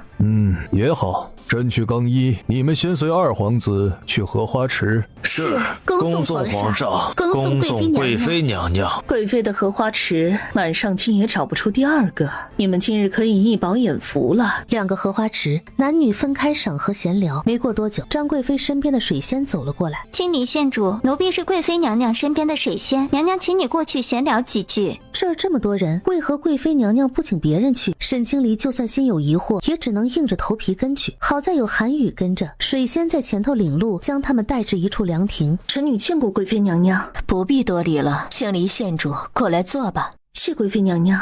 县主，本宫说话向来不喜欢拐弯抹角，请你过来是想跟你介绍一下本宫的侄儿，张家的嫡长孙。不瞒你说，燕之自从上回在认亲宴上见过你一面之后，便对你一见倾心，求了本宫安排了此次宴席。是啊，青离县主莫怪，实在是我青木县主姑姑不忍见我茶饭不思。本宫看他诚心，你们年岁倒也合适，加之县主的事儿本宫也听说了，你与汉阳侯府已经取消婚约，如此便依了他的意。本宫的任务已经完成，接下来你们年轻人啊自己接触，本宫还要回去伺候皇上。燕之啊，这可是你自己求来的机会，县主就在这儿，你可要好生把握。是，多谢姑姑。青离县主，在下重新介绍一下啊，我是定南公府的嫡长孙，姓张，名彦之。如贵妃娘娘所言，在下青木县主不知有没有这个荣幸能与县主携手啊？怕是要让公子失望了，我已心有所属，无法再接受公子的心意，公子还是另寻他人吧。他本想说眼下还不想谈婚论嫁，但这就等于给别人留了余地。心有所属？县主不是刚与赵公子取消婚约吗？这么快就找着下家了？与张公子一样，不久前我对那人一见倾心，已经容不下旁人了。公子慢慢品茶，我便不奉陪了。说完他起身时，不知怎的突然感觉腿有些发软。韩宇一根竹签甩出，擦着张燕之的手臂过去。小姐，你没事吧？没事，刚刚脚滑了一下，我们走吧。临走时冷冷地看了眼张燕之，哼，你等着主子的惩罚吧。刚刚那处地方很巧妙，如果有人从荷花池那边看过来，瞧不见张贵妃的身影，只见小姐和张燕之，在旁人眼里很容易误以为是你们私下见面。如果刚刚张燕之再扶了你一把，更容易让人遐想了。韩宇，我刚刚并不是脚滑，而是突然感觉双腿无力，站不稳，才会晃了一下。小姐的意思是有人耍了手段，他们如何做到的？属下竟丝毫没有察觉。我也不曾察觉。如果不是单一的问题，那应该只有一种可能，就是我在宴席上吃的某种东西和贵妃身上的香融合在一起，会产生这种效果。小姐言之有理，否则为何只有小姐有事儿？哼，传闻果然不假，皇宫里的女人个个都不简单，算计起来的手段多得很。我今儿也算是见识到了，皇宫威严高贵的外表下藏着的都是阿杂不堪，这就是所谓的皇家人。皇家人？小姐这不等于把主子也算进去了？其实皇家人也不都是阿杂不堪的，只是有时候处在那个位置身不由己，但至少不会毫无底线。这姑娘还挺护主。是，皇家人也不都是坏的，也有好的，比如你家主子是不是？属下说的是事实，主子从不滥杀无辜，也从不会欺男霸女，更不会残害忠良，欺压百姓。我信了。你刚刚说那个位置从荷花池那边看过来，只能看到我跟张燕之是吗？没错，怕是有些人已经误会了。韩宇看着正走过来的赵婉说道。赵婉满脸的妒意，拉着宋云瑶朝他这走过来。到底是县主啊，这么快就搭上国公府了？莫不是对人家张公子有什么想法？也难怪那么坚持跟我哥退婚。韩宇刚想斥责，沈清离拦了下来。赵姑娘，我与你哥为何退婚，你心知肚明，何必又在这儿强词夺理？倒是你说的搭上国公府，可要慎言。我只是去了趟进房，回来途中碰巧遇上贵妃娘娘和张公子在凉亭里说话，我上前去行个礼而已，都已经遇上了，难不成我还要绕道而行吗？岂不是对贵妃娘娘不敬？哼，你少胡扯，哪有贵妃娘娘？我看到的明明只有你和张公子二人，县主莫不是心虚，敢做不敢当吧？话不好乱说，不信你自己去瞧瞧，贵妃娘娘坐的位置正好被挡住了而已，你没有瞧见真相，就在这儿胡乱揣测，娘娘知道了可是要不高兴的。即便娘娘不计较，人家张公子清清白白，你这一通揣测再传到别人的耳朵，岂不是在给张公子添麻烦吗？赵婉一定是不想的，毕竟她可是心仪人家许久了。原来贵妃娘娘也在啊，那倒是我误会县主了。既然这样，那便没事了。只怕还会有事。你这是何意？难不成你针对张公子有意？我的意思是，既然你都能误会，那荷花池边这么多人，想必也会误会，传得多了，指不定会传成什么样呢。说完这些，沈清离便带着韩宇回了荷花池。看着沈清离的背影，宋云瑶总觉得哪里不对。不行，我一会得找机会澄清此事。回到荷花池边，秦若烟连忙询问：表姐，张贵妃找你去做什么？什么？有没有为难你？他要敢对你做什么，我一定告诉祖父，跟他们张家拼了。没那么严重，他将刚刚的事跟秦若烟提了一嘴，好在有雨涵在。这还没事，他们都对你耍手段了，就是故意要引起旁人误会你们。怎么宫里的女人都这样坏心眼啊？误会不了，有赵婉那个大嘴巴在，绝对会把事情解释得明明白白的。如他所料，回来后就将沈清离偶遇张贵妃和张公子的事散了出去。许是张贵妃为了显摆，特意交代工人划了几条船过来，载着众人到池中心赏赏那些稀罕品种。原本沈清离和秦若烟是要跟顺宁侯府的袁情同船，但赵婉抢先一步，拉着宋云瑶挤了过来。哼，一会儿我一定要让你好看。几条船很快到了池中心，赵婉见时机差不多了。县主啊，刚刚是我小人之心了，不过县主放心，我已经替你们解释清楚了。沈清离眉头一抬，事出反常必有妖。县主快看，那里见有一株绿荷，好生稀罕。哪儿？让我瞧瞧。见沈清离凑过来了，在赵婉伸手时，沈清离故作没站稳，一脸惊慌地啊了一声，紧接着便是扑通一声。听到动静，几条船上的人纷纷循着声音看过来。其实赵婉的小动作，韩宇全都看在眼里。变故来得太快，赵婉伸着手站在原地都懵了。她把谁给推下去了？也不知是谁说了一句，刚刚那啊的一声，好像是县主的声音。赵玉脑袋嗡的一声，只要他现在跳下去，把沈清离给救上来，那沈清离岂不是必须得嫁给他了？几乎是在刚刚那人话音落下的一瞬间，他便直接扑腾一声跳入池中。秦朔也听到了，突然瞧见原本蹲着的沈清离在秦若烟的搀扶下站了起来。众人这才发现掉下去的人并不是沈清离。赵玉自以为救了沈清离，生怕接触的不够多，紧紧抱着扑腾的人不放。赵玉费了好一番力气才将人给救了上来。这不是宋姑娘吗？怎么会被赵姑娘推下去？他们不是走得很近吗？就是啊，今日我还瞧着二人一直待在一起呢。不会是因为什么事情闹翻了吧？即便闹翻了，也不能将人推下去吧？多危险啊！万一出了事儿，如何是好？说不定是故意的呢。你没见赵公子去救了吗？人家可是吏部尚书的女儿，难不成？众人你一言我一语，说的声音虽不大，却足以让赵玉听到了。小姐，你怎样？不可能，怎么可能？赵玉脑袋再次嗡的一声，只觉得天旋地转。清离县主，不是你想的那样，我刚刚以为掉下去的是你，我才去救的。赵公子请慎言，我什么都没想，你的任何动作和想法都与我无关。而且我觉得赵公子现在更应该关心的是被你救上来的宋姑娘。谁让你救的？你凭什么救我？吼完之后，转头看向旁边的赵婉，还有你个贱人，我哪得罪你了？你要推我下水，这下全毁了，你把我给毁了，你知不知道？宋云瑶越说越激动，走过去双手用力一推，扑通一声，荷花池再次溅起水花。宋云瑶，你疯了！说完连忙又跳下去把赵婉给救了上来。赵婉救上来时直接就晕了过去。事已至此，宋姑娘、赵公子，你们都冷静一点，先回到岸上再说。荷花池旁边的凉亭里，楚圣帝已经更衣完，和迟来的楚少渊在品茶。苏皇后和张贵妃坐在旁边，众人上了岸后表情都是耐人寻味。怎么回事？宋姑娘和赵公子怎么浑身都湿了？还有赵姑娘怎么晕了？二皇子站了出来，将事情始末大致说了一遍。好个安阳侯府，本宫好心邀你们来赏荷，你们竟在本宫的宴席上闹事。娘娘恕罪，臣的妹妹应当不是有意推谁下水，许是有什么误会。有何误会？大家都亲眼所见，就是赵姑娘把我家小姐推下去的。臣女什么也没做，只是好好的站在船上赏荷，却莫名的被赵婉推下水。臣女受此大辱，恳请皇上给臣女做主。皇上，事已至此，是不是先让他们下去更衣，再让太医来看看赵姑娘，等她醒了再好好问问。礼服连忙安排下去。张贵妃搓了搓手帕，刚刚她只顾着生气，竟忘了安排这些事，倒是让皇后这老女人出了头。待更衣的回来，赵婉被太医扎了2针也清醒了之后，才继续盘问。赵姑娘，你为何要将宋姑娘推下荷花池？你给本宫好好交代，若有隐瞒，本宫定不轻饶你。回娘娘的话，臣女是无心之事。当时是臣女想看绿荷，身子倾斜，没站稳脚滑了一下，陈女惊慌，想稳住身体，没想到误将宋姑娘给推了下去。陈女是无心的。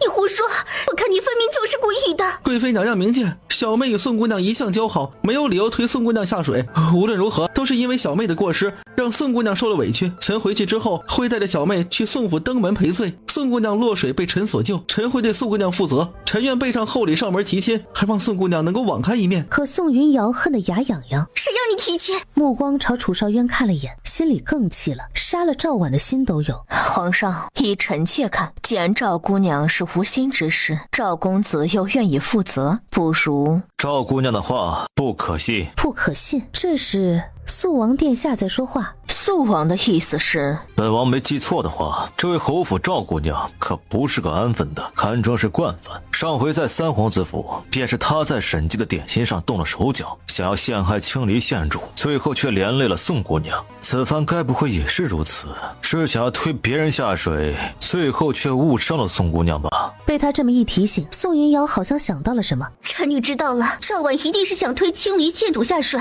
不知为何没推成，却误将臣女推了下去。对，一定是这样。他不敢接话，头又往下低了一些。臣女并不清楚，只记得当时身体晃了一下，臣女便蹲下去稳住身体，刚蹲下去就感觉身边有动静，抬头一看，宋姑娘就已经掉下去了。皇宫里也敢作乱，小小年纪心思狠毒，是当皇家的规矩是摆设吗？看来上次的板子还没能让赵姑娘长好记性，除非你能证明你真是无心之失，否则的话。说着看向张贵妃，皇上，无论如何，此事都是由赵姑娘引起，本宫瞧她这样子也并不无辜，还是应该小惩大戒一下。贵妃看着办吧，朕还有事要和肃王商议。楚上帝说着站起身走了。楚少渊看了眼沈清离，也起身跟着走了。是，臣妾恭送皇上。恭送王爷。安阳侯之女赵婉行为不端，藐视宫规，实为对本宫不敬，责打30大板，小惩大戒，以儆效尤。你们都在这看着，好好长长记性。交代完这些，苏皇后便和张贵妃一同离开了。赵婉在鬼哭狼嚎中以及这么多人的注视下，被狠狠打了30个板子。谁也没想到宴席会以这样的方式结束，赵婉直接去了半条命。宫门口，众人还未来得及散去，老奴奉王爷之命，来给安阳侯府的人传个话。安阳侯府教女无方，致使其女在宫中犯下大错。安阳侯府停凤半年，另命其女伤好之后，去金福寺抄经磨练心性，每日跪抄1个时辰，为期1个月。望侯府以此为戒，下次莫要再犯。韩宇就知道主子不会轻饶了赵婉。得罪了这位，赵玉也是真够悲催的。赵玉都懵了，这怎么还来了加码？赵公子，接令吧。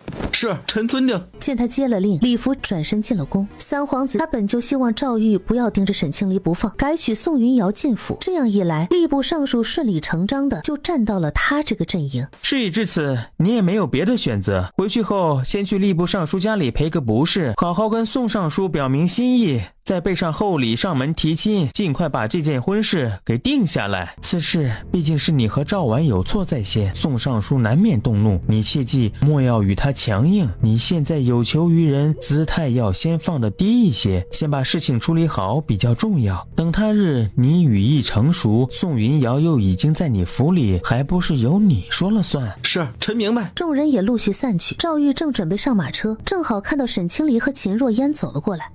县主，我不知道当时的情况到底是怎么样的。如果真是赵婉想对你做些什么，我代他给你赔个不是。希望你看在他已经受到惩罚的份上，原谅他一回。我定会好好的管教他。还有，我当时真的以为掉下去的是你，我才会去救，跟宋云瑶无关。啊，你这话说的，凭什么你妹妹受到惩罚了，我表姐就得原谅她？这次是我表姐运气好，没掉下去。说是真被她推了下去，岂不是这辈子都毁了？就冲她那狠毒的劲儿，我表姐就不可能原谅她。还有你，安的什么心思？别以为我们不知道，你不就是想通过救人，好让表姐不得不嫁给你吗？赵玉闻言有些心虚，转头看向沈清离。赵公子，这话你说了已经不止一次了，你妹妹算计我也不止一次了，你们好好管教了吗？她改了吗？好像并没有吧，还不是照样胆大妄为。县主，你信我，这次我一定严加约束。我原不原谅他并不重要，重要的是他上回挨了打，依旧没长记性，还是如此胆大妄为，这次还闯了这么大的祸，把人家宋姑娘都搭进去了。你们若是还不好好管教他，下回搭进去的或许就是整个安阳侯府了。他有没有听进去？沈清离管不了那么多。说起来，宋云瑶和你们侯府真是缘分不浅，赵婉每次想害我不成，被连累的都是他，赵公子还是认命吧。说完也不再多言，拉着秦若烟上了马车。跟在后面的秦朔冷冷地看着赵玉说道：本世子警告你一句，管好你妹妹，若她下次再敢对离儿不利，本世子不介意替你们管教她。还有你，若是再敢打离儿的主意，再纠缠不休，本世子也定不饶你。他此刻心里憋屈至极，双手紧紧握拳。他也知道这次的事错在赵婉这边。回到安阳侯府，安阳侯夫妇看着昏迷不醒的女儿，哎呀，这到底是怎么回事？好好的进宫赴宴，怎么就被打成这样了？赵玉心里压着火，压根儿不想说话。玉儿，你倒是说话呀！你妹妹犯了什么错？为何挨打？谁打的？他越是这样，赵玉的火就越压不住，干脆走了出去。安阳侯知道肯定是自己女儿闯了祸，到底怎么回事？把宫中发生的事跟安阳侯说了一遍。安阳侯颇为震惊。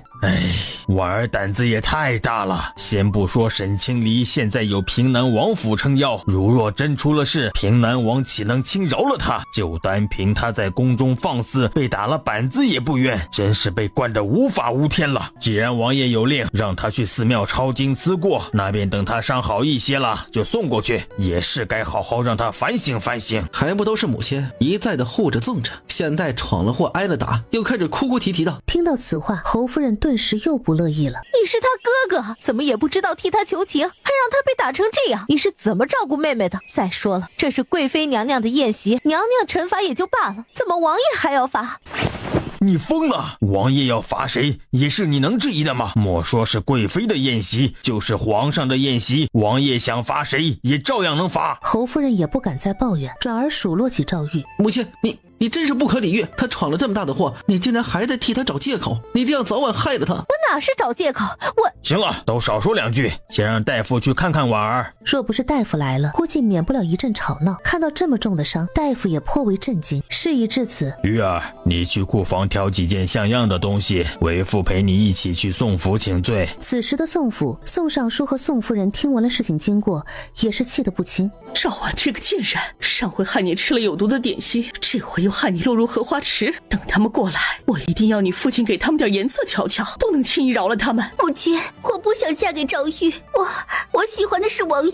母亲知道你委屈，也知道你喜欢王爷，可王爷真不是咱们能肖想的。事已至此，你除了嫁给赵玉，也没有其他选择了。你放心，此事错在他们，你父亲一定会替你做主的。他知道自己没有选择，所以他才恨不得捅了赵婉。直到婢女来汇报说安阳侯府来人了，宋夫人才离开去了前厅。宋大人，宫中发生的事我都听说了，婉儿还昏迷着，不能登门致歉，我特意带上玉儿前来给你们赔个不是，都是我们对婉儿管教无方，才让宋姑娘受了这等委屈。宋大人放心，我们侯府一定会对宋姑娘负责，只要宋大人同意，我们立刻备上厚礼过来提亲。宋尚书闻言沉默不语，只是脸色铁青地坐着。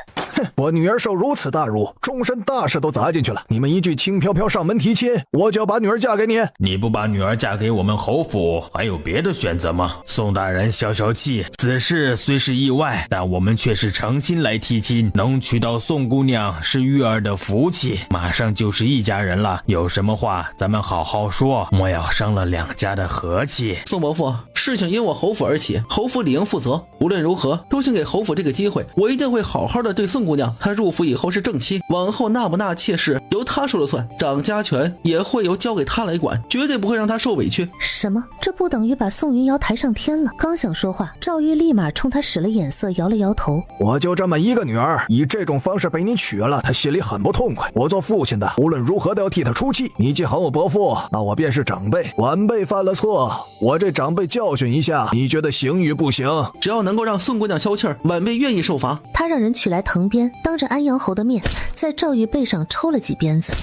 算是给宋云瑶出了气，亲事也算谈妥了。定于5日后，赵玉带上厚礼过来提亲。出了宋府，呸！什么东西？宋府也太欺人太甚了，真当我们非要他女儿不可？翌日早朝上，楚圣帝发了好大的脾气，有2份是参定国公府嫡长孙张彦之的折子，说他强抢人妇，立刻命人去调查此事。二皇子很是震惊，他没想到张彦之竟还做了这事，连他都蒙在鼓里。下了早朝之后，他立刻去了贵妃宫里。你说什么？彦之强抢人妇当外室养着，还把人家男人的双腿打残了，这怎么可能？本宫从未听你外祖父和舅舅提起过此事，莫不是有人在故意栽赃陷害彦之？定国公府的事情如果没有真凭实据，怕是没人敢胡乱捅到父皇跟前。此事应当不小，只是怕彦之有意隐瞒，外祖父和舅舅也被蒙在了鼓里。彦之简直糊涂，他堂堂定国公府的嫡长孙，想要什么样的女人没有？找个妾室通房，再不济去烟花柳巷走走也可，为何偏要去抢人家的人妇？可知是谁递的折子？二皇子摇了摇头，他也不知晓是何人所为。此事父皇很是重视，已经交由监察司去调查了。若情况当真属实，国公府和彦之都少不了要被责罚。只是这事情来的未免有些太巧了。昨日赏荷宴刚结束，今日彦之就被人参了。儿臣觉得会不会是……张贵妃闻言咯噔一下，你的意思是此事或许和青离县主有关？儿臣也只是猜测，会不会是昨日我们对县主的算计被他知晓了？赵婉这个小贱人真是坏了他的好事。我们做的那么隐晦，青离县主怎么可能会发现？会不会是你想多了？即便是他发现了什么，也不可能在这么短时间内就把彦之的事儿给查了出来，还连夜告到皇上那儿。母妃别忘了，他身后可是平南王府，他没有这个能力，平南王未必没有。平南王虽然一直在川南，但上京的事儿他不可能毫不关心，至少这些世家大族他多少都会有些留意的。如果是这样，那赵婉就是被利用了。你立刻差人去国公府，跟你外祖父和舅舅说一声，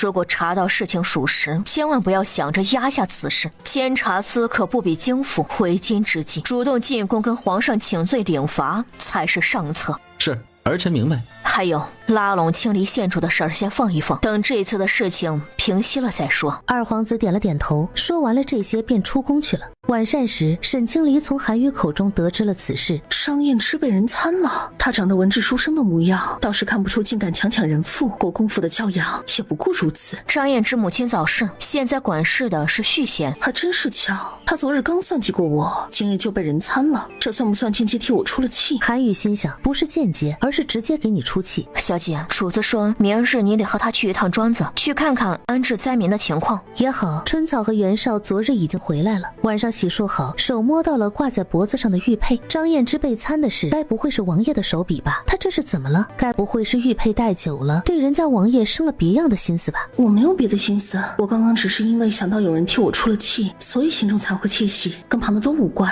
就这样，一整夜都没睡好。用完早膳后，沈清离把春草和袁绍一起带上出了门。到城外时，楚少渊已经在候着了，便一同去往庄子。因着昨晚没睡好，马车到了另一个庄子，便眼唇打了2个哈欠。县主昨晚去做什么去了？本王怎么瞧着没精打采的样子呀？昨天有事在忙，睡得晚了些。他走了2步，竟然绊到了脚，身子不稳，差点倒下去。没事吧？穿越千年的眼泪，只有梦里看得见。我独生载着你，哪怕一面。连忙吩咐青云去搬来凳子，让沈清离坐下。快看看扭到脚了没有？不用想也知道，肯定是扭到脚了。不容多说，直接将人打横抱起。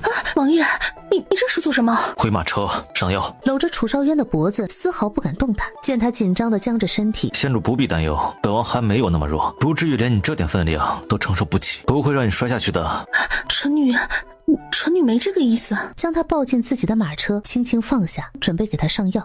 王爷，这可使不得呀！臣女怎能劳烦王爷上药？臣女自己来就行。县主若是顾及身份，在本王眼里这算不了什么。本王也曾帮下属做过这些。若是顾及男女有别，在本王眼里，县主只是个伤者，更无需在意这些。这话说的好像也有道理，又好像有哪里不对。楚少渊低下头的瞬间，嘴角露出一丝得逞的笑意，拿过沈清离的脚，轻轻搭在自己腿上，药搓在脚上的那刻，沈清离的腿不自觉地颤了下。县主不宜挪动，先在马车上休息一会儿，本王去跟管事的交代几句。说完便下了马车，看着楚少渊略带急促的步伐，他怎么感觉这人像是在逃跑？春草全程都是震惊的表情。王爷这等身份尊贵之人，竟然亲自给他家小姐上药。马车上，王爷，听闻定国公的嫡长孙被参了，说是强抢人妇，可是王爷所为？县主为何会觉得是本王所为？臣女也只是猜测，放眼整个上京，能跟定国公府抗衡的也没几个，我外祖父并不知情，如果不是那几人所为，那臣女也只能想到王爷了。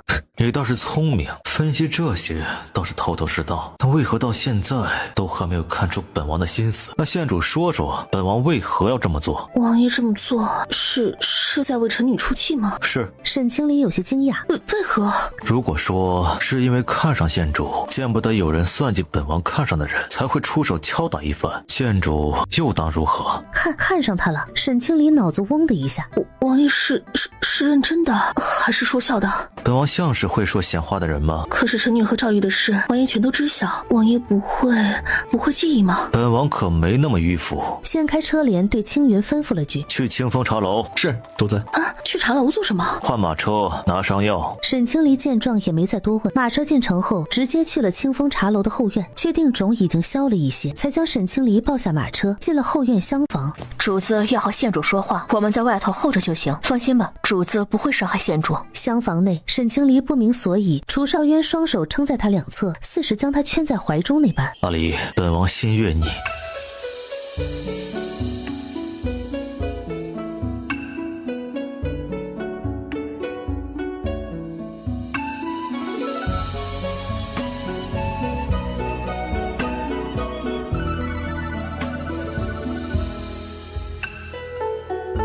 王爷，臣女你不必急着回应，本王知道你刚经历和赵玉的事情，需要时间来平复。本王原本也没有打算这么快与你表明，但有些人不安分，已经在打你的主意了。本王怕再等下去要被人钻了空子，所以提前跟你说一声。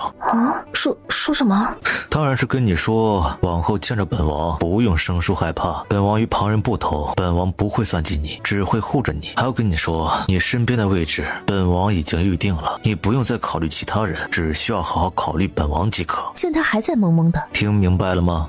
听明白了。传闻中冷血无情的肃王殿下竟会这般温柔的待他。王爷是何时看上臣女的？臣女竟毫不知情。在茶园里面救本王时，本王就对你动了心思，所以王爷伤好了后才会赖在茶园不肯离开，还假装你的人没有找到你。没错，是本王命他们晚2天进茶园的。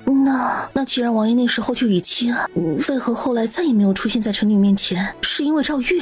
听完楚少渊的讲述，沈清离不可谓不震惊。臣女竟然不知王爷在背后做了这么多事。你现在知道也不晚。来日方长，他以后慢慢再跟姑娘说。回沈府的路上，沈清离又从韩宇的口中知道了不少事。那日王爷出现在京府，并不是碰巧路过，他能被封为县主，是王爷跟皇上提的。沈清离有些受宠若惊，同时也有些欢喜。3日后，监察司将调查结果如实汇报给楚圣帝。楚圣帝一番权衡，命人直接在宫中打了张燕之50个板子，并令定国公回去后好好管教。前脚张家刚被打，后脚皇家给沈清离的赏赐便送到了沈府，特赐牌匾1块。沈府2字乃楚圣帝亲笔所书。而同样去了余县，想靠着去赈灾得一份奖赏的赵玉，却因为受了赵婉的连累，只得了极少的赏赐。有那样的妹妹，也是赵玉的不幸，也怪他们自己没有好好管教。小姐说的是啊，她这几日忙着准备提亲的事儿，倒是没工夫再来叨扰小姐了。此时安阳侯府不亏，赵婉的30个板子换来了和尚书府的联姻，侯夫人怕是乐得嘴都合不拢。他说的不假，没了沈清离又怎么样？我们侯府娶了尚书府的嫡女，也算门当户对。婉儿这次倒是歪打正着。什么歪打正着？都到了这时候，母亲还没意识到赵婉犯错的严重性。坐了片刻，她便回了自己院子。江梦雪已经在候着了。若是宋云瑶进了门，得知她跟表哥已经暗通款曲，而且她的肚子好像还……这么晚了，怎么还不去休息？表哥，怎么了？表哥，我身子好像有了。有什么了？瞧见江梦雪往肚子看了一眼，才明白她的意思。这可是我们的孩子，也是表哥的第一个孩子，表哥难道不高兴吗？这孩子来的不是时候，宋府若是知晓，必定会不高兴。要不还是……不行，表哥，你不能如此狠心。表哥，这可是你的筋骨肉，要不咱们还是把事情告诉姑母吧。姑父身体一直不好，说不定这孩子的到来能给侯府带来好运呢。赵玉闭了闭眼，这是他第一个孩子，纠结了片刻，还是领着江梦雪去了侯夫人的院子。你们简直是荒唐！玉儿，这么大的事，你竟不提前告诉我，即便你要纳妾，也要等正妻过了门，如此岂不是让人笑话？看了眼跪在那哭哭啼啼的江梦雪，放缓了语气。梦雪，你也知道玉儿需要宋尚书的扶持，这个时候断不能纳你进来，若想留下孩子，你只能先住到外面，等玉儿成亲之后，再想法子接你进门。多谢姑母成全。赵玉也没再说什么，他现在只觉得一团乱麻。翌日，赵玉带上聘礼，麻木地去了宋府下聘。沈清离是在3日后收到了安阳侯府的帖子。啊，竟这般着急？安阳侯府这是怕到手的婚事跑了吗？这时韩宇附在他耳边轻声耳语了几句。果真吗？属下亲眼所见，赵玉把江梦雪送去了东街的一处宅子，还带了不少东西。没多久便有大夫过去，属下后来找那大夫打探了一下，说江梦雪已经有了身孕，还开了保胎的方子。她肚子倒是争气。宋云瑶若是知晓她这个正妻都还没有进门，赵玉的表妹都已经怀了孩子了，估计脸都会气绿吧。难怪婚期定得这么急。哼，真不知赵玉怎么想的，竟给小姐送帖子，莫不是脑子被门给挤了？小姐怎么可能去侯府赴宴？不用理会，侯府本就是拜高踩低的，此番赵玉大婚，他们可不得逮着机会，恨不得将上京有头有脸的人都请了去。小姐，刚刚王爷身边的青木送了这些过来，说是小姐这几天不能出门，王爷担心小姐烦闷，特意派人搜罗了这些书册，送来给小姐解闷。还有，这是清风茶楼的点心。小姐，还有这衣裙也是王爷送的。这是几个意思？他都还没说要接受了好吗？无功不受禄，这东西如此贵重，我不能收下，要不还是还回去吧。小姐，主子手上送出的东西还从来没有收回的，小姐还是留下吧。而且属下瞧着颜色和小姐很衬。是啊，小姐，王爷都已经差人送来了，您再还回去，岂非驳了王爷的面？什么情况？怎么连这2个丫头都这么帮忙？不对劲呢！你们2个此前不是很惧怕王爷吗？这会儿怎么还替人家说起话了？有吗？奴婢觉得王爷挺和善的。那就说起来吧。是。小姐，经过几天的休养，沈清离总算是可以出门了。昨晚给楚少渊送了信，让他今日一同去一趟药园。到清风茶楼时，楚少渊已经等在后院。沈清离一走下马车，顿时把楚少渊看愣了。姑娘今日穿的正是他送去的那套衣裙。臣女见过王爷。阿离，不必多礼。这就开始改称呼了，还真有些不习惯。往后若是没有外人，阿离不必行礼。本王上回便说了，你在本王这里是不同的。啊，不行礼，那岂不是乱了规矩？臣女不敢。没什么不敢的，本王给你这个特权，往后只有在有人的时候行礼，没人的时候不必跟本王生分。楚少渊将他耳边的碎发轻轻塞好，这让沈清离脸颊一红。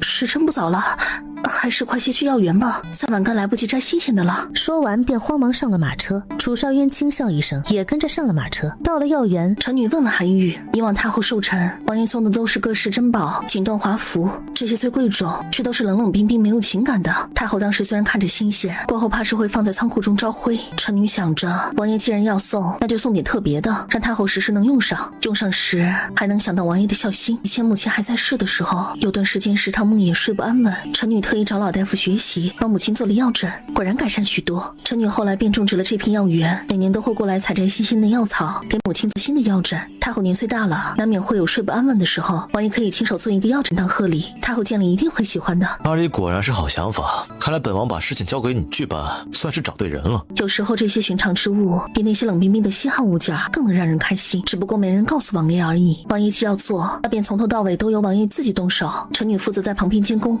倒是不客气啊，除了皇兄和太后，还从来没有人敢吩咐本王做事，当本王的监工。阿离可是头一个呀。是王爷自己说的，臣女与旁人不同，让臣女在王爷面前不用生分。这小丫头适应的倒是挺快。既然不用生分，那看在本王做了那么多事的份上，可不可以要一个奖赏啊？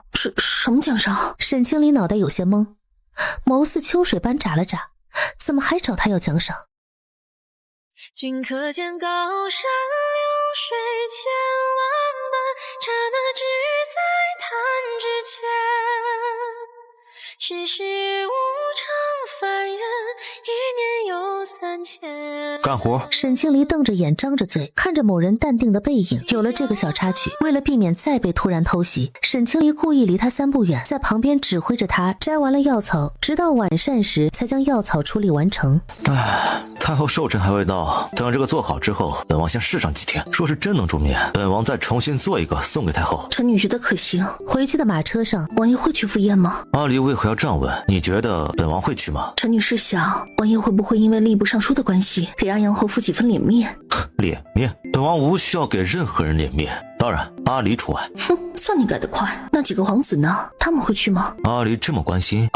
只是好奇而已。听说这些世家权贵更会做表面文章，为的就是个脸面。3皇子必定会去，其他几个不会。他们个个无利不起早，都是人精。无论此事因何而起，只要赵玉和宋云瑶一成婚，吏部尚书在他们看来就已经入了3皇子的阵营。王爷说的是。安阳侯府他们不会去，倒是宋府摆的出阁宴，他们应该会去走个过场。出阁宴？不必惊讶，这就是你说的文章。你现在的身份是县主，又沾着平南王的关系，宋家的帖子应该也会送到你的手上。还会邀请臣女？阿离若是去，本王便给他们个脸面，反正他们的气候也不长了。臣女若是不去，怕是会被人指点，说臣女刚封了县主，就目中无人吧。那便去吧。王爷的意思是？近几年吏部做事越来越不像话了，皇兄忍耐已久，打算动吏部尚书了。王爷跟臣女说这个，就不担心臣女姑念之前的关系跟赵玉通气？阿离会吗？当然不会了，臣女与他已无关系，他未来如何，会受谁的提携，又会受谁的牵连，臣女都不在意，更不会去管。所以王爷以后不用再试探臣女，免得因为不相干的人生出不必要的误会。听阿离的，本王以后不会再如此了。如楚少渊所言，隔天沈清离便收到了帖子。表姐，祖父说按理出阁宴不必如此排场，但既然吏部尚书给了帖子，咱们还是得去走个过场。我知道。哎呀，坏了，光顾着吃点心，邦吉大哥还在等着。他说了，今日带我们去寺庙。去寺庙干什么？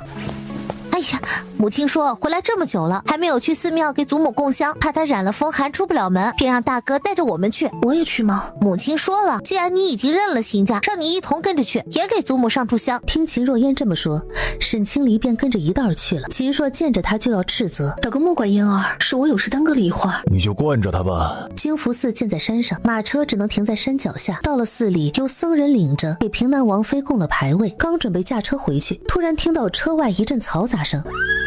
原是一辆马车失了控，就在车夫掉下的瞬间，车帘被风吹了起来。表哥，快救人！那姑娘我认得。沈清离说话的同时，秦朔已经起身，连忙拉住缰绳，试图将马控制住，但马好像疯了一般，任秦朔如何借力都不肯停下。姑娘得罪了。他手臂将人护着触地，见他们平安落地，沈清离和秦若烟才松了口气。表哥，你没事吧？哥，你受伤了？小伤，不打紧。袁姑娘，你还好吗？还好，多谢秦世子出手相救。秦朔只是了一声，并未多说话。表哥，他是顺宁侯府的袁晴，我跟袁姑娘在城外施粥时见过一面。秦朔点了点头，他对不熟悉的人向来没什么话。原来表姐认识呀，马车坏成这样，肯定不能用了。要不让袁姑娘先去我们的马车上，先把伤口处理一下，再检查下看看还有没有别的地方也伤着了。哥，你看。秦朔点了点头，转身往马车走去。多谢青离县主，多谢秦郡主。还好小姐没事，刚刚马车冲出去时，奴婢的魂儿都快吓没了。袁姑娘，你今日就自己来寺庙上香的吗？怎么身边连个护卫都没带啊？并非我自己，我是跟府中姨娘的女儿一同过来给祖父上香祈福。她上山时崴了脚，我便让她在山下候着，想着寺里不会有什么事，便把护卫也留下来照看她。等我下来时，车夫才跟我说她脚疼得厉害，已经带着护卫先回去了。哼，说好了在山下候着，小姐还没下来，她却先回去了。什么脚疼得厉害？奴婢瞧她就是故意的。翠芝这话一出，沈清离和秦若烟互看一眼，这马失控成这样，怎么看都有些不正常。袁姑娘还是要留个心眼才好。多谢县主提醒，也是让县主和郡主见笑了。府上关系的确有些复杂，我那个妹妹一向与我不和，今日之事只怕与她脱不了关系。回去后我定会好好调查清楚。我明白，哪下没有些弯弯绕绕，这都不新鲜，往后多留个心眼便是。哎呀，啊，这后宅之事果然不简单。如果真是你那妹妹所为，那她也太恶毒了，竟敢对马动手脚。这你要是真的跟着摔下去了，小命指定不保。郡主说的是，当真要多谢你们了，改日一定备上重礼，登门致谢。嗨，我哥举手之劳，袁姑娘不必放在心上。倒是你的马车坏了是个问题，眼下天色已晚，一时半会儿怕是也找不到人来接应。你若不介意，便与我们同乘一辆马车回去。袁晴倒是不介意，这合适吗？我瞧着你们也只有一辆马车，我若坐进来，会不会？你是担心我哥呀？嗨，没事儿，我哥皮糙肉厚的，让他在前面加马车就好。秦朔站在马车外，可真是他的好妹妹。天色不早，该出发了。多谢秦世子。不出意外的，没有得到任何回应。袁晴并未让他们直接送回顺宁侯府，怕被一些人瞧见传出什么流言。送完了袁晴，又将沈清离送去沈府。韩宇还带来了安阳侯府的消息。你说什么？赵王为了不想在寺庙里跪抄经书，把自个儿手又给划伤了。听闻伤的还挺严重。赵玉昨日去求了三皇子，想让三皇子跟主子求个情，免了他妹妹的责罚。主子说手伤了那就不抄经书了，改每日在寺庙里跪着诵经2个时辰，还要派个人去负责监督。他哥的大婚估计他是参加不到了。说到大婚，沈清离看着桌上韩宇带来的衣裙，王爷这是给他送衣裙送上瘾了是不？你家王爷这是攒了多少料子呀？是不是库房存不下就急着用掉啊？具体多少属下不知，属下只知道2个库房快存满了，都是上好的布料，全都是给小姐准备的。主子说了，小姐若是不喜欢他挑的那些，属下可以领小姐去王府自己挑。啊，不必了不必了。好家伙，这还没怎样呢，他怎能去人家的库房挑东西？宋云瑶出阁宴这天，沈清离一早起来，到底还是穿了楚少渊送来的那件，收拾的差不多便出门了。到宋府门口等了片刻，平南王府的马车便到了，来的只有秦夫人和秦若烟。平南王和秦朔有事，一早便出城去了。几人在宋府管家的带领下，一同进了宋府。宋云瑶行事浮夸，宋尚书做的也如此高调，是生怕旁人不知道他贪吗？出阁宴男女分席，如楚少渊那日所言，皇子们都来了。宋府管家急匆匆跑来，说王爷已经到门口了，连忙起身小跑着出去迎接。直到楚少渊进来的那刻，见过王爷，都免礼吧。见姑娘穿的是他送的那件，嘴角微不可察的扬了下。宋云瑶是今日的主角，打扮得很是艳丽，心里却还惦记着楚少渊，而他的未来夫君赵玉也是如此。老臣敬王爷一杯，王爷能驾临府上是老臣的荣幸，老臣先干为敬。楚少渊只是端起酒杯示意了一下，宋尚书接着又给几个皇子和丞相敬了酒。女眷这桌宴席过半时，女眷都吃得差不多了，宋夫人便提议带着女眷们去府中花园走走。途中沈清离想去如厕，便让韩宇陪着先行离开。沈清离如厕的时候，韩宇注意到这荷花池里有一片稀罕花色，便飞到树上提前找好角度。刚到树上，便瞧见赵玉也出现在镜房旁边，还是有醉意，好像在找什么人。韩宇眉头一皱，他在这里纠缠小姐可就说不清了。瞅准时机从树上跳下，赵玉只觉得脖梗一麻，便直接晕了过去，将还晕着的赵玉拉到水池边。等沈清离一出来，他若无其事地将人带走。刚走开没一会儿，怎么回事？我好像听到后面有落水声，该不会是有人掉水池里了吧？属下也不清楚，听着好像是有落水声。当沈清离要前往查看时，小姐，这是别人的府邸，多一事不如少一事，而且这么大的声音肯定也不止咱们听到，还是先等等再说。那听你的。他已经瞧见有人在往这边来了，好像正是赵玉身边的下人。一看水中那身衣裳，正是自家主子今日的穿着，连忙跳下去，费了好大一番力气，终于将赵玉给拽了上来。这时其他听到声音的人也纷纷赶了过来。哎呀，这怎么回事啊？好端端的怎么还落水了？你是怎么照顾主子的？小的不知，小的也是听到声音才赶过来，就看到主子已经在水里了。主子有些不胜酒力，许是没走稳才掉到水池里，都是小的照顾不周。听见赵玉咳嗽2声，接着缓缓睁开眼，意识到自己的失态。岳母大人，小婿因着明日就要跟云瑶大婚，心里高兴，便多饮了几杯，出来透口气儿，一时没走稳跌入水中，让岳母大人和各位宾客见笑了。听他这么说，宋夫人总算拉回了面子啊，不打紧，大婚高兴也是情理之中，不过饮酒还需适量，我要伤了身子呀。岳母大人教训的是。而宋云瑶自打一过来，瞧见是赵玉落水，脸上没有一丝着急。云瑶啊，你快带着赵公子去前院换身衣服，明天还要大婚呢，再染了风寒就不好了。宋云瑶这才不情不愿，领着赵玉去了前院。众人重新回了宴席，赵玉换了身衣服也回来了。宋尚书心里一阵嫌弃，等宴席结束，赵玉自知确有不妥，也只好受着宋尚书的数落。回府的马车上，沈清离想了想赵玉落水的事，好像有哪里不对劲。韩宇，赵玉落水的事儿是不是你干的？小小姐说的没错，正是属下干的。他做了什么？属下见他鬼鬼祟祟站在净房附近不走，一看就是想来骚扰小姐。这可是别人府上，被人看见了会误会小姐，所以属下就将他敲晕了，之后又把他挪到了水池边。干得好！我早就跟赵玉说了，不要再纠缠，他就跟听不懂人话似的，都要跟别人成婚了，还在装深情。我最是看不惯他这虚情假意的模样。小姐说的是。天快黑时，平南王和秦朔去了城郊的一处别院，被他们一同带回来的还有2个匪徒。平南王将他们分开关押。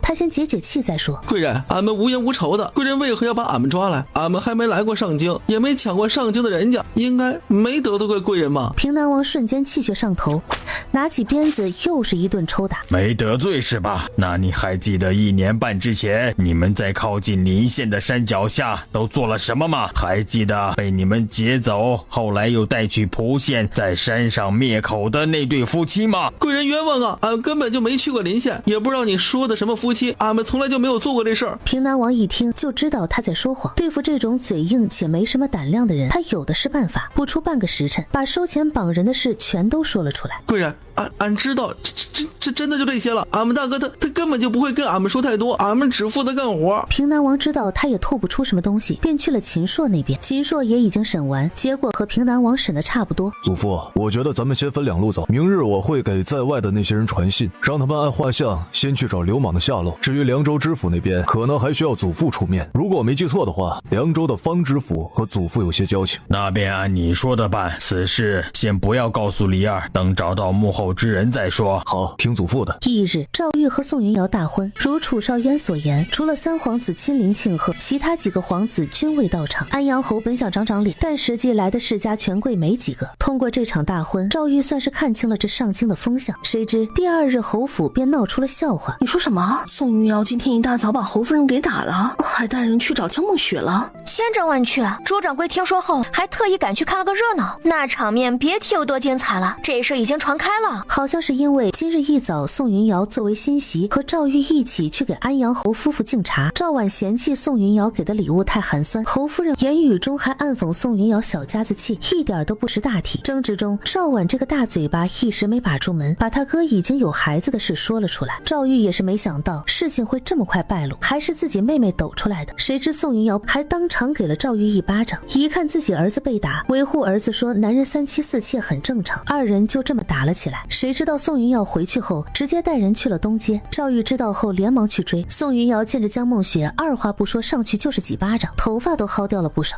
赵玉丢不起那个人，最后没办法将宋云瑶强硬抱上马车带回了侯府，把江梦雪也一道带回去商议。江梦雪还在侯府呢，这个奴婢也不知，八成还没回东街呢。出了这种事儿，没有结果之前，宋云瑶怎么可能放他走？他们这边刚说完，韩宇便从外面回来了。小姐，宋府那边派了管家过去，直接到侯府将宋云瑶接走了。赵玉此刻也恨不得捅了赵婉。我都已经说了，让你们大婚之前把他送去寺庙，你们偏要护着不肯送。现在好了，出了这种事儿，让侯府成了笑柄，你们让我怎么去跟宋尚书交代？婉儿，你说说你怎么就不能忍一忍，非要跟他争论做什么？母亲，是他欺人在先，好歹我喊了他一声大嫂，他却只给我这么点东西，当我是叫花子打发吗？要不是他小家子气，我也不会跟他争论，也就不会有这事儿了。你还不知错？你看看府里都被你闹成什么样了，你自己好好想想，这几个月你给我惹了多少事儿？要不是因为你，我和沈清离也不会走到这步，后面也就没有这么多事儿了。赵婉跟疯了一般，就冲到赵玉跟前，连抓带挠的。江梦雪眼疾手快，冲到赵玉跟前挡着。表哥，事已至此，你就算把婉儿打死也没用，还是想想该怎么解决吧。实在不行，只要夫人她肯回来，我就把孩子给打了。我不想让表哥为难。赵玉狠狠瞪了赵婉一眼，把江梦雪先送回了偏院肃王府。主子，赵玉表妹的事败露了，今日侯府和东街宅子可是热闹得很。宋尚书一气之下，派人去将宋云瑶接回了宋府，还说要跟侯府讨说法。这么快就暴露了，还以为他能瞒住宋家，撑到孩子生下来再坦白。这还要多亏了赵婉。青云把打听到的细节全部讲了出来。主子，平南王已经将人抓住了，审得如何属下不知，但今日一早他派人快马加鞭去了凉州，还有秦朔，他并未将人手撤回来。属下猜测抓住的2个人只是小喽啰。楚少渊坐到书桌前沉思了片刻，先派人盯着，有什么消息即刻来报。是，属下领命。还有一事，东丽国的暗探传传来消息，说林子里的那支箭的确在东丽见过，只是那边现在也很少有人用这种，他们已经在暗中调查都是何人在用。楚少渊点了点头，还真被那姑娘给说中了。青云，你去一趟神府，让县主后日来一趟王府，就说上次带回的药草已经筛好了，本王不知如何装。是，主子。青云转过身时，主子真是一刻都不想等。青云来到神府，把楚少渊的话如实传达。知道了，你回去跟王爷说一声，我后日会准时去王府教王爷如何装。青云一时没反应过来，点了点头便出了神府。当青云回去把沈清离说的话和当时的表情一五一十告诉楚少渊后，楚少渊瞬间就读懂了，这姑娘是在打趣他。翌日下午来到平南王府，见过舅母。梨儿来了，快过来坐。香莲，快去给梨儿端杯茶来，记得要果茶。多谢舅母。表姐，你来的正好，我正和母亲说安阳侯府的事儿呢，你还不知道吧？昨晚上赵玉去宋府接人了。去接人了？可我来的时候还瞧见赵玉的马车往东街去了，估摸着是去找江梦雪。宋云瑶都回侯府了，既然能允许她去找江梦雪，这也不符合宋云瑶的性子呀。怎么可能？人宋家根本没让赵玉把宋云瑶接走，她昨晚上是被赶出来的。听说啊，管家骂得可难听了。表姐，你说赵玉的脑子是被门给击了吗？看着挺聪明，挺会算计艺人，怎么会做出这个决定来？他怎么想的？这不是纯纯找骂去了吗？谁知道呢？人家宋府要的是态度，不是他的孩子。表妹，你是怎么知道的如此详细？该不会昨晚上路过的人是你吧？哎呀，要是我在就好了，只可惜是我派去的小厮瞧见，没能亲眼看到赵玉吃瘪的模样啊，真是太可惜了。幸好梨儿与他们已无关系，否则现在闹心的就是梨儿了，真该谢谢赵万。这话惹得沈清离和秦若烟一阵欢笑，陪他们说了会儿话。沈清离去了平南王的院子，给外祖父请安。好，快进来。给外祖父带了喜欢的酥饼。梨儿有心了。外祖父，我……便听见外头有脚步声传来，一看沈清离也在。李儿也在啊。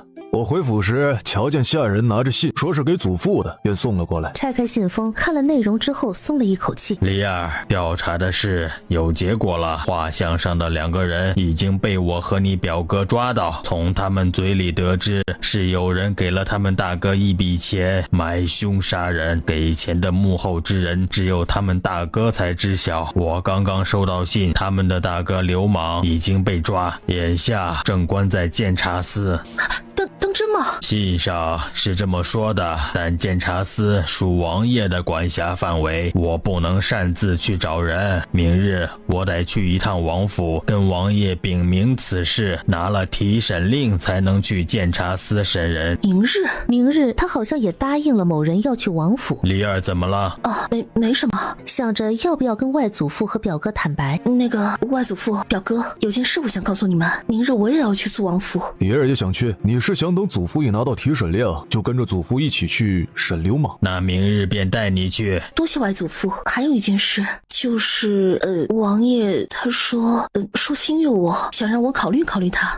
你刚刚说什么？王爷他心悦你？就连秦朔也惊了一下。王爷亲口跟你说的？是我前些日子跟王爷一道出了次城，去庄子上看灾民的安置情况，就是那时候他跟我说的。此事梨儿如何看？沈清离垂下眼眸，把楚少渊自打离开茶园后暗中做的那些事全都跟他们说了。没想到王爷竟在背后做了这么多。王爷他与赵玉不同，与他接触的这几个月以来，我发现只要有他在，好像什么都不用我操心。那是王爷的担当，岂是他赵玉能比的？这话倒是不假，王爷堪为男儿典范。这么说，梨儿是也有此意啦？以王爷的身份，将来必定还会有侧妃侍妾，不知表妹能否应对得来啊？我想试试，神府这么大摊子我都能接受，苏王府我相信我也能行。翌日早膳后，沈清离与平南王一同去了肃王府。楚少渊有些意外，老臣见过王爷。臣女见过王爷。免了，坐下说话。老臣不请自来，实在是因为有事要跟王爷汇报。梨儿父母被匪徒所害，此前一直以为是拦路打劫，现在确定是买凶杀人。老臣已经查到线索，眼下仍旧关在监察司，这是匪徒的信息，老臣不能擅自去监察司，特来来跟王爷求个提审令，老臣定要查明幕后黑手。他不禁看了眼沈清离。好，听南王客气了，监察司属本王管辖，既有命案，本王有义务调查清楚，不用提审令，本王亲自陪你去提审。本王也很想知道这幕后黑手是谁。多谢王爷。见他们起身了，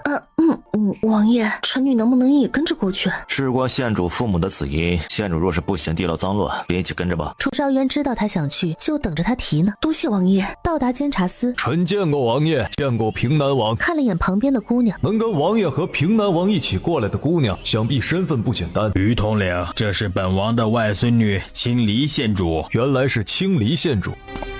不知王爷过来所谓何事？本王要提审此人。是，臣这就带路。这里关的都是重犯，审讯犯人的场面沈清离从未见过，全程都很紧张。当平南王问出1年半前临县山脚下劫人的事，我也不知幕后之人的身份，我们都是收钱办事，钱也不是那人给的，而是那人的一个远亲，但我知道那人是上京的，好像还是个权贵。那远亲是何人？姓甚名谁？住在何处？我没问过名字，我听其中一人喊过他，好像叫什么齐牙子，他就是临县人。不过我想起来了，抓人的前2日我们一起喝酒，他喝的有些上头了，不小心说漏了嘴，说给钱办事的人是他一个远房表舅，在上京是很有牌面，叫什么杨侯，是不是安阳侯？没错，好像就是叫安阳侯。沈清离脑袋嗡的一下，安阳侯赵玉的父亲，安阳侯为何要这么做？双腿发软，差点晕过去。楚少渊连忙将人扶住。离儿，你怎么样？没事，我只是一时有些无法接受，怎么会是安阳侯？他为什么要这么做？他与父亲可是称兄道弟呀。人心难测，你父亲拿人家当兄弟，陈家或许只是为了你父亲的家业。王爷言之有理，只怕从提亲开始，他们的心思就不纯，就是冲着沈府的家业而去。只是老臣还有疑惑，两家婚事已经谈成，大婚将至，安阳侯为何还要下此毒手？这里面一定有事。这个问题只有安阳侯自己才知晓。出了地牢后，青云即刻派人带上画像去临县，把安侯的远亲通通调查一遍，看看有没有一个叫做齐牙子的人。若是找到此人，即可押回监察司。注意要悄悄的，别让安阳侯察觉。老臣多谢王爷。此刻的安阳侯还未意识到事情已经败露。玉儿，你就听为父的，让孟雪把孩子打了，你再去宋府跟宋尚书好好认个错，把宋云瑶先接回来。等过些日子风头过去，宋云瑶气也消了，你们再好好商量一下，把孟雪接进府。孩子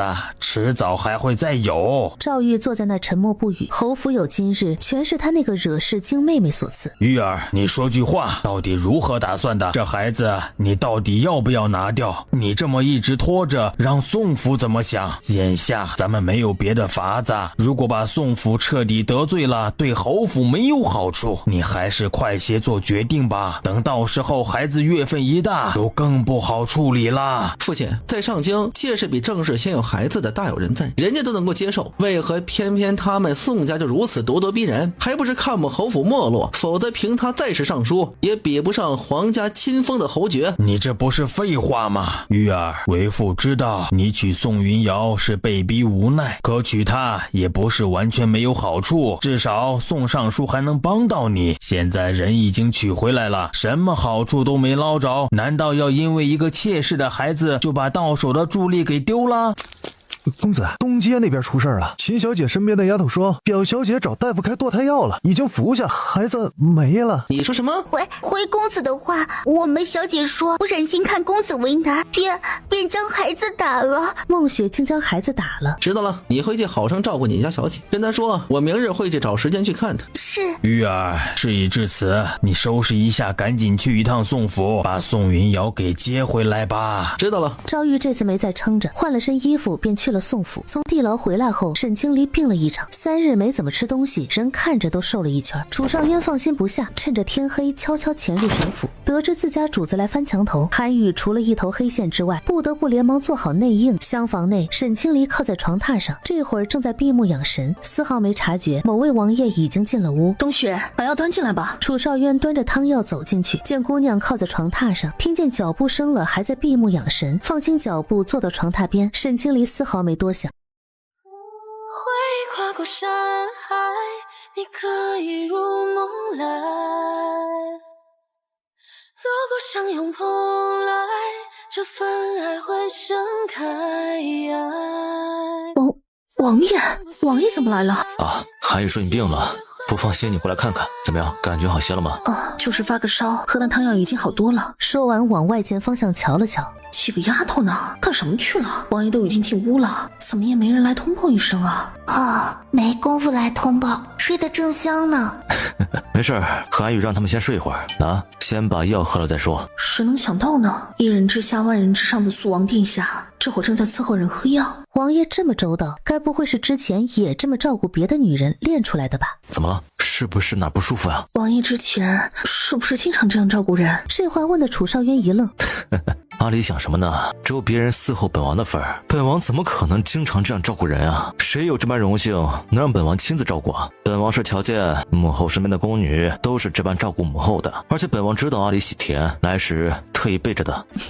这么说，我在王爷这儿是独一份的待遇了。那是自然，怎么会突然发烧啊？是因为查到背后之人是安阳侯，你无法接受是吗？我只是想不明白，安阳侯为何要这样做？赵玉会不会也参与其中？如果他真参与了，那我岂不是罪该万死？是我把这个祸害招进沈家的。阿离，别多想啊，或许并不是你的原因。照这个情况来看，他们觊觎沈家家业，必定不是一天两天了。青云已经赶去抓人了，等七伢子一抓回来，到时候便能知晓一切真相。真能抓到吗？万一我们抓不到人，或者人已经没了，那还怎么指控安阳侯的罪行啊？阿离放心，只要人还存活在世，无论他躲到哪里，就算翻遍整个大楚，本王也一定把他给找出来。退一步说，即便人已经被灭了口了，本王也有其他法子先去抓人回来审，只是为了有凭有据，大小也是个侯爵，在皇家都有登记在册，不到不得已，还是不要采取非常手段，免得落人口舌。王爷说的有理，以侯府那帮人的胡搅蛮缠，不拿出证据，他们不会轻易就范。别多想啊，本王会配合平南王处理好此事，还你父母一个公道。听楚少渊这么说，沈清离才彻底放下心来。对了，等人抓回来，王爷最好把侯府所有人都带去审讯，万一其他人也知晓内情，不审岂不是便宜了他们？言之有理，时不早了，阿离先好好歇着，若有了消息，本王第一时间告诉你。沈清离点了点头，喝了药，他确实有些困，好好歇着啊，等本王的消息。说着在他额头亲了一下，便起身离开了。他怕再不离开，自己会忍不住再做点什么。2日后，青云带着好消息回来，齐伢子被他们抓住，已经送去监察司关着了，派人给平南王府和沈府都送了消息，侯府和宋府也重修于好。哼，赵玉就是如此不作为，我现在觉得他谁都不在乎，他在乎的只有他自己。不过没看出来江梦雪倒是个聪明人，知道这个孩子一定保不住，与其撑到最后被人逼着打掉，还不如自己主动点，这样反倒能让赵玉对他愧疚，往后等他入府。小姐说的有理，奴婢听闻赵玉连着去了2次，宋家虽然很生气，但最后还是同意他接宋云瑶回去。两人都已经这样了，事情不到最后一刻，宋家不会让宋云瑶和赵玉分开的。刚用完晚膳，韩宇便带回了消息：小姐，七伢子已经抓到了，王爷让您明示去监察司和他一起提审。真的吗？人已经抓到了？千真万确，青云亲自将人押送回来，下午已经送去监察司关着了。平南王那边也已收到消息。这可太好了，真相很快就要浮出水面。次日，几人再次来到监察司，七伢子立马挣扎。喊冤说自己什么也没干，可当他瞧见姑娘的长相，震惊的瞪大眼睛。我全都说，是我的远房表舅安阳豪，是他给我银子，让我找一些老练的山匪，蹲守在沈家夫妇必经之路上，装作拦路打劫，将人抓住灭口。我是一时贪念，被银子迷了心窍，我才会答应帮表舅做事的。不过人不是我杀的，人是那些山匪杀的。沈清离闻言气得不轻，走过去抄起地上的鞭子，对着七伢子狠狠抽了几鞭子。平南王没想到自己外孙女会动手，这不合规矩，想上前去拦一下。无妨，县主的父母冤死在这恶徒手中，让县主出口气也无伤大雅。王爷所言极是，穷凶极恶之人活该如此。畜生，还敢说人不是你杀的？你收了安阳侯的银子，替他找了山匪，跟你亲手杀人有什么区别？我知道错了，我认罪，我全都认。之后他颤抖着将事情的来龙去脉、时间地点全都交代了一清二楚。临出审讯间时，你可知晓安阳侯为何要害我父母性命？不知，这我真不知。我问时他只说沈家夫妇得罪了他。沈清离眼神冷了冷，也不再多问，拿到证词当晚，楚少渊进宫去见楚少生帝，跟他表明了要审讯安阳侯一家。杀害青离县主父母的幕后黑手竟然是安阳侯，他倒是藏得挺深。既然已经讯，一切你做主便是了。臣弟遵旨。若不是县主此番碰巧去了姚县，遇上了那对老夫妻，得知了一些线索，只怕就要被安阳侯躲过去了。朕听闻这2次都是你亲自出面，陪着平南王和青离县主去监察司提审。杀害青离县主父母的匪徒就关在监察司，这是臣弟的分内之事。只是因为这个，那是自然，在臣弟的管辖范围内，怎能允许有冤情？臣弟必然要追查。明日臣弟便派人去安阳侯府抓人，待审讯结束后会呈给皇兄审阅。瞧他这副嘴硬的模样，还有公事公办的态度，楚生帝真是没眼看。就按你说的办。待楚少渊出去后，这小子还当朕看不出他的心思呢，朕倒要看看他还能瞒到什么时候。皇上的意思是，你还没看出来吗？这小子对青离县主不一般，8成是有什么想法。还是皇上慧眼如炬，老奴这榆木脑袋呀，竟丝毫没察觉王爷的心思。这是好事，只要这小子的亲事定下，朕就不必再听太后唠叨，耳根子总算能清净了。次日刚过早膳不久，当监察司的人出现在安阳侯府时，监察司的人怎么来侯府了？赵公子，我等是奉于统领之命前来带安阳侯府的人去监察司，有桩案子需要你们配合调查。案子？什么案子？安阳侯府一向守法，不曾犯过什么事儿，是不是有什么误会啊？侯夫人也是一脸的懵。是啊，我们侯府一向本本分分的，怎么会闯下案子？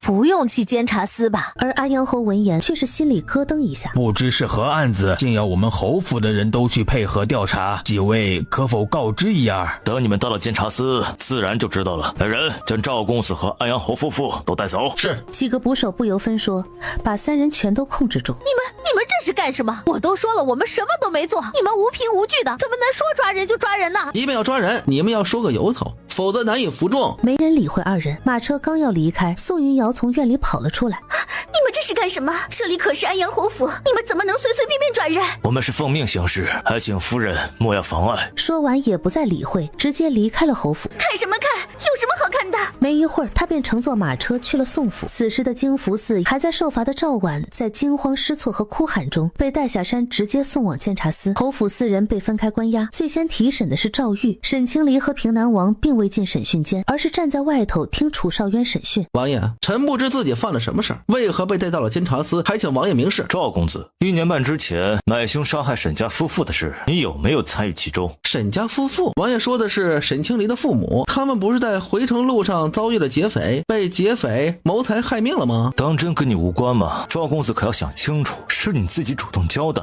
还是等本王将证据拿出来？王爷为何如此问？臣没做过的事儿，让臣如何交代？王爷若有证据，直接拿来便是。但臣的确是没做过，若是真查到了什么证据，那也是有人想要污蔑臣。本王提审自有道理，安阳侯买凶杀人，这些证词上写的清清楚楚。什么？这怎么可能？臣的父亲怎么可能会是买凶杀害沈清离的父母？赵玉闻言都懵了，这不可能，一定是有什么误会。他们平日都有来往，关系一向不错，怎么可能会出现这种事儿？王爷，这会不会是搞错了？臣的父亲没有理由买凶杀人呢。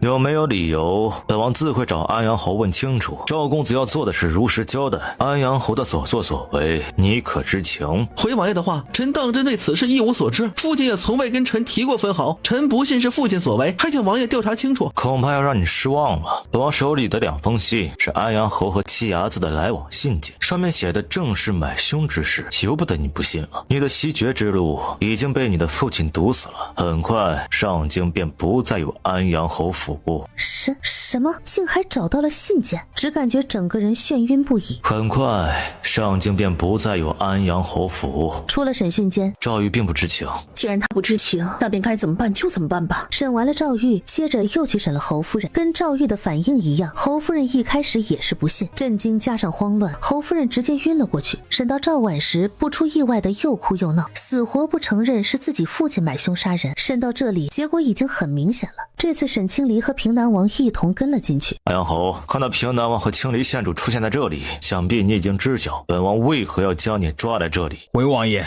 臣不知，还请王爷明示。我只问你，你为何要买凶杀我父母？他们到底是哪里得罪你了？县主，这话我听不懂。我与你父母一向要好，哪来的得罪我一说？我更没有买凶去杀害他们。都这个时候了，还在装傻？你以为没有证据，我们会把你抓到监察司吗？1年半前，是你给齐阿子一笔银子，让他帮你找到山匪杀害我父母，伪装成拦路打劫谋财害命。他们在灵山县小抄的人，后来转移到蒲县灭的口。齐阿子和他找到那个山匪头子都已经被抓了，证词上面写的清清楚楚，还有你写给齐阿子的信件都已经被找到了，容不得你抵赖，你自己好好看看。不可能，怎么可能？他捡起信件确认了一遍。青离，我是一时糊涂，猪油蒙了心，才会做下此等错事，害你父母丢了性命。事后我也很后悔，才会让玉儿接你进侯府，就是为了能好好照顾你，弥补过错。我说的都是真的。混账东西，都这时候了还不知错，你一时糊涂，怎么不去害你自己儿女的命？别有本王的女儿，你还好意思提李儿？你们把她接过去是好好照顾吗？啊，你们分明是算计着她的家业，还要让她做妾，一群狼心狗肺之人。若不是本王有防备，李儿现在指不定被你们害成什么样，还妄想我们饶你。本王带着县主先出去，审讯之事便交由平南王，本王只要一个结果。是，老臣遵旨。带他们出去后，很快里面便响起哀嚎声、求饶声，还夹杂着几句咒骂。外祖父如何？都已经问清楚了。多年前安阳侯回乡祭祖，因着侯夫人身体抱恙，没跟着一起回去，跟同乡的一个女子勾搭到了一起。那女子不久后便有了身孕，思虑再三，还是偷偷将人接来了上京。此事他瞒得很好。在孩子2、3岁时，那女子因病离开了人世。安阳侯伤心不已，不忍孩子孤苦无依，便动了把孩子暂时送到沈府养着的心思。沈清离父母很是震惊，但他们拒绝了。谁知3个月后，孩子有次半夜发了高烧，很快就没了气息，痛失爱子。安阳侯伤心不已，安阳侯心里有些扭曲，竟把那孩子的死怪在了沈清离父母头上。心里早已经在密谋着计划，就有了后面的买凶杀人，事后还装作关心，一步一步侵吞沈家的家业。这个混蛋，千刀万剐也不为过。县主放心，本王即刻带着供词进宫禀明皇兄，一定不会轻饶安阳侯。多谢王爷。出了监察司，楚少渊直奔皇宫而去。此时的宋府，父亲，你快想想办法，打听一下，看看到底怎么回事。监察司为何把安阳侯府一家全都抓了起来？他们到底犯了什么事？会不会连累咱们？我怎么这么命苦，被迫嫁给赵玉，刚成亲就闹出了孩子。这孩子的事刚解决，又出了这么档子事。若是赵玉出了事，我岂不是要成了寡妇了？这可怎么办呀？你先别急，事情刚出来，一时半会儿他们不会被怎么样。为父在监察司有认识的人，晚些时候为父就去打探。你父亲说的对呀，审讯定罪总是需要些时间的。等你父亲打听清楚了，再想想能否想个法子救人。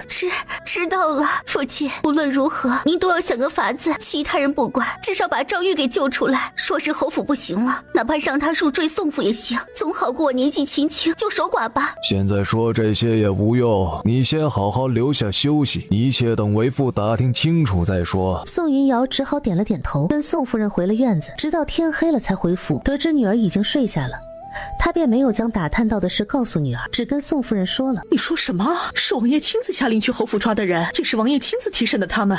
正是，听闻是犯了命案，而且平南王和青离县主也在，只怕是情况不妙。你是想说安阳侯府犯的命案或许跟沈家夫妇有关？我没记错的话，他们好像是被劫匪所害。只怕此事不简单呐！如果真如我们猜想的那般，侯府这次当真是危险了。今日已经提审过了，只能等明日再看，会不会有什么消息传来。那云瑶那边，先别告诉他这些。三皇子得知安阳侯府一家被抓，也是震惊不已。他一心栽培赵玉，谁知道安阳侯府如此不争气。次日早朝刚过，对安阳侯府的定罪便送到了监察司，按律收回侯府爵位，不再享有皇家俸禄，后世也不可再承袭爵位，并于3日后斩首示众。侯府其他人并未参与，准予放回，只有普通人身份的赵府侯夫人，现在应该叫赵夫人了。得知自己夫君要被斩首示众，当场晕倒了。在回侯府的路上，赵玉瞧见街上已经贴了布告，赵婉却是听得清清楚楚，气得他眼眶通红。干什么？你还嫌不够丢人是吗？都是谁干的？也太过分了！光天化日之下，还有没有王法了？行了，说这些有什么用？没多久，侯夫人便醒了过来。这该死的赵文竟敢背着我养外室，还生了孩子！要不是因为他荒唐，侯府也不会出这种事。你说你父亲他怎能如此糊涂？他做什么不好，非要去买凶杀人？这下完了，全完了！侯府的爵位没了，我儿的前途也被他毁了。这挨千刀的赵文可把我们害苦了。之前他们说了什么？判了你父亲要在3日后斩首示众，这可是真的。母亲，是真的，告示已经贴到街上了。父亲他3日后就要斩首示众了。那你还等什么呀？你父亲就要被斩首示众了，你快想想法子救他。你以为我不想救吗？那可是2条人命的大罪，而且还是王爷亲自审理，皇上亲自批下的文书。那也不能眼睁睁地看着你父亲被斩首，无论有没有可能，总要试一试吧。那可是你父亲呢。是啊，大哥，咱们去求求三皇子，求求宋尚书，看看有没有转圜的余地。赵玉被吵得心烦，什么也没说的走了出去。午膳后，楚少渊从宫中回来，管家便来汇报说青离县主来了。臣女见过王爷。免了，本王上回不是同你说了吗？下次没有外人的时候就不必行礼了。哎，快过来看看本王酿制的药材合不合格？王爷出手自然不会不合格，加上这个就可以做药枕了。如此，那便多谢阿离的指导。楚少渊将他拉到茶桌旁坐下。是臣女要谢王爷才是，如果没有王爷出手，安阳侯的事也不会这么顺利。阿离的事就是本王的事。再说安阳侯罪行属实，即便是没有本王，监察司也一样会审理好此案的。无论如何，都还是要感谢王爷。那阿离打算如何感谢本王？见楚少渊又是一副算计人的眼神，沈清离顿时有些后悔，说谢谢了。既然王爷都说了，追查案情是王爷的分内之事，那臣女便不客气了。小滑头，主子，赵玉出去了，看马车的方向应该是去三皇子府。知道了，不用理会。王爷，安阳侯3日后的斩首，有本王在，此事一丝转移的余地都不会有。安阳侯3日后必死无疑。有了他的保证，沈清离才放下心来。做完了药枕，楚少渊带他在府上四处走了走。王府的布局，阿离可还喜欢？王府如此期盼，只怕没有女子不喜欢吧？旁人本王管不着，阿离这么说，那便是喜欢了。不喜欢也不打紧，等日后你进了府，随你如何布置。楚少渊说着，将人揽入怀中。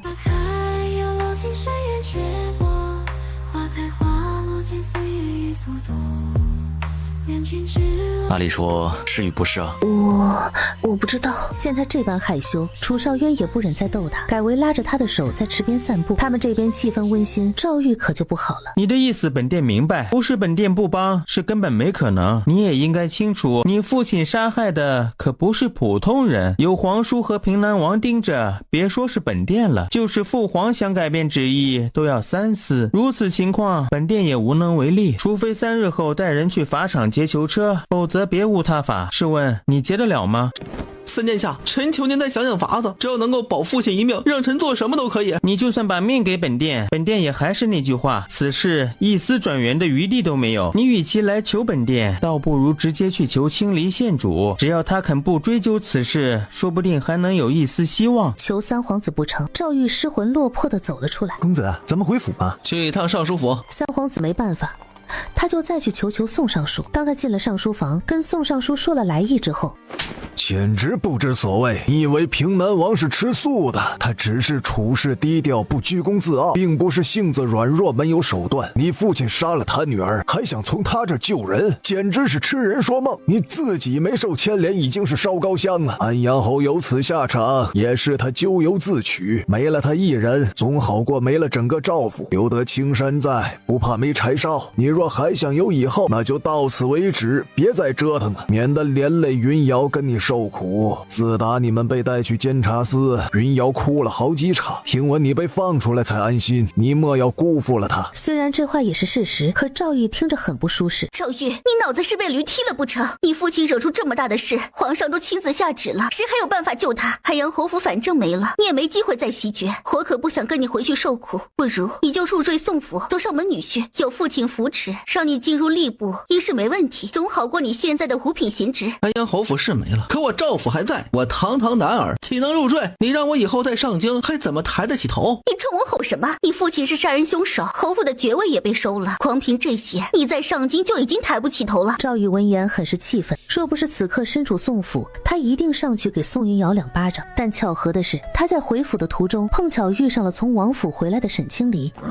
韩宇眼神一冷，你活得不耐烦了，知不知道这样危险？自己想死别连累旁人。沈清离掀开车帘，瞧见是赵玉。你走吧，我们之间没什么好说的。县主，我知道现在来给你求这个事情有些不合适，但他毕竟是我的父亲，我不能看着他被斩首，我也无意替父亲辩解，千错万错都是我们赵家的错，是我们对不起你父母，也害你早早失去了双亲。我父亲已经年迈，能不能够求你网开一面，让他有个善终，我愿给沈家做牛做马，替父亲还这个罪孽。知道不合适你还求？沈清离语气冰冷，眼神恨不能撕了赵玉。你想保你父亲，那我父母的命谁保？你想让你父亲有个善终，那我父母就活该被匪徒杀死吗？我们沈家不缺牛马，你就是拿命来换，也弥补不了对我父母和我的伤害。你没有参与此事，我不会对你如何，但你父亲是杀人凶手，必须以命抵命。我们走，让开，否则鞭子伺候。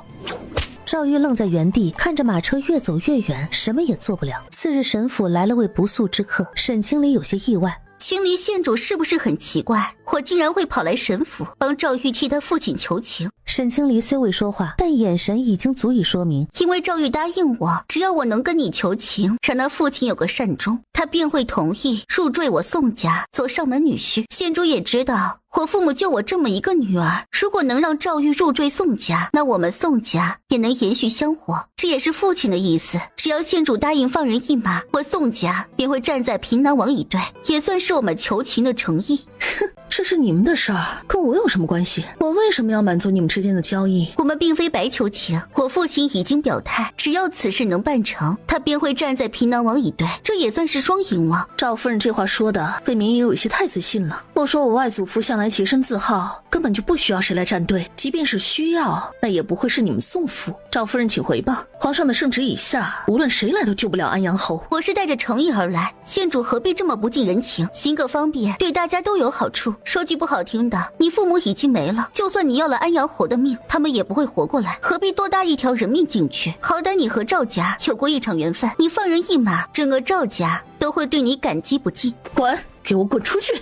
你什么态度？不同意就不同意，你凶什么凶？我说的难道不对吗？你就算杀了安阳侯，你父母还是回不来。瞧着宋云瑶这副蛮不在乎的模样，你算个什么东西？赵家又算个屁！果然不是一家人不进一家门，你和赵玉还真是登对呢，都是禽兽不如。我父母的命也是你们能拿来交易的。既然你这么大方，不如我让人杀了你父母，你也放我一马如何？你自己若是能做到，再来找我谈；若是做不到，就给我闭上嘴滚出去！再来烦我，就不是一个巴掌了。沈清离，你疯了不成？我可是尚书府嫡女，就算你现在是县主，就算你是平南王的外孙女，也不能随意殴打朝臣之女。你口上无德，我就是打了又如何？把人赶出去。是，小姐。韩宇忍半天了。再敢来闹事，有你们好看的！宋云瑶脸都气绿了，也只敢跺了跺脚，气急败坏的上了马车离开了。行刑这日，尽管有人多方奔走，依然没有改变什么。杀人凶手，活该！赵玉怕侯夫人看不了这个场面，他自己和赵婉来送父亲最后一程。安阳侯脸上都被砸出了血。你们干什么？别扔了，别扔了！赵婉跟着囚车行走，不停地抹着眼泪。沈清离站在窗前，冷冷地看着这一幕。法场血腥太重，阿离还要去看吗？当然要去，我要亲眼看着杀害我父母的人被斩首。好，本王来安排。法场人多杂乱，不能让姑娘混在人群中。楚少渊吩咐人准备了马车，亲自带着姑娘前往法场。看到有马车进来了，手下在耳边低语两句：“臣见过王爷。”本王只是来旁听的。于统领，去忙吧。是，王爷。刚回到监斩台，囚车便缓缓进入法场。安阳侯被护卫放出囚车，押送到斩台上面。父亲，不要！赵玉张了张嘴巴，实在不知该说些什么。就在要行刑之际，侯夫人还是赶了过来。是我害了你们，是我害了你们！侯夫人哭得撕心裂肺。平南王和秦朔此时也站在人群中，眼里尽是冰冷。于统领抬头看了看，宣布时辰已到。就在刽子手拎起刀砍下去的那一刻，母亲，您看到了吧？杀害您的凶手已经给您偿命了。行刑结束，楚兆渊吩咐马车返回清风茶楼。大仇得报，阿离心中的石头也可落地了。是啊，父母的在天之灵也可以瞑目了。宋云瑶去沈府，你对他动手的事情不必放在心上，他不敢对你如何。臣女没放在心上，有王爷在，是不会让你一个尚书之女来为难臣女的。宋府蹦跶不了几天了，原先的岑州知府已经把宋尚书给供了出来，前后2次灾情，他贪摸的赈灾银两半数以上都去了宋尚书的口袋。半数之上，难怪在珍宝阁那次，宋云瑶出手那般大方，几百两银子的首饰说买就买了，这是踩着三民的命在挥霍呀。王爷，臣女有个疑问，倘若赵玉当真入赘了宋府，宋尚书被查处，他会如何？会跟宋玉瑶同罪，他最好是不入，否则最轻也是跟宋云瑶一同流放，再无机会回上京。沈清礼点了点头。宋云瑶还不知道自己的父亲将要出事，他就开始跟赵夫人闹腾。你这个不孝儿媳，我赵家怎么你了？你公公尸骨未寒，你就要断他香火，你怎么如此恶毒？是啊，我父亲才刚入土，你就要逼我哥入赘，这不是趁人之危吗？您能不能别欺人太甚？原以为你是尚书之女，总比沈清离要懂事知书达理，没想到你比他还不如。我哥受三殿下看重，就算不能袭爵，也可以走仕途，一样可以光耀赵家，不需要入赘你们宋家。宋云瑶闻言脸色一变，你给我闭嘴！这里最没你说话的份。要不是你一再不知收敛，非要去招惹沈清离，你们会有今日这个下场吗？我让你哥入赘，那也是为了你哥的前途着想，有什么不能同意的？说着走回座位上，语气很是轻蔑。哼。经过这次的事，你以为三殿下还会重用你哥吗？只有我父亲同意站在三殿下一队，你哥才能有出路。你哥不入赘宋府，我父亲是不可能站对三殿下的，你们自己看着办吧。你休想！赵夫人刚想回怼，瞧见赵玉从外面走了进来。哎呀，玉儿，你可别犯糊涂，就算不要仕途，咱们靠着铺子庄子也能过活，万万不能断了赵家的香火呀！赵玉没说话，只是把赵夫人送回了院子。再回来时，赵玉手上拿着一封和离书。我赵家虽落魄，但也断不到给别人做赘婿的地步，恕我不能够答应你。你我夫妻缘分已尽，为了你的名声，休书便不写了，我们和离吧。从今往后，男婚女嫁各不相干。赵玉，你疯了吧？如今这个境地，你不好好抓住宋府这根救命稻草，反而还要跟我和离，你就不怕从此断了仕途？即便是断了仕途，我也不会入赘。和离书已写，你还是尽快回宋府吧。我赵家养不起你这尊大佛。赵玉，你混蛋！我们大婚才多久，你就要跟我和离？你是不是还想着沈清离，巴不得让我走了，和给他腾位置是不是？你别做梦了，人家现在可是县主，又背靠平南王府，岂会看得上你？此事与其他人无关，无论你怎么想，我与你和离的心不会改。脑海中回想着半个时辰之前三皇子跟他说的话。赵玉，你让宋云瑶去求沈清离的事，本殿听闻了，别说本殿没提醒你，入赘这种事你还是要三思。本殿听到风声，父皇可能要对吏部下手，既然要动吏部，首先要开刀的是谁？不用我提醒你吧，宋尚书贪了这么多，你觉得他能逃得脱吗？如果他当真出了事，你这个赘婿可是要和宋云瑶同罪。和宋云瑶同罪，恐怕最轻也是流放。赵婉都懵了，傻愣着看着赵玉。大哥，咱不入赘就行，和离没有必要吧？你们才刚成婚啊！你闭嘴，给我滚回院子好好待着，明天一早就滚回寺庙继续受访。大哥，你……见赵玉眼神冷了下来，赵婉也不敢再多说，撇了撇嘴，起身回了院子。赵玉，你别不识好歹，我这么做也是在给你机会。我样貌不差，家世也比你高，以你现在的情况，离了我，你以为还有谁会嫁给你？只有江梦雪那等贱民才会。你后悔了，可别来找我。贱民，只怕再过些日子，你连贱民都不如。见赵玉不语，宋云瑶一把将他推开，拿着和离书，气呼呼地回了宋府。3日后，他们和离的事这才被传开。你说什么？赵玉和宋云瑶和离了？千真万确，嫁妆都已经送回去了。我早就说过，赵玉此人不行，只是我有些好奇，他父亲被处死，又不是宋云瑶干的，他干嘛要和离啊？还有，宋尚书也太好说话了吧，还以为怎么着都得教训赵玉一番，没想到这么轻易就同意和离了。赵玉为何要和离？沈清离已经猜到了，和离的事才过去几日，宋尚书就被人弹劾了。给朕好好看看，看看你都干了些什么。宋尚书捡起奏折，挨个看了一遍。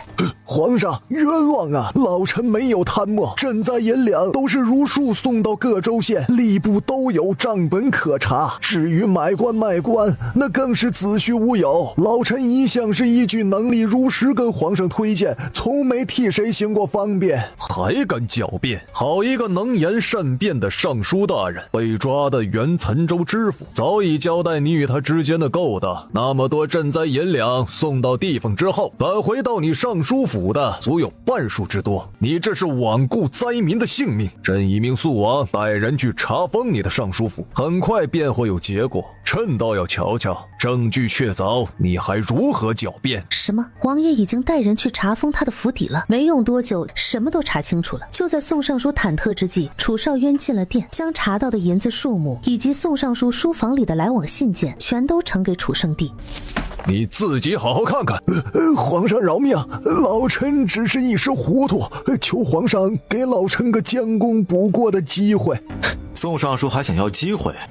那谁来给那些饿死的灾民一个机会？本王跟四皇子的余县一行亲眼目睹灾民流离失所，饿殍遍野。你但凡少贪一些，给余县多留2成的灾银，当时的周知县也不至于束手无策，眼睁睁看着灾民饿死。就是宋尚书贪墨银子之时，可曾想过有多少人会因此丧失活下去的机会？父皇，许是儿臣亲眼目睹惨状，心中实在不忍，想为那些灾民讨个公道。儿臣认为贪墨灾银之人不可恕。三皇子低着头，老四这是何意？明知他也曾贪过灾银，是想借机把他也拉下水吗？四皇子心系子民，朕很是欣慰。来人，即刻将宋尚书打入大牢，待查清所有罪证，再一并处置。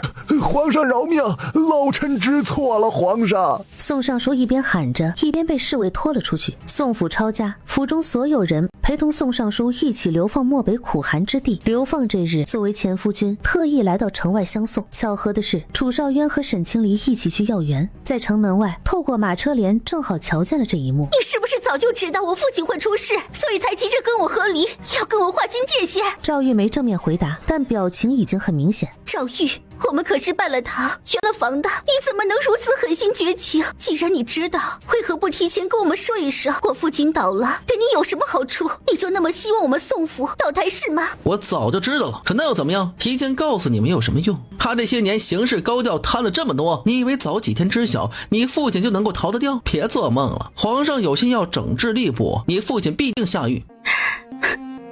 那我呢？你就没有为我考虑过吗？如果你不跟我和离，那我便是赵家的人，就算我父亲出了事，我也可以不被牵连。可你是怎么做的？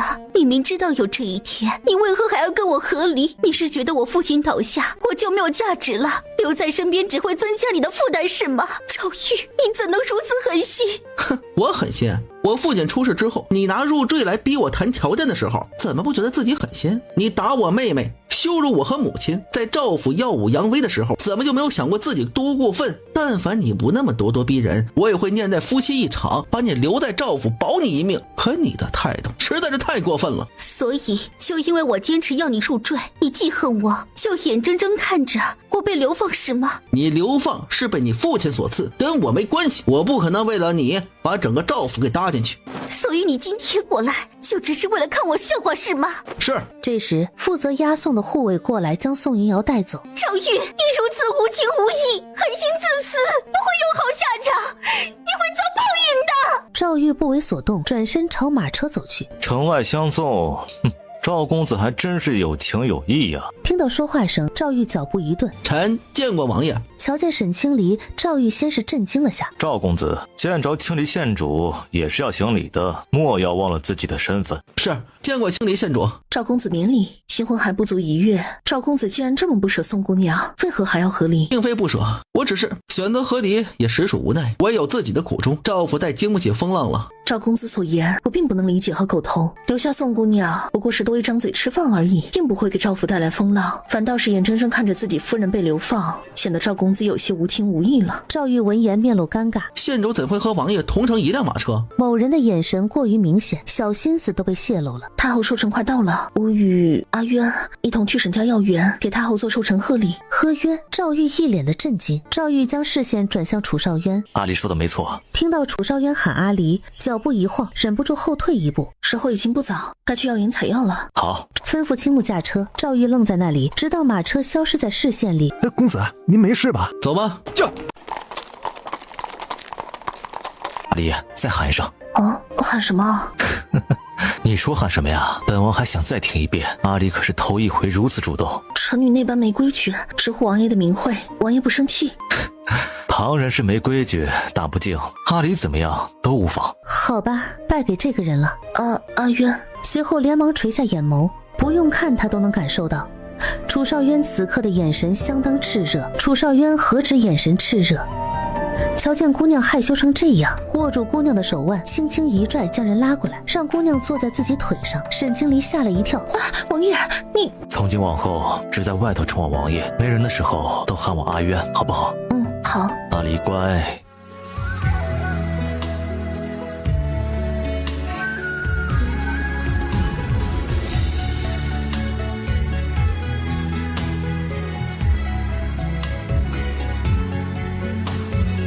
马车内在发生什么？不该听的不听，听了也当作没听。他们什么都不知道。手指轻轻擦了擦姑娘的唇角。阿离，我不是赵玉，我不会让宋云瑶今日的遭遇发生在你身上。我对你从来都不是临时起意，更不是一时冲动的决定。我对你是深思熟虑之后的坚定选择。往后无论发生什么事情，我都会照顾好你，不会让你被任何人欺负。沈清离闻言很是震惊，算是在给他承诺吗？皇上和太后会言语吗？他们会不会觉得我的身份不够做你的王妃？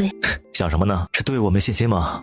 我从来不做没把握之事。莫说你已经是县主了，即便你只是个普通女子，只要我想，你便是我的王妃。我的婚事不涉及皇权，无需靠谁来巩固地位，不会像皇兄那般条条框框。我的婚事我可以做主。我对你有所不同，皇兄和母后只怕是已经察觉到了，他们高兴还来不及呢，巴不得我早日成婚。已经察觉到了。此刻的皇宫里，如楚少渊的猜测，得知儿子跟青离县主同乘一辆马车，太后头都不疼了。当真吗？自然是真的。阿渊这小子当着朕和母后的面装得一本正经，实际私下早就盯上青离郡主了。以阿渊的性子，若不是对人家县主有心思，绝不会亲自插手这么多事。言之有理。上回他赈灾回来，哀家就发现他有些不对劲。哀家正想着什么时候找机会见见这个青离县主，这下听你这么说，哀家觉得十有八九就是这么回事儿。若真是如此，你可得盯紧些，别让这事儿黄了。母后放心，阿渊那小子是个有分寸的，他要么不出手，一旦出手，必定是把事情都考虑周全。咱们不用急，过不了多久，他肯定会来找朕。母后若想见青离县主，随便找个由头招他进宫便是。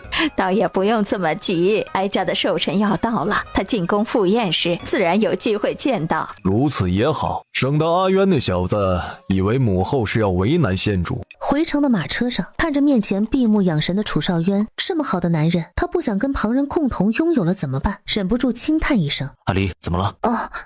没什么。阿离，我想跟你说的是，我们之间不需要遮遮掩掩，你也无需要小心翼翼。你有任何疑问都可以直接问出来，我若有事也会直接与你说明。只有彼此坦诚，互相信任，我们之间才不会产生不必要的误会。我说了，你可不能嫌弃我善妒。我只是突然想到，你往后府中还会有侧妃有侍妾，我不知道能不能与他们相处好，有些担心而已。阿离是在担心这些？谁告诉你我府上以后会有侧妃侍妾的？除了你以外，我根本就没有打算让任何女人进王府的大门。你不用担心那些，王府以后只会有你一个女主人，不会再有旁人，后宅之争不会在王府出现。什么？不会有侧妃侍妾？只有我一人，没有其他的侧妃侍妾？宫里能允许王府只有一个女人吗？有何不允许？皇兄和母后说过，只要我娶了王妃，其他的他们不管，都由我做主。何况如果阿离担心的是子嗣问题，我们以后多生几个不就行了？谁担心了？好，阿离不担心，是我在担心了。是我想跟阿离多生几个，越多越好。自从知晓了沈清离和楚少渊的事，赵玉浑浑噩噩了好几天，没心思办差事，导致频繁出错，连累了自己上司。朝廷直接免了赵玉的差事。江梦雪见他如此，也渐渐对他产生厌弃之心。若不是一时半会儿还没找着下家，他早就离开这儿了。赵玉的母亲实在看不下去他这般丧气，差人给淑妃送了信，淑妃和三皇子也正烦心着呢。墨儿，你父皇既然早就有心整治吏部，对新任吏部尚书人选必定十分谨慎。你这个时候跟你父皇提及此事，着实有些操之过急，所以你父皇才会不悦。我怎能不急？无论背后的势力还是父皇的恩宠，我都是他们中最弱的那个，连老四那个不争不抢的都比我强。我想提携赵玉，可偏偏安阳侯府出了事，连爵位都丢了。我想拉拢宋尚书，偏偏宋尚书也出了事。母妃，你说为何所有的事都不向着我？父皇为何要如此打压我？如此下去，我还有什么机会？有些事急不得，还没到最后，谁也不知道会发生什么。或许等皇后和贵妃争得两败俱伤，咱们就有可乘之机了。三皇子显然没听进去，他心里还在琢磨，他把主意打到自己母妃身上。母妃，儿子知道你与镇北王有些来往，以往儿子没提及此事，是因为儿子觉得靠自己可以，眼下看来是儿子想得太简单了。母妃，不如你给镇北王传个信，就说儿子想跟他做个交易。什么？镇北王？淑妃闻言很是震惊，她是知道镇北王曾经对自己爱而不得，想要利用自己来让镇北王支持他吗？母妃，儿子目前的处境你也知道，再不好好谋划，我可能就真的没有机会了。胜者为王，败者为寇，一旦我彻底输了，到时候我和母妃的下场都会很惨。淑妃闻言沉默了片刻，母妃试试吧。多谢母妃，只要拉拢了镇北王，儿子就能和他们旗鼓相当了。赵玉，你打算如何？一个无用之人，无需再费心思。沈清离正在府中给太后准备贺礼，顺宁侯府的袁晴差人给他送了帖子，邀他明天去紫月酒楼一聚。翌日时间差不多了，才前往紫月酒楼。袁晴已经候在里面了。县主，快里面请。袁姑娘客气，多谢县主赏光赴约。我自己泡的茶，县主尝尝看，可还喝得习惯？袁姑娘不光人美心善，还多才多艺。沈清离说着，端起茶盏品了一口，浓淡相宜，我倒是能喝得上。县主喜欢就好。今日请县主过来，是为了感谢上回金福寺的相救，多亏遇上你们，才让我逃过一劫。按理说，我应该带上厚礼，亲自去平南王府致谢，或是把秦世子和郡主一同约上，如此感谢才算有诚意。毕竟是秦世子救的我，郡主更是慷慨地借了马车给我。只不过世子他们刚回上京，盯着的人想必不少，这里面的弯弯绕绕我略知一二，怕给平南王府惹去麻烦，也为了避嫌，不想给世子造成困扰。思来想去，我与县主也算有过几面之缘，偶有交流也实属正常。加之府上无人知晓那日是秦世子救的我，还是请县主代为转达谢意比较妥当，还望县主莫怪。这是给县主的谢礼，这个是给郡主的，还有这个是给秦世子的，劳烦县主代为送达。袁晴感激不尽。袁姑娘客气了，我表哥是习武之人，看到那种情况，无论如何都不会见死不救。不过呢，这些礼我会代为转交的。多谢县主。无妨，你府上的事可都处理好了。我母亲大度，容了她那么多年，不曾想她不知感恩，还变本加厉，把主意打到了我和弟弟头上。母亲可以不顾自己，但绝不允许她伤害我和弟弟，这才狠下心来。沈清离暗暗感慨，后宅之争果然也很凶险。他倒是觉得袁晴跟他表哥挺般配。从紫月酒楼出来，沈清离直接去了平南王府。袁姑娘为了避嫌，没有登门致谢，特意让我把谢礼带了过来。啊，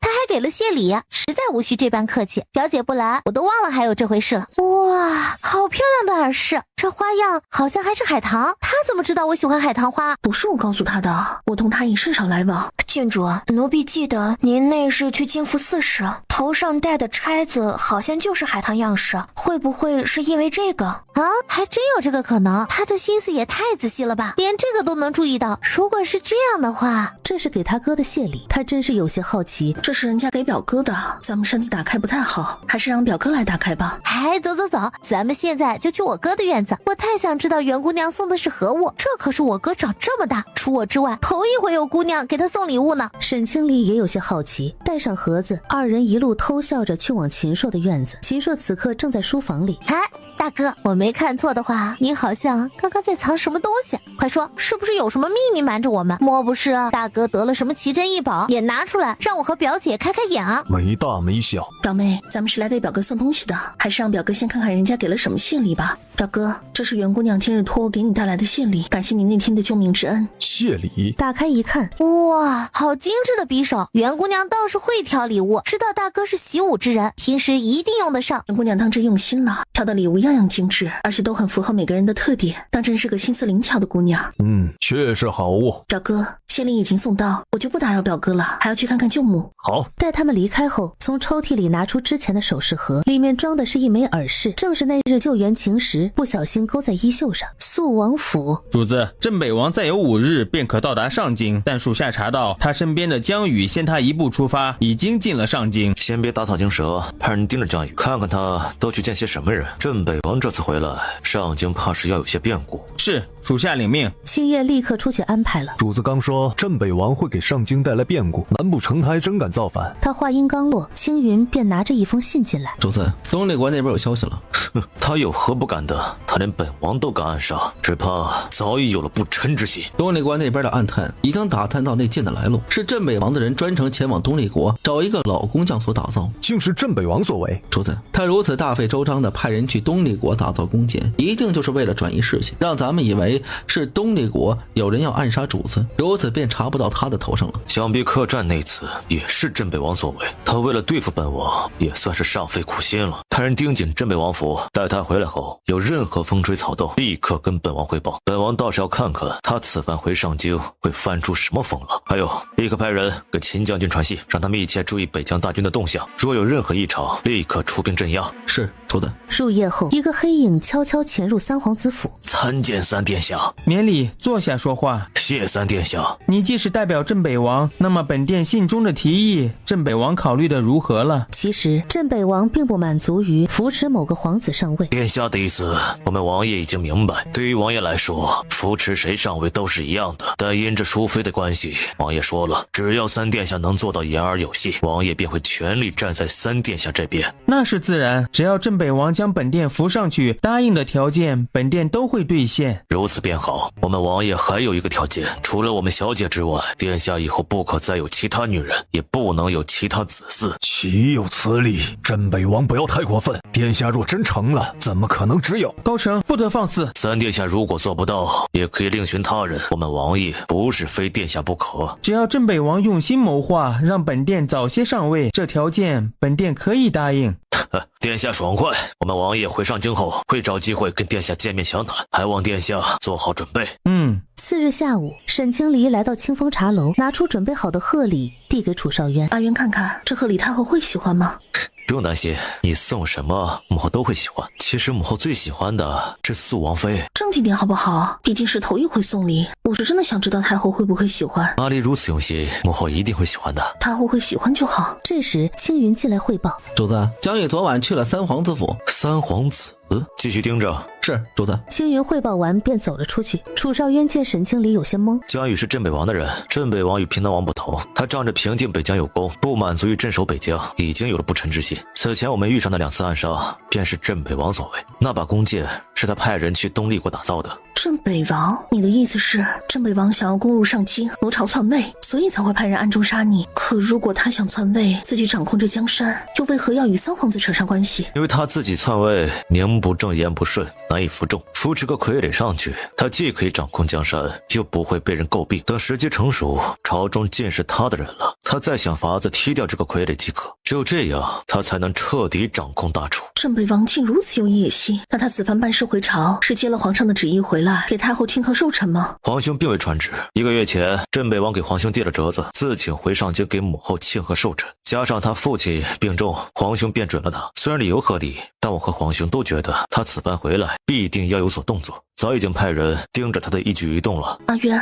我有个问题，只是单纯的好奇，并无打探的意思，我也不会告诉任何人。你若不便，也可以不回答。现在的几个皇子中，你最看好哪一个？或者说，若是在他们将来中选一个继承大头，你会选择谁？这4个人各有长短，在我看来，他们都不是最佳人选，没有一个能入得了我的眼。但如果非要选一个，只能说4皇子尚可以培养，大皇子和2皇子其次，3皇子是最没有可能的那个。为何？或许4皇子的能力不是他们中最强的那个，但胜在4皇子有一颗爱民之心，愿意为民办事。阿里放心，无论最后谁继承大头，我都会护你周全，也不会让平南王府有事的。镇北王回到上京这一日，楚圣帝便派了3皇子前去城门口迎接。老臣见过3殿下，臣女见过3殿下。都不必多礼了。得知你们今日进城，父皇特派本殿在此迎接你们。不得不说，这镇北王自己样貌实在一般，生的女儿倒是个大美人。多谢3殿下。让自己女儿先回府，他则是和3皇子一同去了军营。马车上，3皇子说了心中所想。既然殿下有此决心，老臣必当全力支持。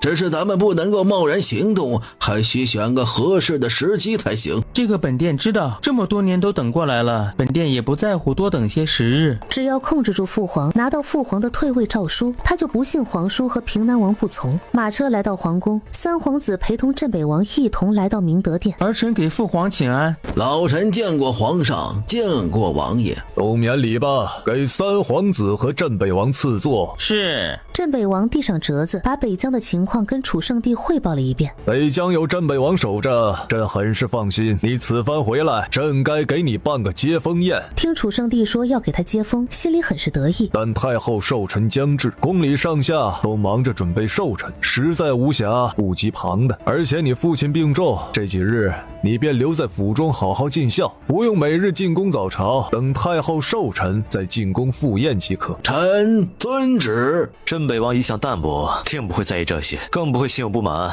是不是啊，镇北王？王爷所言极是，臣自然不会在意。好了，朕和肃王还有事要商讨。镇北王一路舟车劳顿，先回府休息吧。3皇子，你替朕送送镇北王。是，儿臣领命。儿臣先行告退。臣告退。走出皇宫的大门，镇北王脸色顿时变得铁青。主子，这是怎么了呀？是皇上为难主子了？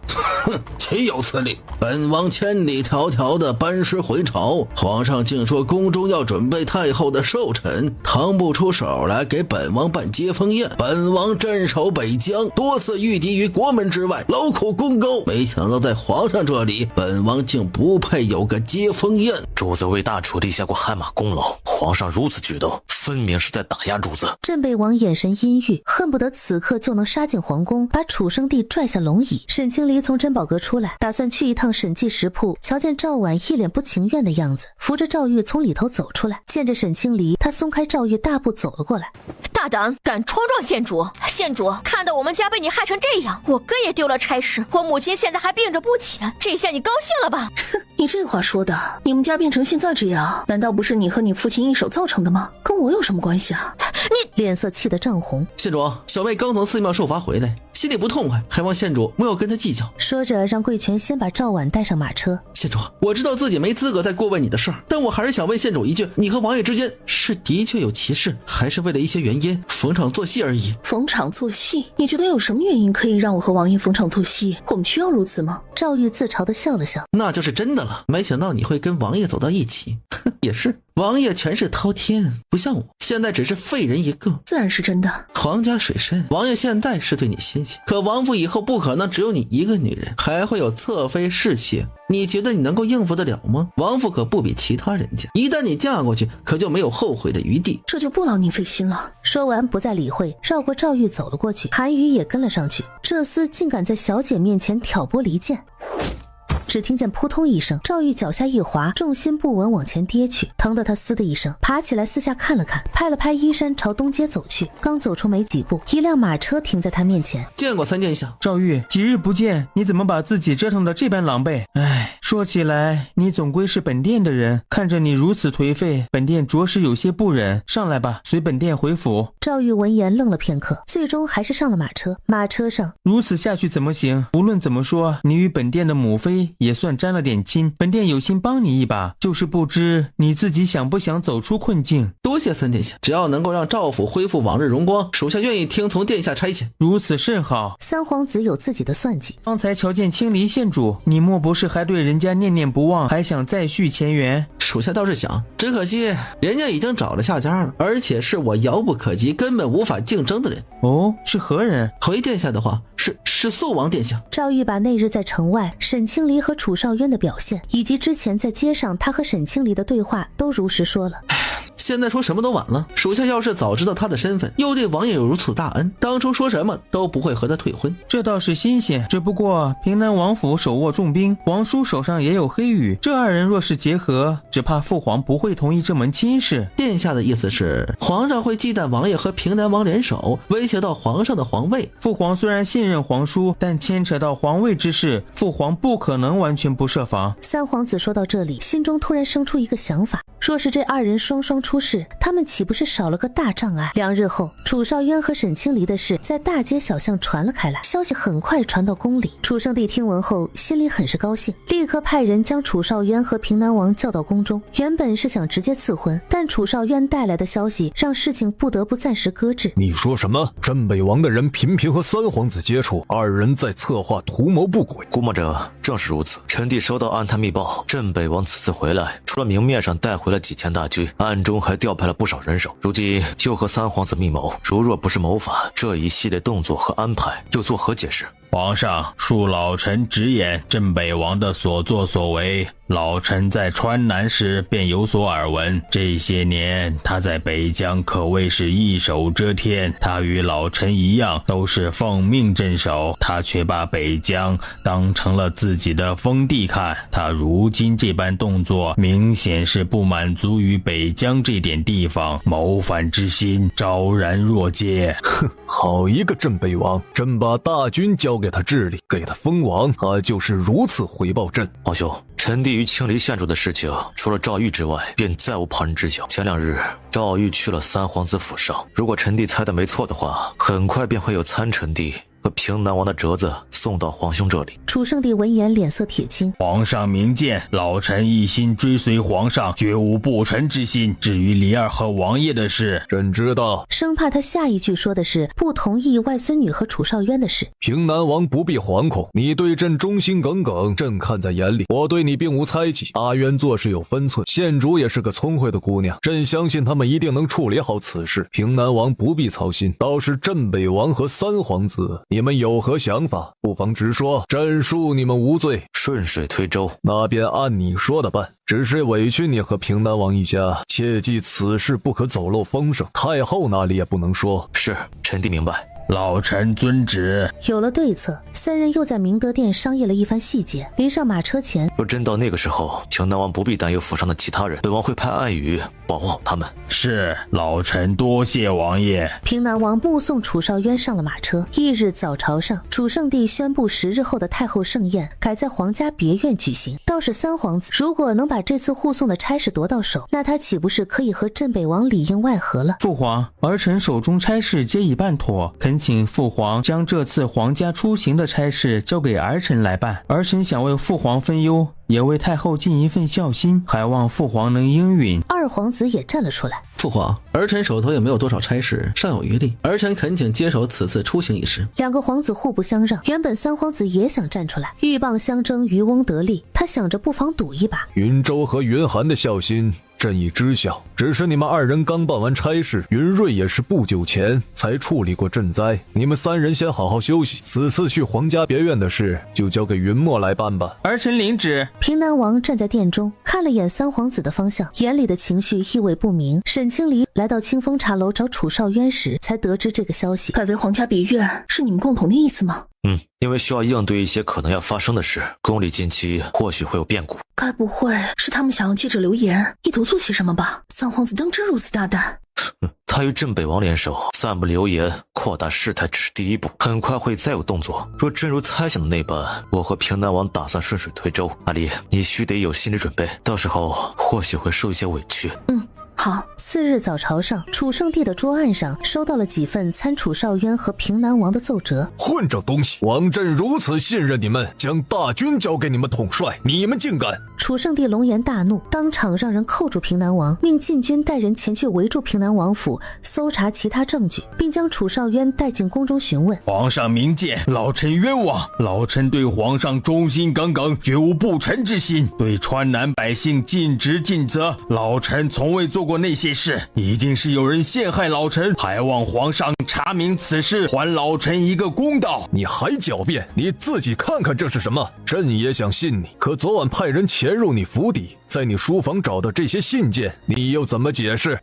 平南王看着地上的信件，皇上，老臣冤枉，这一定是有人栽赃陷害，老臣绝不可能做这种事。哼，证据都摆在眼前，还敢狡辩？等搜完平南王府，自会有结果，把平南王关进大牢，等候发落。事情来得有些突然，殿内众臣都惊讶不已，几个皇子站在那里，表情各有不同。父皇，儿臣与皇叔一同办过几次差事，儿臣相信皇叔不会做对父皇不利的事情，这其中是否有误会？还有平南王，他镇守川南多年，一向兢兢业业，从未传过什么流言，儿臣恳请父皇多派些人调查此事，莫要让奸人得逞，也莫要寒了忠臣的心，以免伤了大楚的根本。楚圣帝闻言沉默片刻，扫视了一圈大殿。此事不用你说，朕也会调查清楚。在查明此事前，平南王府和肃王府由禁军看管，任何人不得靠近。吩咐完这些，楚圣帝一甩袖子离开了殿中。宫门口，四弟还真是胆大，这时候竟敢帮平南王和皇叔说话，就不怕父皇怪罪？有何不敢？我没想过父皇会不会怪罪，我只是说了我想说的话。难道你们也相信皇叔和平南王勾结意图谋反？此事尚未有定论，真假谁都说不准，一切还要等父皇查清了再说。我们相不相信不重要，重要的是看父皇信不信。人不可貌相，你又不是他们，怎知他们不会如此？话还是不要说得太早，免得到时候惹祸上身。沈清离表现得心急如焚，跑到平南王府外，想要问清楚到底怎么回事。你们当真欺人太甚！我外祖父立过汗马功劳，你们竟污蔑他谋反！禁军原本不想理会，但余光瞧见不远处的拐角那里似乎有人在偷看。皇上有令，任何人不得靠近平南王府，违者格杀勿论，县主莫要再纠缠。这一幕被躲在拐角处的赵玉尽收眼底。你既说是皇上有令，那我这就去皇宫敲灯问鼓，我要为外祖父鸣冤。离开平南王府去往皇宫。县主可否借一步说话？你还敢出现？沈清离冲他摇了摇头，随赵玉走过去一些距离。你要说什么？真是风水轮流转，县主没想到吧？才风光了几个月就要一无所有了。早知如此，当初还不如不退婚。若不是你外祖父从中作梗，非要考验我们，侯府也不会到如今地步。你们把侯府折腾没了，自己还不是落得如此下场？或许这就是报应吧。沈清离心里暗暗摇头，原以为发生了这么多事，赵玉能长个记性。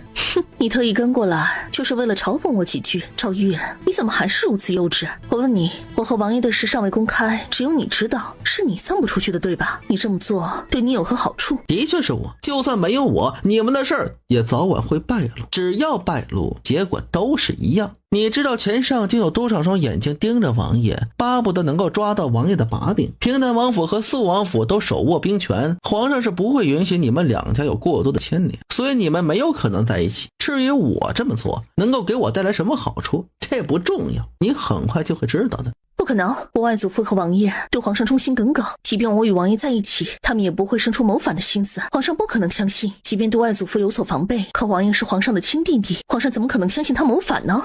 你还真是幼稚，亲弟弟又如何？只要有任何威胁皇位的地方，皇上肯定都会防备，否则皇上又怎么会连夜派人去平南王府搜查，又怎么会连问都不问就派人将肃王府围了起来？我劝你还是识趣一点，不要去宫里惹怒皇上，再把你自己也当进去。你现在应该好好想想该怎么才能够自保，不如我给你指条明路啊。是何明路？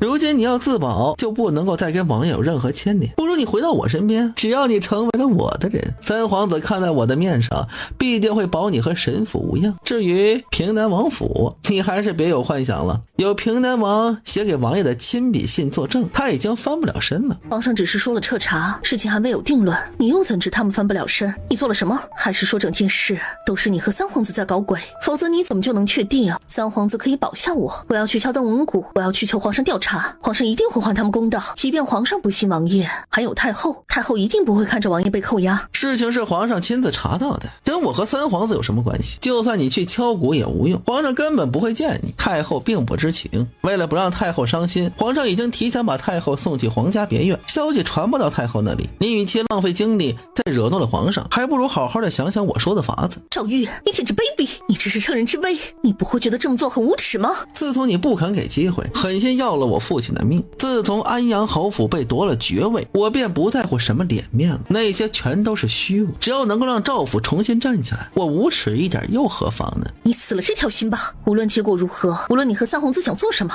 我都不会回到你身边。我现在就去皇宫，我要击鼓鸣冤。说完不再理会赵玉，带着韩宇直奔皇宫而去。不出意外，刚到皇宫就被拦了下来，但任凭他如何哭诉，皇上也没有召见他。沈清离击鼓鸣冤的事很快便在大街小巷传开。从皇宫离开回府时，坐在茶楼2层的三皇子和镇北王将街上的这一幕尽数看在眼里。后半夜，沈清离还未入睡，坐在软榻上绣着手帕，一个身影落在窗前，迅速翻窗潜入。楚少渊摘下面罩，阿离。沈清离连忙起身跑过去，楚少渊张开手臂，稳稳地将人接入怀中。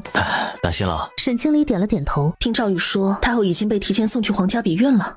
皇兄不想让母后也跟着担心，我原打算让你也跟着太后一起过去，只是这样一来，未免有些可疑了。外头有很多双眼睛在盯着，只有你表现得着急伤心，才会显得真实。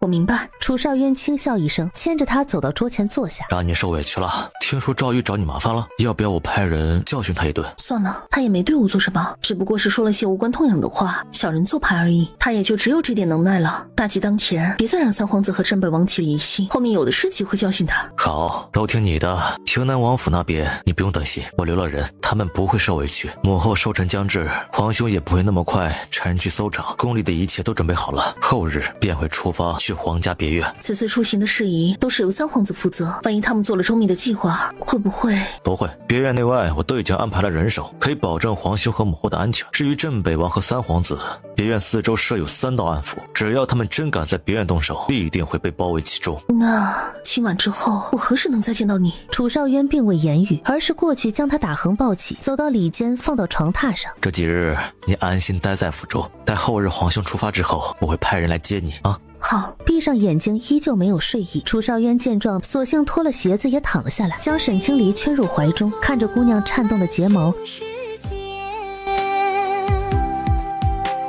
转身撞进你含笑的眼，时光在指缝酿成琥珀色许下重逢的月，调相思月天。欢妻。沈清离脸色羞红，二人腻歪了一阵，却未曾真的越雷池。此时的皇宫里，一众大臣和皇子们都已候在殿内。礼服匆匆过来传话，说皇上早起身体有些不适，今日早朝免了。大皇子去了皇后的宫里。母后可有打探到什么消息？你父皇这几日都不曾踏入后宫，本宫也见不到他。问了李公公，只说是奏折繁多，无暇召见嫔妃。大皇子眉头微皱，可也不知怎的，他就是觉得有哪里不对。二皇子也同样如此。直到出发前，楚圣帝也没去过后宫。出发别院这日，三皇子早早来到皇宫，楚圣帝带着几个妃嫔以及随行禁军和一众宫女太监，在三皇子的护送下出发前往皇家别院。其他应邀的大臣带着家眷已经候在城外。到达皇家别院的第一天，一切风平浪静。次日一早，苏皇后带着几个妃嫔陪着太后在别院的花园里赏花休息，直到宫人来汇报说太后的宴席已经准备好，几人才起身往宴席走去。此时上京城内，镇北王悄悄出了镇北王府，来到大牢。镇北王，怎么是你？你怎么会出现在这儿？你不是应该跟随皇上去了皇家别院吗？看到我出现在这儿，平南王好像不太高兴啊，我可是特意来看你的，我要看看你这位屡立战功的大战神，这位备受皇上器重的平南王，如今突然沦为阶下囚，是何心情？你这是何意？听起来你对我颇有意见。我与你同为朝廷效力，从来都是各管一地，一向井水不犯河水。你特意跑来，就是为了羞辱我？你说的没错，我今日过来就是要好好看看你的笑话。我就是不服，都是为皇上效力，凭什么你得到的比我多？你镇守川南那富足之地，过的是逍遥自在，我的功绩不比你少，却只能够在漠北那等苦寒之地。凭什么皇上对你平南王恩宠无比，封赏无数，而我镇北王府的荣耀还不及你一半？这不公平！你简直荒唐！你以为川南的富足是一开始就有的吗？那是我花费10几年的时间才治理成如今这般。漠北地大物广，只要你好好治理，多为百姓谋出路，漠北的富足只会胜过川南，而不是像现在这样，是你自己不作为，如今却要怪在别人头上。皇上向来奖罚分明，哪里会有不公？分明是你自己心魔作祟。同样身为武将，我当真对你的行为不耻。你身上哪还有一点武将的风范，真是丢尽了武将的脸。皇上把漠北交给你管理，那是对你的信任，可你都为漠北的百姓做过什么？别以为我远在川南就不知道你在漠北的所作所为。皇上对你已经足够容忍，你竟还不知感恩？我为何要感恩？我如今得到的一切不是谁的恩赐，那都是我在战场上拼杀得来的，这都是我应得的。要不是有我漠北守着，西赵国早就打进来了，他们还能够在上京安稳享乐吗？我的付出换来了什么？换来了皇上的惩罚，就因为别人的一个奏折就罚了我1年的俸禄，还打了我儿子30个板子。我可是功勋之城，犯那么点小错又算什么呀？皇上本可以睁只眼闭只眼，却偏偏要给我处罚，让我难堪。就因为这些，你真是无药可救，自己府上的人都管理不好，做了错事丝毫不知悔改不说，竟还怪皇上罚你。我当然要怪，我可是大楚的功臣，本就该被厚待，皇上却因为一点小事如此不讲情面，这样的皇家不值得我效力。你说什么？你这话是什么意思？所以你不跟着皇上去皇家别院是另有安排？你想要做什么？莫不是你记恨皇上，想要谋反不成？镇北王，这里是上京，不是你的漠北，有王爷在，我劝你不要胡来。只怕要让你失望了，你和王爷互相勾结，皇上不光把你关进了大牢，还把王爷也给控制了起来。皇上又去了皇家别院，现在是上京防卫最弱的时候，就凭那点禁军根本就阻挡不了我的人进城。你竟真要谋反？你别白费力气了，没有钥匙你是打不开的。这几个看守也都已经被我收买了，没人敢放，也没人会放你出去。时辰差不多了，只要三皇子那边信号一来，我的人便会控制住皇宫，没人可以阻止我的计划。说着看了眼平南王，随后便走出了大牢。就连三皇子也阻止不了我的计划，我想要的东西没人可以阻止。皇宫明德殿的楚少渊此刻正坐在楚圣帝书房的暗室里，悠闲的看书品茶。主子，镇北王刚刚去大牢见了平南王，现在已经回府准备去了。属下估摸着三皇子那边快有动作了，让他们密切关注别人的动向，告诉青木可以带平南王过去了。而平南王的大军已经由秦朔带着提前埋伏在附近，楚少渊则是留在皇宫里等着镇北王的儿子。此时的沈府沈清离也在焦急等待。小姐不必紧张，主子说了会来接小姐，就一定会来，小姐耐心等着即可。在院中踱步了一会儿，他来到府门口，想看看有没有马车经过，看到了一个熟悉又讨厌的身影，正从不远处走过来。呀，这不是尊贵的县主吗？怎么好像失魂落魄的样子啊？不知道了，平南王府犯了事儿，你的靠山没了。不光没了靠山，说不定你还要受他们连累。毕竟如果坐实了谋反的罪名，那可是要诛九族的啊！听说你去敲登文谷，皇上并未理睬，还让人把你赶走，还真是风水轮流转，想不到你也有今日呀！沈清离非但没生气，还像看傻子那般看着他。沈清离，你清高什么？你知不知道平南王府和沈府马上就要大祸临头了？哼，到时候有你哭的。大祸临头？赵婉如此说，分明是已经知道了什么。什么大祸临头？你是不是知道了什么？我当然。赵婉就要脱口而出的话，平南王联合肃王殿下意图谋反，这事儿不早就传开了？我当然知道。只是因为这个？你别管因为什么，总之过了今日，平南王府和肃王府就彻底翻不了身了。到时候我们赵府必定重新荣耀加身，你就等着被我踩在脚底下吧。新账旧账一起，我定要好好找你算账。我要让你求生不得，求死不能。赵姑娘，话说这么满，也不怕闪着舌头。就凭你们也想把人踩在脚底下，只怕你没那么大的脚，你强弩之末罢了。等事情尘埃落定之后，我倒要看看你们还能不能笑得出来。哈，不对，你现在就已经笑不出来了，毕竟你已经没了靠山。好，既然赵姑娘如此有信心，那我便等着你来把我踩在脚底下。哼，你等着。瞪了一眼后离开了沈府。沈清离冷笑一声，也转身走了进去。没一会儿的功夫，镇北王的儿子就带着人开始了对皇宫的行动，要故作不敌，顺势把人放进来，再来个瓮中捉鳖，轻易便到了明德殿。瞧见殿门敞开着，他连忙派人去打探。里面看到什么了？把你慌成这样？是肃王殿下，主子，肃王殿下在里面，咱们好像上当了。你说什么？肃王殿下在里面？这怎么可能？王爷不是已经被……就在这时，少主子，不好了！皇宫的大门突然被关，外面全都是身穿黑衣的人，咱们好像被围住了。你说什么？他说得很清楚，你们已经被包围了。萧公子，你的耳朵似乎不太好用啊。王爷怎么会在这儿？自然是在等萧公子了。主子，宫内宫外的漠北军都已经全数被暗语拿下，皇宫已经安全。就这么点胆量，也敢进宫谋反？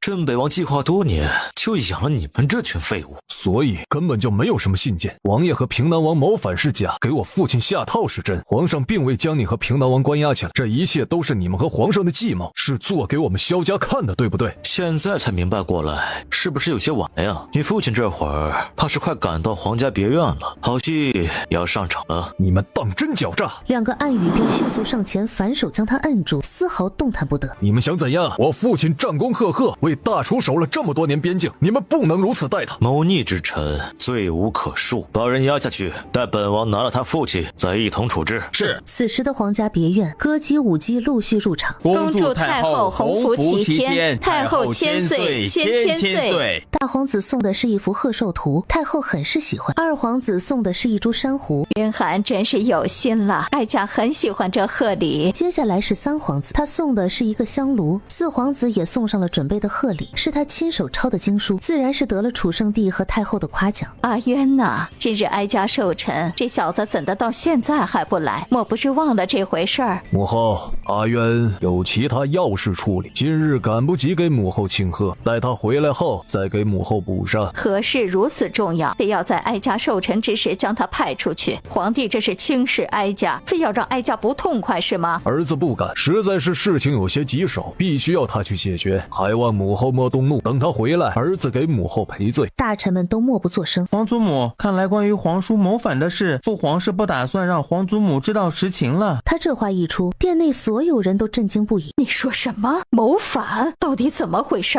逆子，你胡说什么？今日是太后寿辰，你要存心给太后添堵是不是？是啊，三弟，宴席上你可莫要乱说话。三弟，你这是干什么？如此喜庆之时，你可别给皇祖母添堵了。苏皇后和张贵妃可算是抓住机会了，逮着三皇子就是一顿斥责，砰的一声响。父皇既然说儿臣是逆子，儿臣若不做点什么，岂不是白担了这个名？楚云墨，在朕面前你也敢掀桌子，想要做什么？造反不成？三皇子，当着皇上和太后的面，你如此行径，当真是大逆不道。淑妃，你好好看看你是怎么管教三皇子的，竟然他当众如此荒唐。这下可有好戏看了。父皇说的没错，儿臣今日便要造反了，儿臣这么做也是被你给逼的。儿臣知道自己不得宠，背后也没有势力，父皇从未想过把太子之位给儿臣。既然父皇没有打算，那儿臣只能自己为自己打打算，这也不算过分吧。门外早已安排好的人手，闻声立刻将整个大殿包围。快呼叫！快来人，保护父皇和皇祖母！一看情况不对劲，四皇子连忙走过去，以身挡在楚圣帝和太后面前。三哥，我劝你还是不要冲动，父皇还没开始立太子，你怎知你就没有机会？现在回头还来得及，杀兄弑父可是大逆不道，即便你今日成功得了皇位，也是要遭世人唾弃的。那又如何？只要我得了皇位，一切便都由我说了算，谁若敢在背后胡言乱语。说着扫视一圈，格杀勿论。众人又是一惊，以你的能力不足以统领整个大楚，想要朕退位给你门儿都没有。那就由不得父皇了。看看门外的情况，整个大殿都已经被包围，今日父皇退也得退，不退也得退。三皇子冲门外招了招手，皇上请吧。三皇子，你真觉得单凭你带来这几个人就能逼朕就范吗？那自然不是，儿臣知道外头还有几百个禁军，不过跟镇北王的漠北大军比起来，那些禁军根本无从抵抗。你们都听好了，今日有人谋反，本殿与镇北王是为了护驾才这么做，谁敢乱说，本殿拔了谁的舌头。皇上，不好了，外面已经打起来了，好像是镇北王带来的人，说是来镇压谋反。众人再次震惊。好，你这个逆子，朕把此次的差事交给你，你就是这么回报朕的？三皇子毫不在意，还要多谢父皇把这次的差事交给儿臣来办，否则儿臣还要另寻机会，也无法安排的这么顺利。事已至此，父皇还是写诏书吧，只要父皇答应退位，儿臣保证这殿内之人除了他们三个都不会有性命之忧。言下之意，其他几个皇子必须得死。老三，原来你以往的安分都是装出来的，实际早就蓄谋已久了吧？兄弟一场，你竟要赶尽杀绝，敢跟镇北王勾结，必定不是临时起意。皇家别院外头也是打得不可开交，镇北王见状眉头一皱，没想到竟会有援军。平南王和秦朔看着交战的场面，镇北王此时已经意识到了不对劲。平南王，你竟然使诈，被关大牢是假的，对不对？你这个奸诈的老匹夫！你说的没错，我被关大牢是假，王爷被扣宫中是假，这些只是皇上的障眼法，为了引你们上钩而已。这个时辰，王爷应该已经将你儿子拿下，你和三殿下的计划怕是要落空了。而此时的楚少渊已经接上沈清离，正往这边赶来。现在可安心了？王爷身经百战，自然稳如泰山。我一个小小女子，没见过什么大场面，有些担忧也实属正常。表现的已经很好了，这次的事你也有功，我会跟皇兄奏请，给你封赏。又是封赏，他这般反应，你倒是稀奇，旁人巴不得能得到皇家封赏，怎就偏你避之不及的样子呀？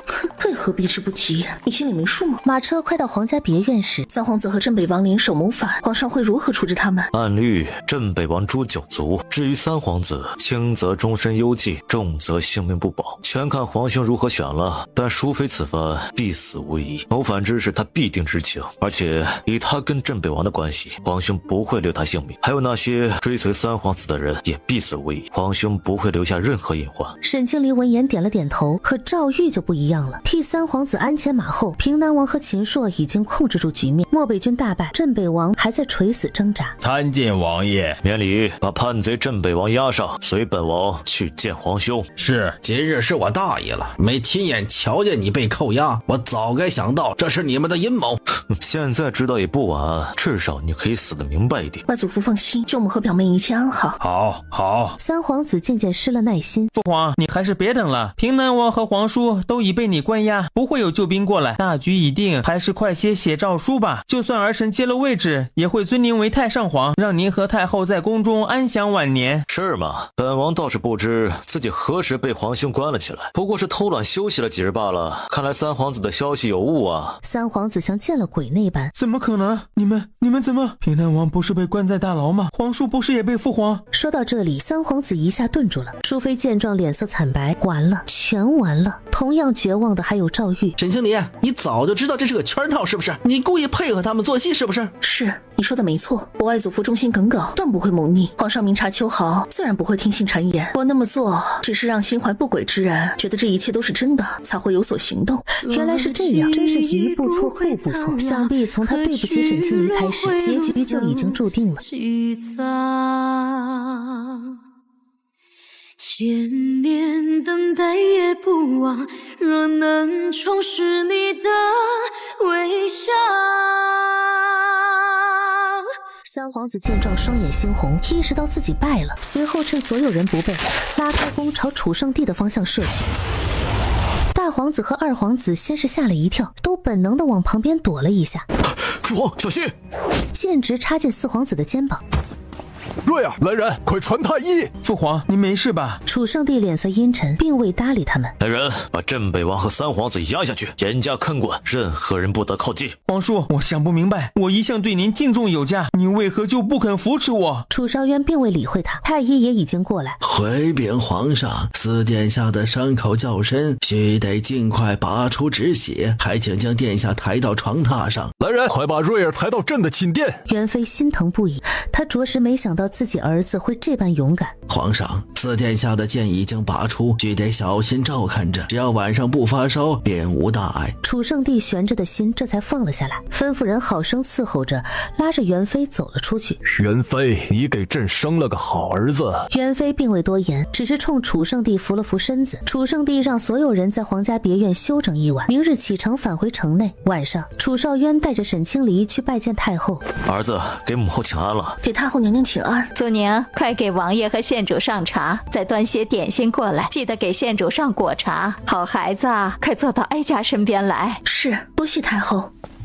太后娘娘，这是臣女亲手绣制的寿字，臣女实在是笨拙，从小并不善女工，还望太后娘娘莫要嫌弃。有心就好。太后满脸笑意，东珠难得，县主真是有心了。都说闺女是小棉袄，此话一点不假，只可惜哀家没有女儿，不像这臭小子，不知道心疼哀家就算了，还竟会给哀家添堵，连这么大的事儿都敢瞒着哀家。母后教训的是，儿臣自知粗心大意，做事不够周全，这才给母后找个体贴的儿媳妇。阿里不光会打理生意，还颇通药理，儿臣给母后做的药枕便是由他所教。原来是你的主意，哀家就说嘛，凭这小子想不出这么贴心的贺礼。苏宁，回去后把哀家大婚时的那套头面找出来，哀家要送给县主。是，太后娘娘。沈清离本想推脱，母后赏的便拿着吧，你若是过意不去的话，往后时常来进宫陪母后即可。是啊，哀家年纪大了，用不上这么艳丽的头面，哀家瞧着与你倒是相配。臣女谢太后赏赐。寒暄过后，太后问起他们是如何相识的。楚少渊接过话茬，把沈清离在茶园救他的事说了出来。母后，阿离不光与儿臣有救命之恩，此番还配合儿臣和皇兄的计谋，母后是不是该给个大赏赐？瞧瞧这小子，这是跟哀家讨赏来了。谁说他不会疼人？哀家瞧他会得很。说起来，你们一起经历了这么多，也算是天定的缘分。哀家也很是喜欢这丫头，自然要给封赏。苏宁，传哀家的旨意，清离县主搭救王爷有功，特封为清离郡主。至于你们二人的婚事，就留给你皇兄来做主吧。为了你的婚事，他可是没少操心，总要留一样给他。是，儿臣多谢母后。臣女谢太后恩典。此时皇后的寝殿内，四皇子不过就是替皇上挡了一箭罢了，不必太放在心上。这个老四平日里看着不声不响怂货一个，关键时候倒是挺豁得出去，竟敢用身体替父亲挡箭，倒是我小瞧了他。早知道会有今日这一出，上次他去余县赈灾之时，我就该派人暗中将他除掉。所谓人不可貌相，说的就是四皇子这种。只希望你父皇不要受这次事件影响，否则就难办了。与他们一样忧心的还有二皇子和张贵妃。好一个老四，想不到他还有这么一手，一直在提防老三，不曾想最后让老四抢了风头。元妃那个贱人，平日里说的好听，不想争抢什么，背地里还不是叫儿子耍心机，真是小瞧了他。不争，哼，身为皇子，若说对那个位置没有心思，简直是笑话。不过为了掩人耳目，好暗中耍手段罢了。四皇子虽一直昏迷着，所幸有惊无险，半夜并未发烧。一早一切安排妥当后，出发回了上京城。3日后的早朝上，三皇子谋反罪无可恕，即日起囚禁在府中，凡近身之人全部杖杀，给三皇子留了条命。朱妃、教子无方纵容儿子谋反，打入冷宫。对镇北王府的处置，谋反直接诛9族。几日后，大皇子乃是嫡皇子，按理说堪当太子之位，只是他能力虽尚可，心胸却不够宽广，严烈容不得杀。二皇子能力也不弱，性子却不够沉稳，目光也过于短浅，而且据朕所知，他私下里做事颇为狠辣。他们二人各有长短，原本朕是对他们寄予厚望，没想到这二人，四皇子年纪最轻，办事能力尚有不足，但心思纯正，也沉稳内敛。经过这些时日的历练，做事倒也不输他们二人。主要这孩子心怀天下，不辞辛劳，一心为民办事。他们几人各有长短，朕一时间拿不定主意。依你之见，立谁为太子合适啊？皇兄方才所言，心中已有了决断，不是吗？看来你心中所想与朕一样。既然你也赞成，那便如此定下，立四皇子为太子。朕明日早朝就下旨，省得那两个再生乱。皇兄圣明。朕还没说完，你的终身大事还没落实。听母后说，你前几天已经带青离县主拜见过母后，现在应该叫青离郡主了。既然已经拜见，说明不会再有变数。既如此，朕给你二人赐婚，到时大婚交由礼部操办。多谢皇兄。你我兄弟二人不必如此，太子虽定，也难保其他人不会动歪心思。往后你还得多扶持太子啊。是，臣弟明白。次日早朝，奉天承运，皇帝诏曰：四皇子楚云瑞，仁孝纯善，品行端正，心怀百姓，堪当大任，着封为太子。圣旨一出，殿内一片哗然之声。皇上圣明，皇上圣明，臣等恭贺太子殿下。听到太子之位已定，二人顿时都懵了。另一道圣旨也送入了后宫。此刻所有妃嫔恰好都在皇后宫中请安。当李福宣读完圣旨，李公公，这是不是有些太突然了？好端端的，为何要进元妃的位分呢？回皇后娘娘的话，四皇子已被封为太子，作为太子的生母，自然是要进封的。老奴还要赶着去给太子殿下送圣旨，不便逗留，老奴先行告退了。苏皇后坐回凤椅时，脸色很是难看，说了句身体乏了，便将妃嫔们都打发了出去。张贵妃更是气得不轻，元妃拿着热乎的圣旨，完全没想到会是这个结果。四皇子收到圣旨时，李公公，你没宣错圣旨吧？父皇确定是封我为太子，而不是大哥和二哥。太子殿下哪里的话，这圣旨乃皇上亲笔书写，自然不会有错。老奴在此恭贺太子殿下。有劳公公。平南王府此次有功，赏赐了不少东西，还把禁军统领的位置交给了秦朔。这日马车刚走过一处巷子，便遇上一个披头散发、浑身脏兮兮的女人，突然就往沈清离的马车冲过来。他手中鞭子一挥，将那女子打倒在地。沈清离掀开车帘，居然是赵婉，没想到竟被这女人逃了。沈清离，都是你害得我哥哥惨死，害得我们安阳侯府遭受劫难。我要杀了你！没有人要害你们，是你们自己作孽在先，落到这般田地也是罪有应得。你胡说！要是你从一开始就听我哥的话，留在府中做妾，就不会有后面的事情，一切都是你的错。哼，当真冥顽不灵。见沈清离要走，掏出火折子点燃，就要往沈清离的马车上扔。韩愈岂会给他机会？他身上本就沾了火油，他挣扎着想往马车上撞。胆敢行刺郡主！赵婉重重落在地上，加上火势凶猛，很快便没了生机。赵婉终是把自己作死了。赐婚的旨意来得很快，特意把楚少渊和沈清离一同招进宫。你们大婚的日子，朕已命礼部选好了吉日，就定在半个月后。你们无需操心，大婚一切事宜交由礼部来办，你们安心等着即可。臣弟多谢皇兄。臣女谢皇上恩典。半个月后，皇家最受瞩目的大婚如期而至。楚少渊身着大红喜袍，骑着高头大马去沈府接亲。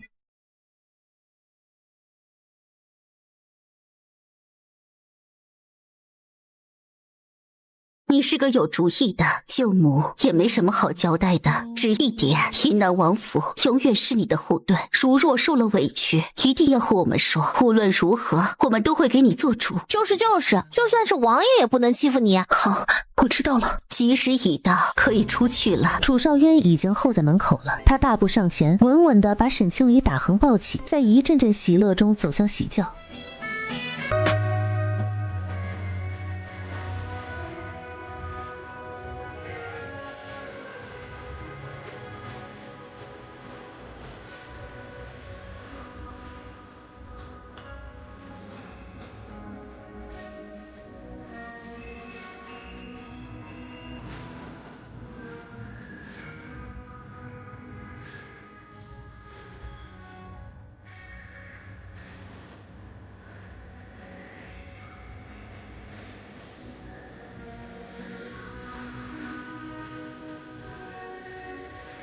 此时的喜房内，沈清离坐在喜床上，楚少渊回了喜房，缓缓掀开盖头。阿离，好美啊！你喜欢就好。阿离，从现在起，我们就是夫妻了。往后余生，无论发生什么事，我们都要彼此照顾，信任不移。王府从此便交由你来打理，任何时候我都会以你为重，护你一世周全。好。